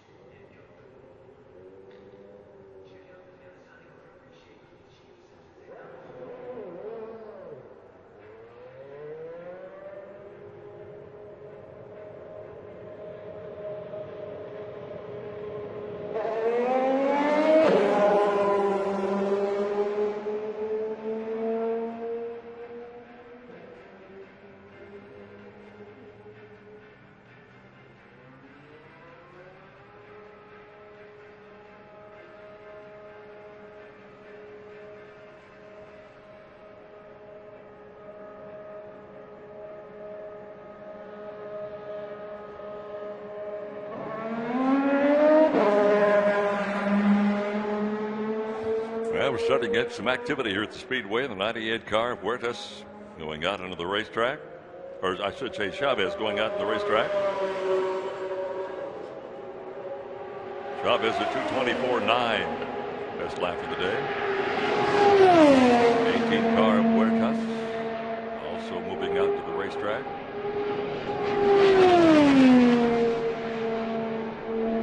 Kevin, I thought it might get a little hectic here for the last hour or so. Still a possibility. Yes. Still possible. But not as much urgency today, considering that there's no threat of rain tomorrow or Thursday. So you have to pace yourself a little bit. When there's not rain in the forecast throughout the week, there's only so many tires available. It costs money every time you turn a lap. So you don't just turn laps to turn laps. They must have a reason and a purpose. And some teams may have felt like they until the initial race setup done for the day under these conditions. Just noticed that Pagano's turned 92 laps today. So he spent a few bucks. I forgot, I read somewhere one time what it cost per lap just to go out and run around the track. Yep. 84 for Sebastian Bourdais.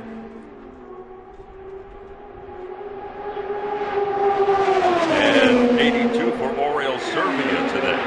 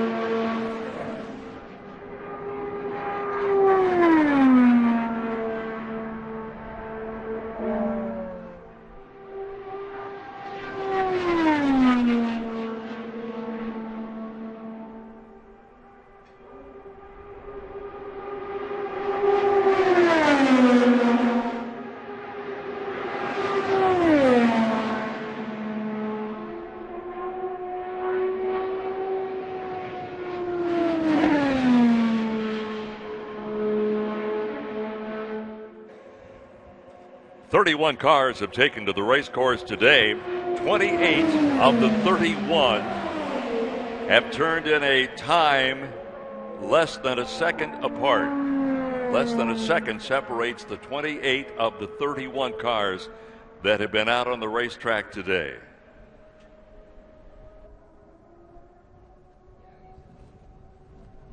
Again, Leo at 2:27.514.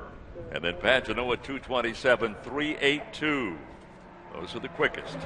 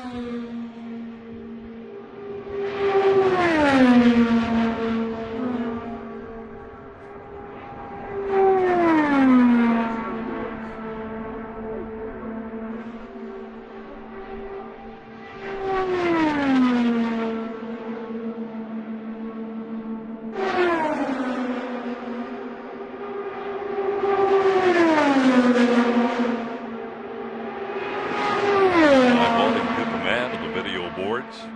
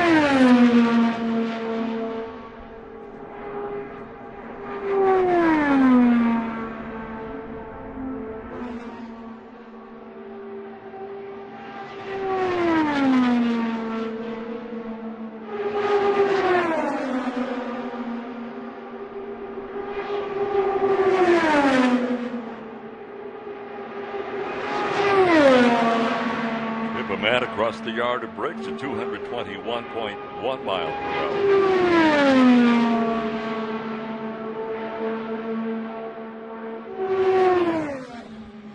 Graham Rahal, 21.5 last time.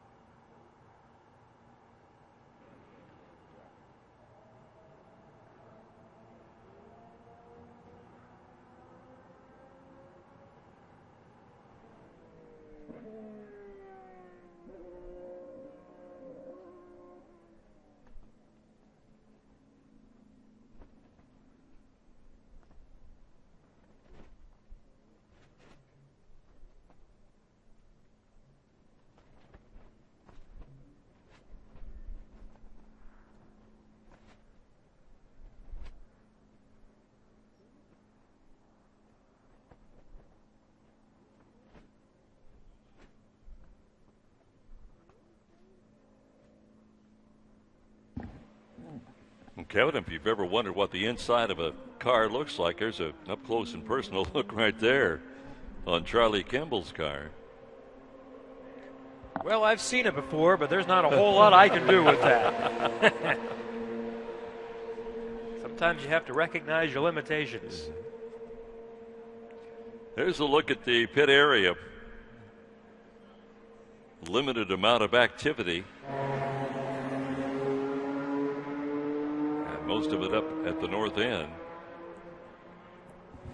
And we are down now to about 32 minutes to go.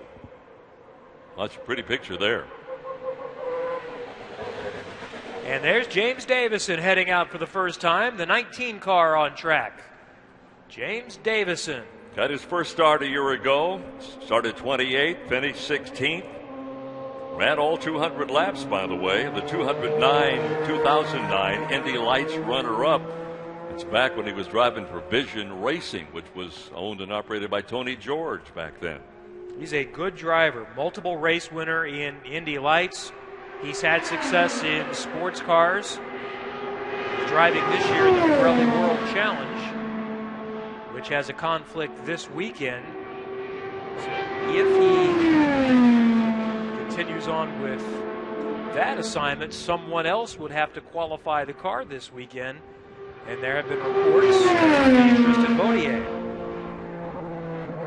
who was in the 500 a couple of years ago, 3 years ago, in fact, I believe. Does that mean, Kevin, he would miss both Saturday and Sunday qualifying? That's the word I'm hearing. That if he's going to compete this weekend, he would need to be gone both days. Now, I don't know that that's set in stone. Something could possibly change. So this is, as it really has been with the Dale Coyne cars for the last few weeks, it's been a work in progress. It's been penciled in. They had 3 different drivers in that car at Long Beach, or at least there. Carlos Huertas was there on Thursday, and then Rocky Moran Jr. was in the car Friday morning. He had a crash, broke his hand, and Connor Daly was in the car Saturday morning and raced the car. So that's hard on everybody, the crew, owners, sponsors, and the drivers. Well, I should say, I should correct myself, that was the 18 car. The 19 car has been Francesco Dracconi throughout the season up until this event. And it is to be determined what happens after Indianapolis.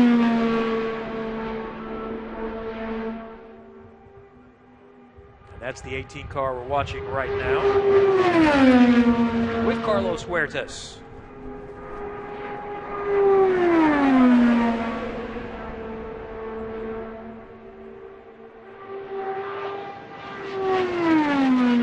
Now we're up over 1,700 laps for the day.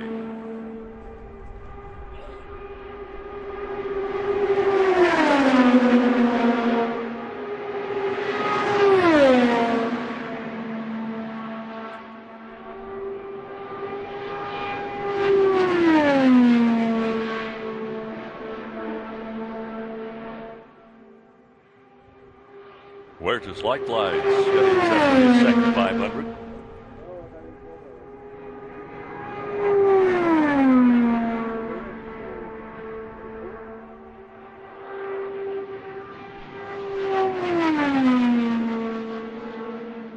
Final 30 minutes of this practice session. Tomorrow, repeat of today.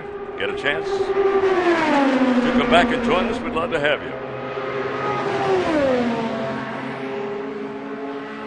We see 34 cars now listed on timing and scoring, and that's because Marco Andretti was just out a few moments ago in the 26 car. His former number for Carlos Munoz. Andretti got up to 222.879 by himself without a tow at times. And that is 26th on the speed chart. Munoz earlier in the day was 9th quick in that car, 226.199.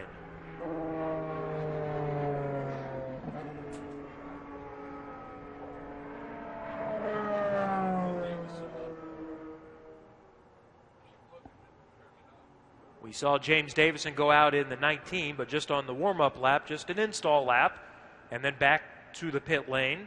Also, Alex Tagliani has not taken a time. I haven't seen if he's left the pit lane, but he's not taken a time.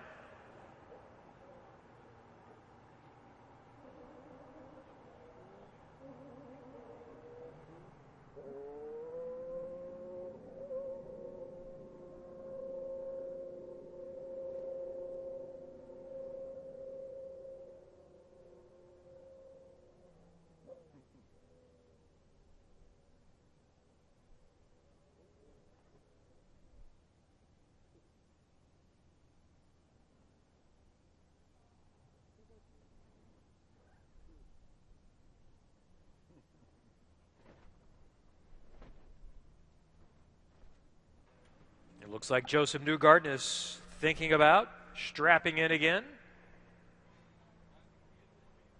Yes, he is. He'll put the head sock on, and we'll see the number 21 Century 21 Chevy out again in a few minutes. And I think I see a little more activity at the south end of pit road. We'll see if we have any takers for the final 25 plus minutes of happy hour. There's Ryan Hunter-Reay ready to go back out.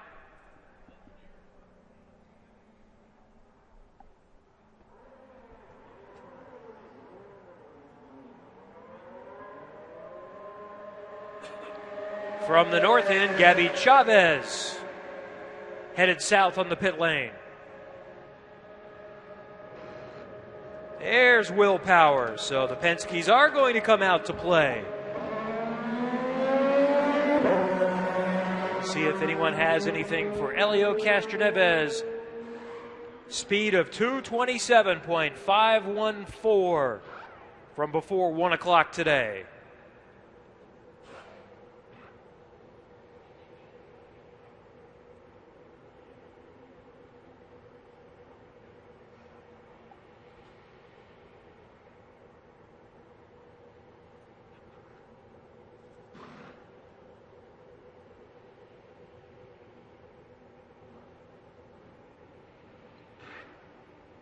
And there's Elio, the fastest man of the day so far, awaiting his chariot. Hello, Elio. So it might get good in the final few minutes.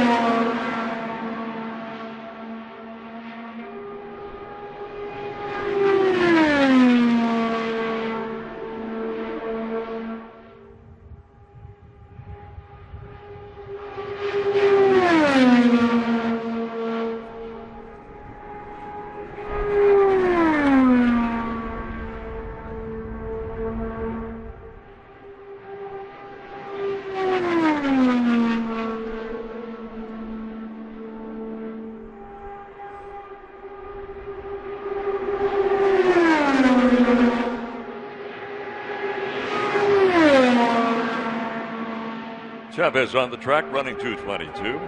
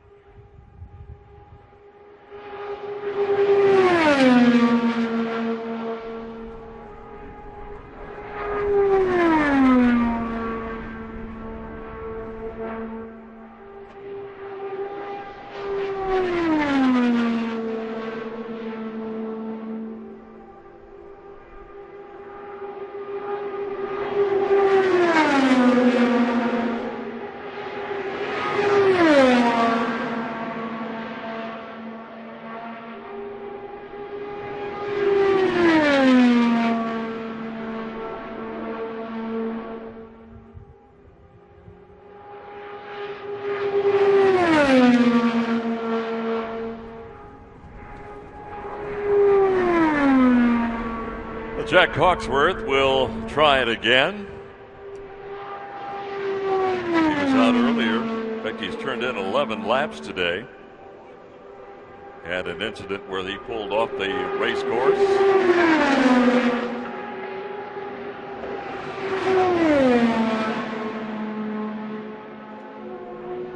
So the only issues we've had today have been mechanically related. It was reported that James Jakes lost an engine. And then we had the onboard fire for Simona Di Silvestro because of leaking fuel. Apparently the Buckeye didn't seal, so fuel squirted out after she took off from the pit lane and ignited and engulfed the rear of the car. And they've taken that back to the shop and Reports are from Racer.com that we may not see Simona out tomorrow either.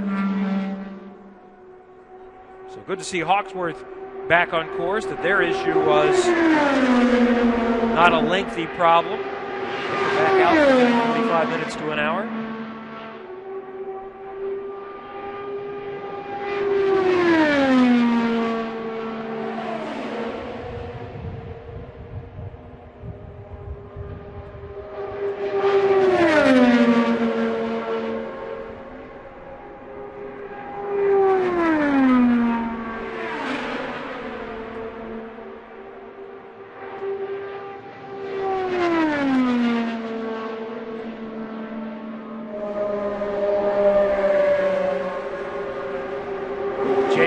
Is headed back out in the 19 blue and white Dale Coyne car. There goes Munoz, Andretti, Hunter Ray, and Wilson. So 4 Andretti Autosport cars going out to work together. It is going to be busy, I think, in the final 20 minutes.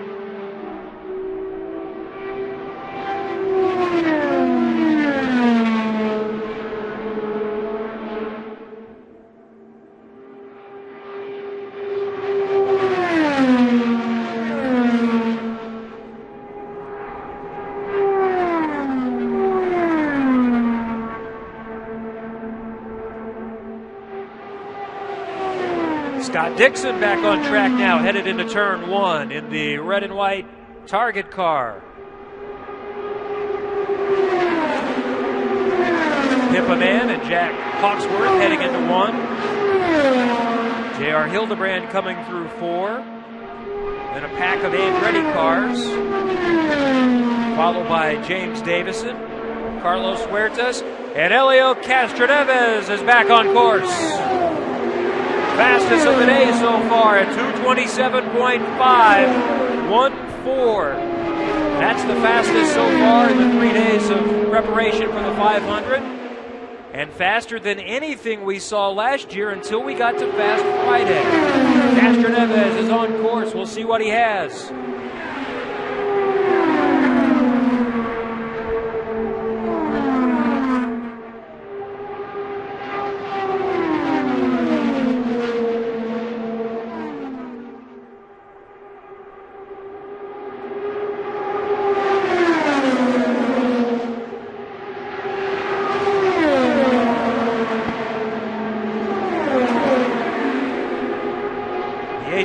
Racing team reports the issue for the 41 of Jack Hawksworth was a brake issue.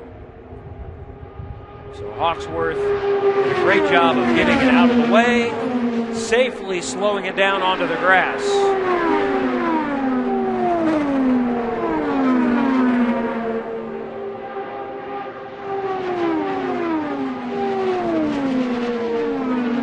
Helio was out briefly. He's back on the pit lane now.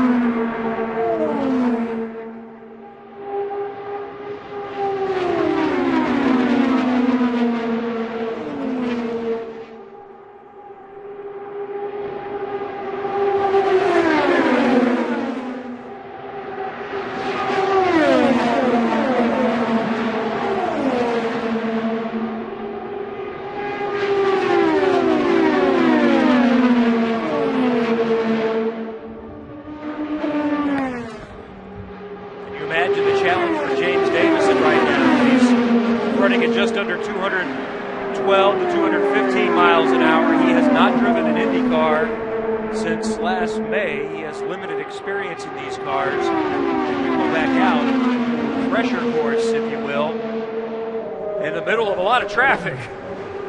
Very challenging. James Davison, Will Power going to the inside of Joseph Newgarden on the video board into turn number 1.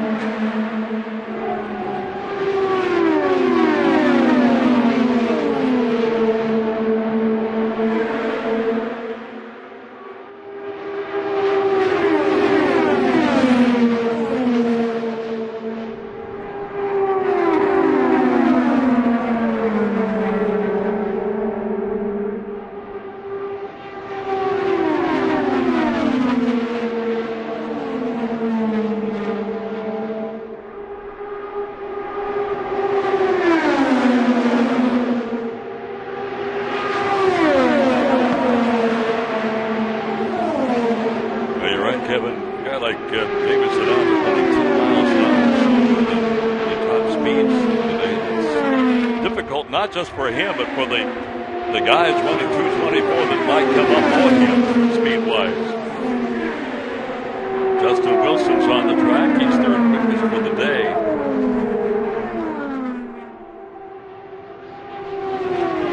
Power, fifth quick for the day, is also out the race course.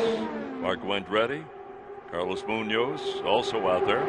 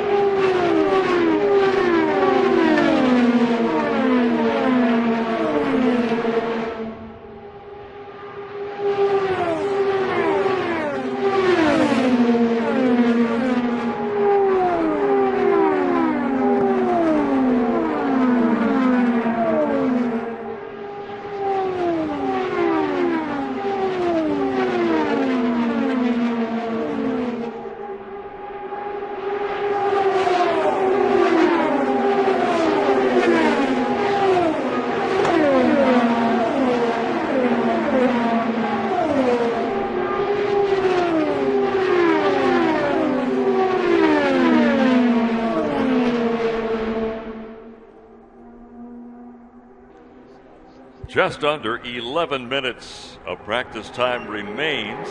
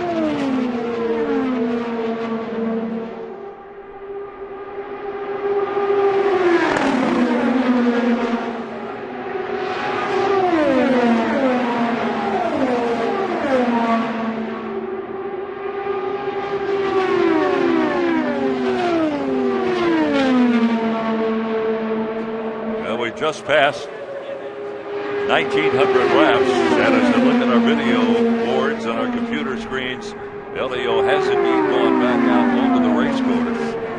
We're curious as to what the situation was. He had gone out, then brought the car back in, and apparently is going to go out and take a final run in the final now 8.5 minutes.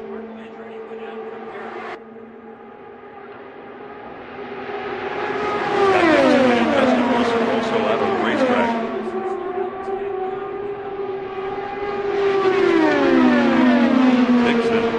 Now at 2:26.769. That's his best lap of the day, so they're finding some speed here in the final couple of minutes.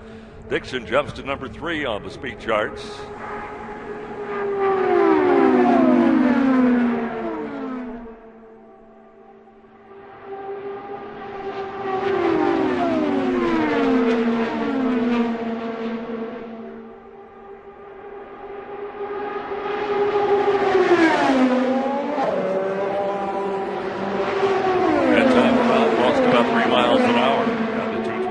After a 2:26.7. So it's still Castro Neves, then Pagenaud, Dixon, Wilson, and Bell in the top 5.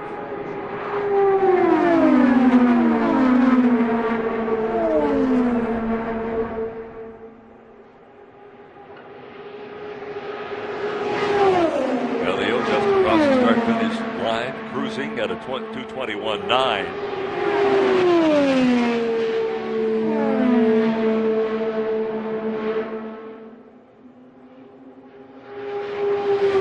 Seven minutes to go in this practice period. Tomorrow, another day of activity, full day. Weather should be a little bit warmer, we think. No rain in the forecast, so invite you back again.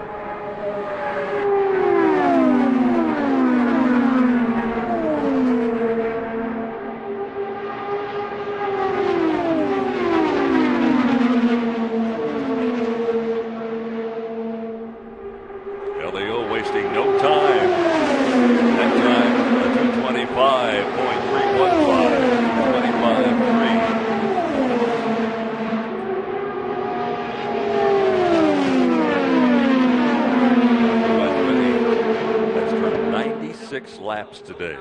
It's half of the 500.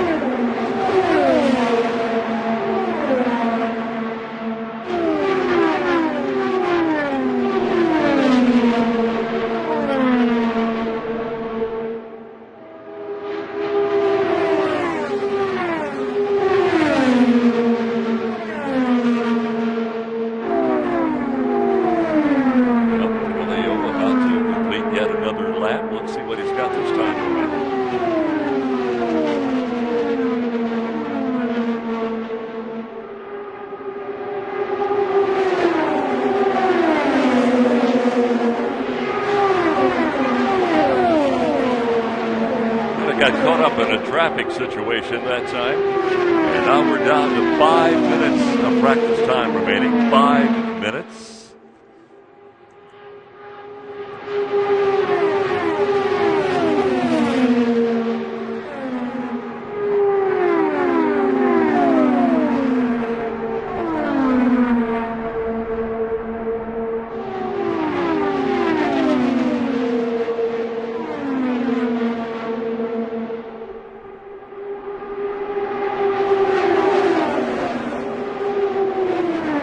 We have a yellow flag being displayed.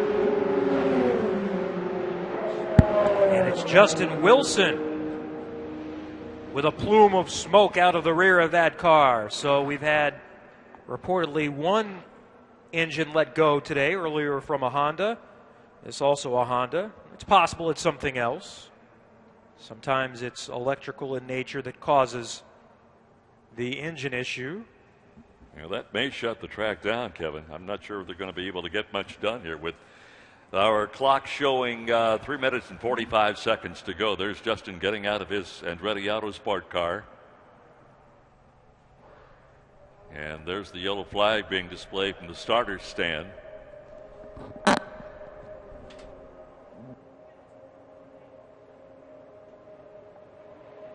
Good news is, Kevin, I don't see any blazes. I don't see any fire. So Justin is out now chatting with the Himaltro safety crew. Taking off the helmets. He's obviously done for the day.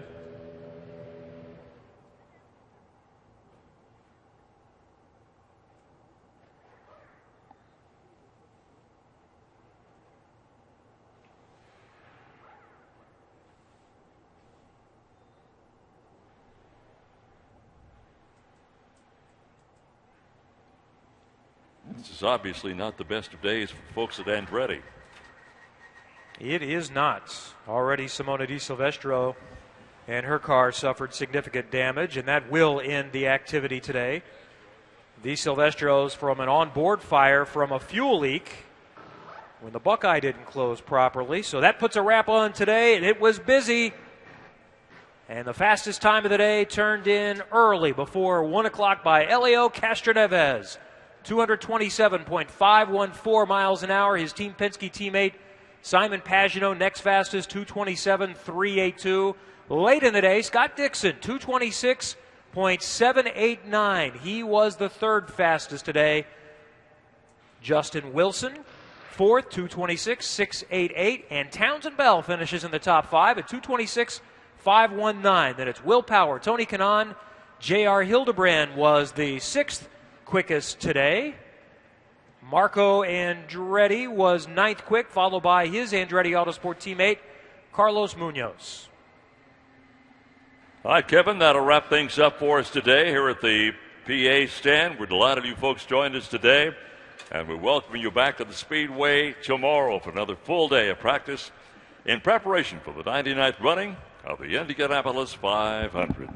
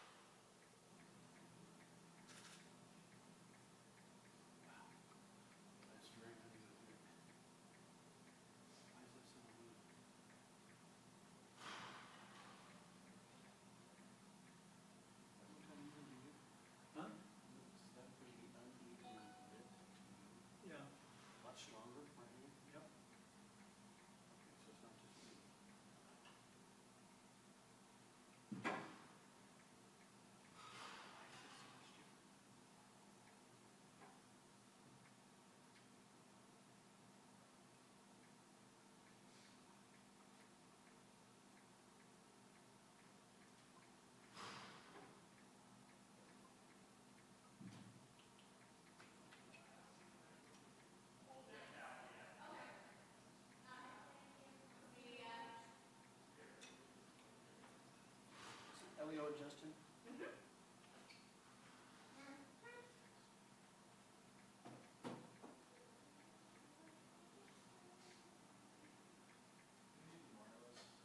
What? Yeah. Yeah. Jim.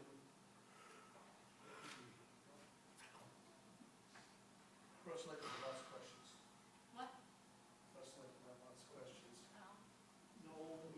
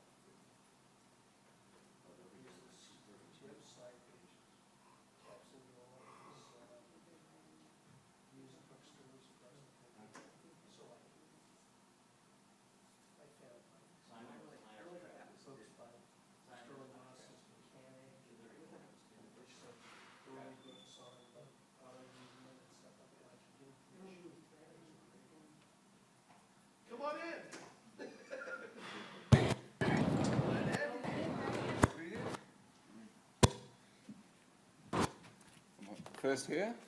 Yeah, Okay. and you were pretty fast today. Pretty quick, a little smoky at the end, but other than that, it was a good day. Tell us about that.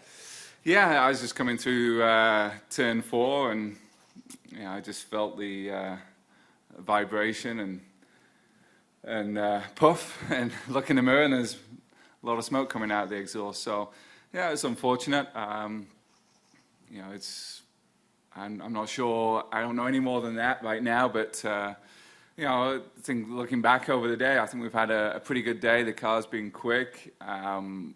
We've changed. We've tried a couple of different setups that the team's got going on, and both feel pretty good and quick. So I'm pleased with today. I think the 25 Honda Andretti Autosport car's working well. I really enjoy working with Craig Hampson, my engineer, and I think there's more to come. I think there's still a few tweaks we can try for going faster and also dealing better in traffic. Simon, how you doing? Doing good, and you? Yeah, good. Did you see that? Like you went out in flame. Yeah, he talked about Smoke. Smoke. Okay. Yes. I thought that was Because he quite was- spectacular. That's how fast he was going. Yeah, I guess so. You're fast today, Keep man. an eye on him. What, I think I saw 227. Was that your top? Did you get above that? Yeah, I think 2. Yeah, something. Yeah, Yeah. up 27. Yeah. So the question we always ask when you come in the fastest, or one of the fastest of the day, we always ask, were you on your own? Were you on a tow? Where were you at? Oh no, I was in a tow. I mean, to get that kind of number, you have to be in a tow. Really? I was on my own. Yeah, that's what I'm worried about. That's why I started teasing you. Yeah, no, it's very good actually. It's been a lot of fun to drive the Penske car, and working with Rick Mears also has been a big help. My teammates been really they're super strong at these kind of places, whether it's Helio or Run. So it's been an interesting couple of days for me, and we managed to put a few items on the race car that I usually liked, and the Avaya car is very comfortable for me.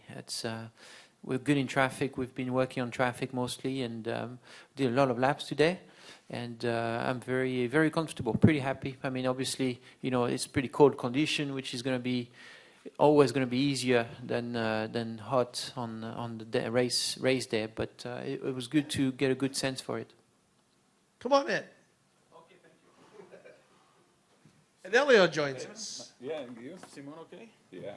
Oh, scary, huh? We were just chatting with your teammate who has had a good day, and I came down with a couple minutes to go. When I left, you were number 1 on the board. I suspect that's where you ended. I believe so. I don't know either, but I believe so. Did you check? No. Okay, so. But they just ran wanted out you- candles down at turn 1. So Oh. I didn't check. Oh, that's right. That's right in the end. Okay. Yes. Elio, how was your day, my friend? There we go. Fantastic. Yeah? Very good. Yes. Thank you. You look good. Yeah. Thank you. Yeah. I mean, Not physically, you always look appear. Okay, I do good. appear. 40 and still 40, looks do you every. believe This I is a gotta bit say, awkward. you're 40. I'm 31. I'm gonna Okay. be 31. See? And everybody, when they see me, say Elio. Oh, is that right? Elio. No, it's Simon. Simon, I'm not that please. old yet. Right. Well, I see. It's flatter because I feel like I'm getting there. But the good news is, it's fun to be 40, man. You're gonna enjoy it. Yeah. Yeah, one day you're gonna get there. Unfortunately, I cannot lie anymore about my age. No, you can't. No, Everybody knows Everybody about knows it now. about my age now, so I'm in trouble. Sorry, everyone. What do you think about this, Justin? I mean, you're going to get hair care product advice from these two guys or anything like that? I think I need to, yeah. You get some Sharp, don't just they? for men, just to touch up. It works, man. Oh, okay. You got any spare? It works. Yeah, they have a bunch of it. Is speed in that? It says it helps. Man, he only gets quicker, so it works. This is getting out of control here. I'm sorry. That's okay. We need that once in a while. There has to be some levity in the month. Questions from the group? Us two. Okay. One for Simon, one for Justin. Simon, you said you have a cooperation with Penske or at Penske with Rick Mears. Can you specify what kind of cooperation this is? And question for Justin, when you saw the smoke out of your car or your engine, did you feel in the first moment it could happen the same like Simona earlier today? Actually, can you repeat my question? You said earlier that you have a cooperation at Penske with Rick Mears. What? You're working with. Yeah, Okay, sorry. Thanks. can you specify what kind of cooperation it is? Yeah, I mean, Rick's got so much experience here, and obviously good experience. Rick, he thinks a lot about what his race car was doing, how it was doing it, and why it was doing that here and there. And obviously, I don't have that much experience yet at this place, so Rick has been a very good mentor at trying to explain to me how I could manipulate the car to do what I wanted to do. And it's working really well. It's working in traffic, working my line. Obviously looking at Helio also has been a big help. So yeah, that's how it's been working really well. You mean looking at Helio's car or looking at Helio? I gotta clarify these things. Yeah, you opened the door right there, Yeah, I did. Simon. I thought Jeez. about it when I said it. I said, I hope they don't pick it up. Yeah. Sorry, what was my... No, I'm joking. What was his question again? No, I knew instantly that it was a very different problem. Going into turn 4, halfway through turn 4, I felt, there was a big vibration and a bit of a knock, so I got a good idea what that was, but we'll wait and see what the team find. But I knew straight away that I'd lost the engine as opposed to, something leaking and causing a fuel fire, so... it was just a case of trying to get to a good place to stop, try and get off the racing line as quickly as I could. I didn't want to oil the track down, and I didn't know if I was losing any fluids or not. So I just tried to get off and get out the way, and then find somewhere good to stop. It's a serious technical problem? I don't know yet. I think you said vibration, clunk, and smoke. Yeah, I don't mean know. that's. Come here, Wolfgang. Pretty good description, I have to say. Impressive. Yeah, so we'll see when we get back to the garage. Other questions for the trio? Listen, I gotta go, guys. 6:15. You guys have a question for me because I have an appearance right now. He's really busy. Oh, it's Hair Club for Men? Say that again. Hair Club for Men? Yeah, whatever it is, it's important. All right, thank you. Yeah, there it you is. Thank you, Elio. You like it? I love it. The questions for Simon or Justin? Yep. All right. Justin, in your situation. Justin, now that you're at Andretti Autosport, your particular program this month of May, are you in a situation where will you have like an engine or had an engine for, depending on the situation, once they look at the car, is it for an engine for practice, qualifying, and then a fresh engine for the race itself? I don't know exactly. I believe it was. I guess we put the other engine in early, and we'll run that probably tomorrow afternoon and for the rest of the month. So, the way these engines go now, you get plenty of mileage that, maybe we'll do 200-300 miles before the 500 itself, and so they'll still finish the race with less than 1,000 miles on it. So I don't see that being an issue when we normally take them to, I don't know what the number is now, like 22, 23, 2,500. So it's not a big issue, and I'm not concerned about it. Other questions? Justin, is this a case of, you're just trying to wring as much speed out of the engine as you can right now? I mean, there's been a gap. I mean, everyone can see that when they look at the times. Do you think that this is part of the issue here, or just something that happened? I think it's just something that happened, and at this stage, it's all about how your car works in traffic and what kind of tow you get out there. So we'll really know how fast people are going, how much they're pushing the limits, come Friday and really Saturday when you're on your own, truly on your own in qualifying. Questions before we set them free, Mary? Go ahead. For Simon, now that you're with Team Penske, it's certainly a team that has a lot of experience here, and the way you talked a little earlier, it sounded like you're learning a lot.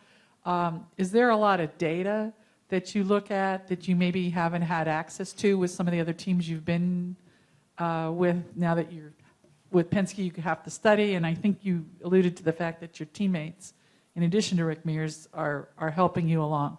Yes. Well, I mean, I can look at the data.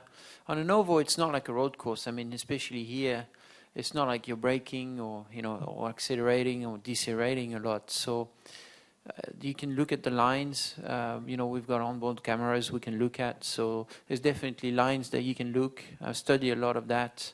Obviously, Elio and Juan Pablo use different lines. So it's interesting to see how they set their car up differently for those situations. And then I got to pick basically what I like the most, what makes me feel comfortable, and that's what helps me the most. I mean, I've never had a teammate on oval that had any experience in the last 3 years. So I had to learn on my own, and I was quite surprised to see I actually, went in the right direction during those 3 years. But now it's a lot more valuable. I'm going to learn a lot quicker, and I'm opening doors every half hour, basically, on things that I didn't even know about. So it's going to be an interesting month. The questions? We good? Hey, guys, thank you. Thank you. Thank you.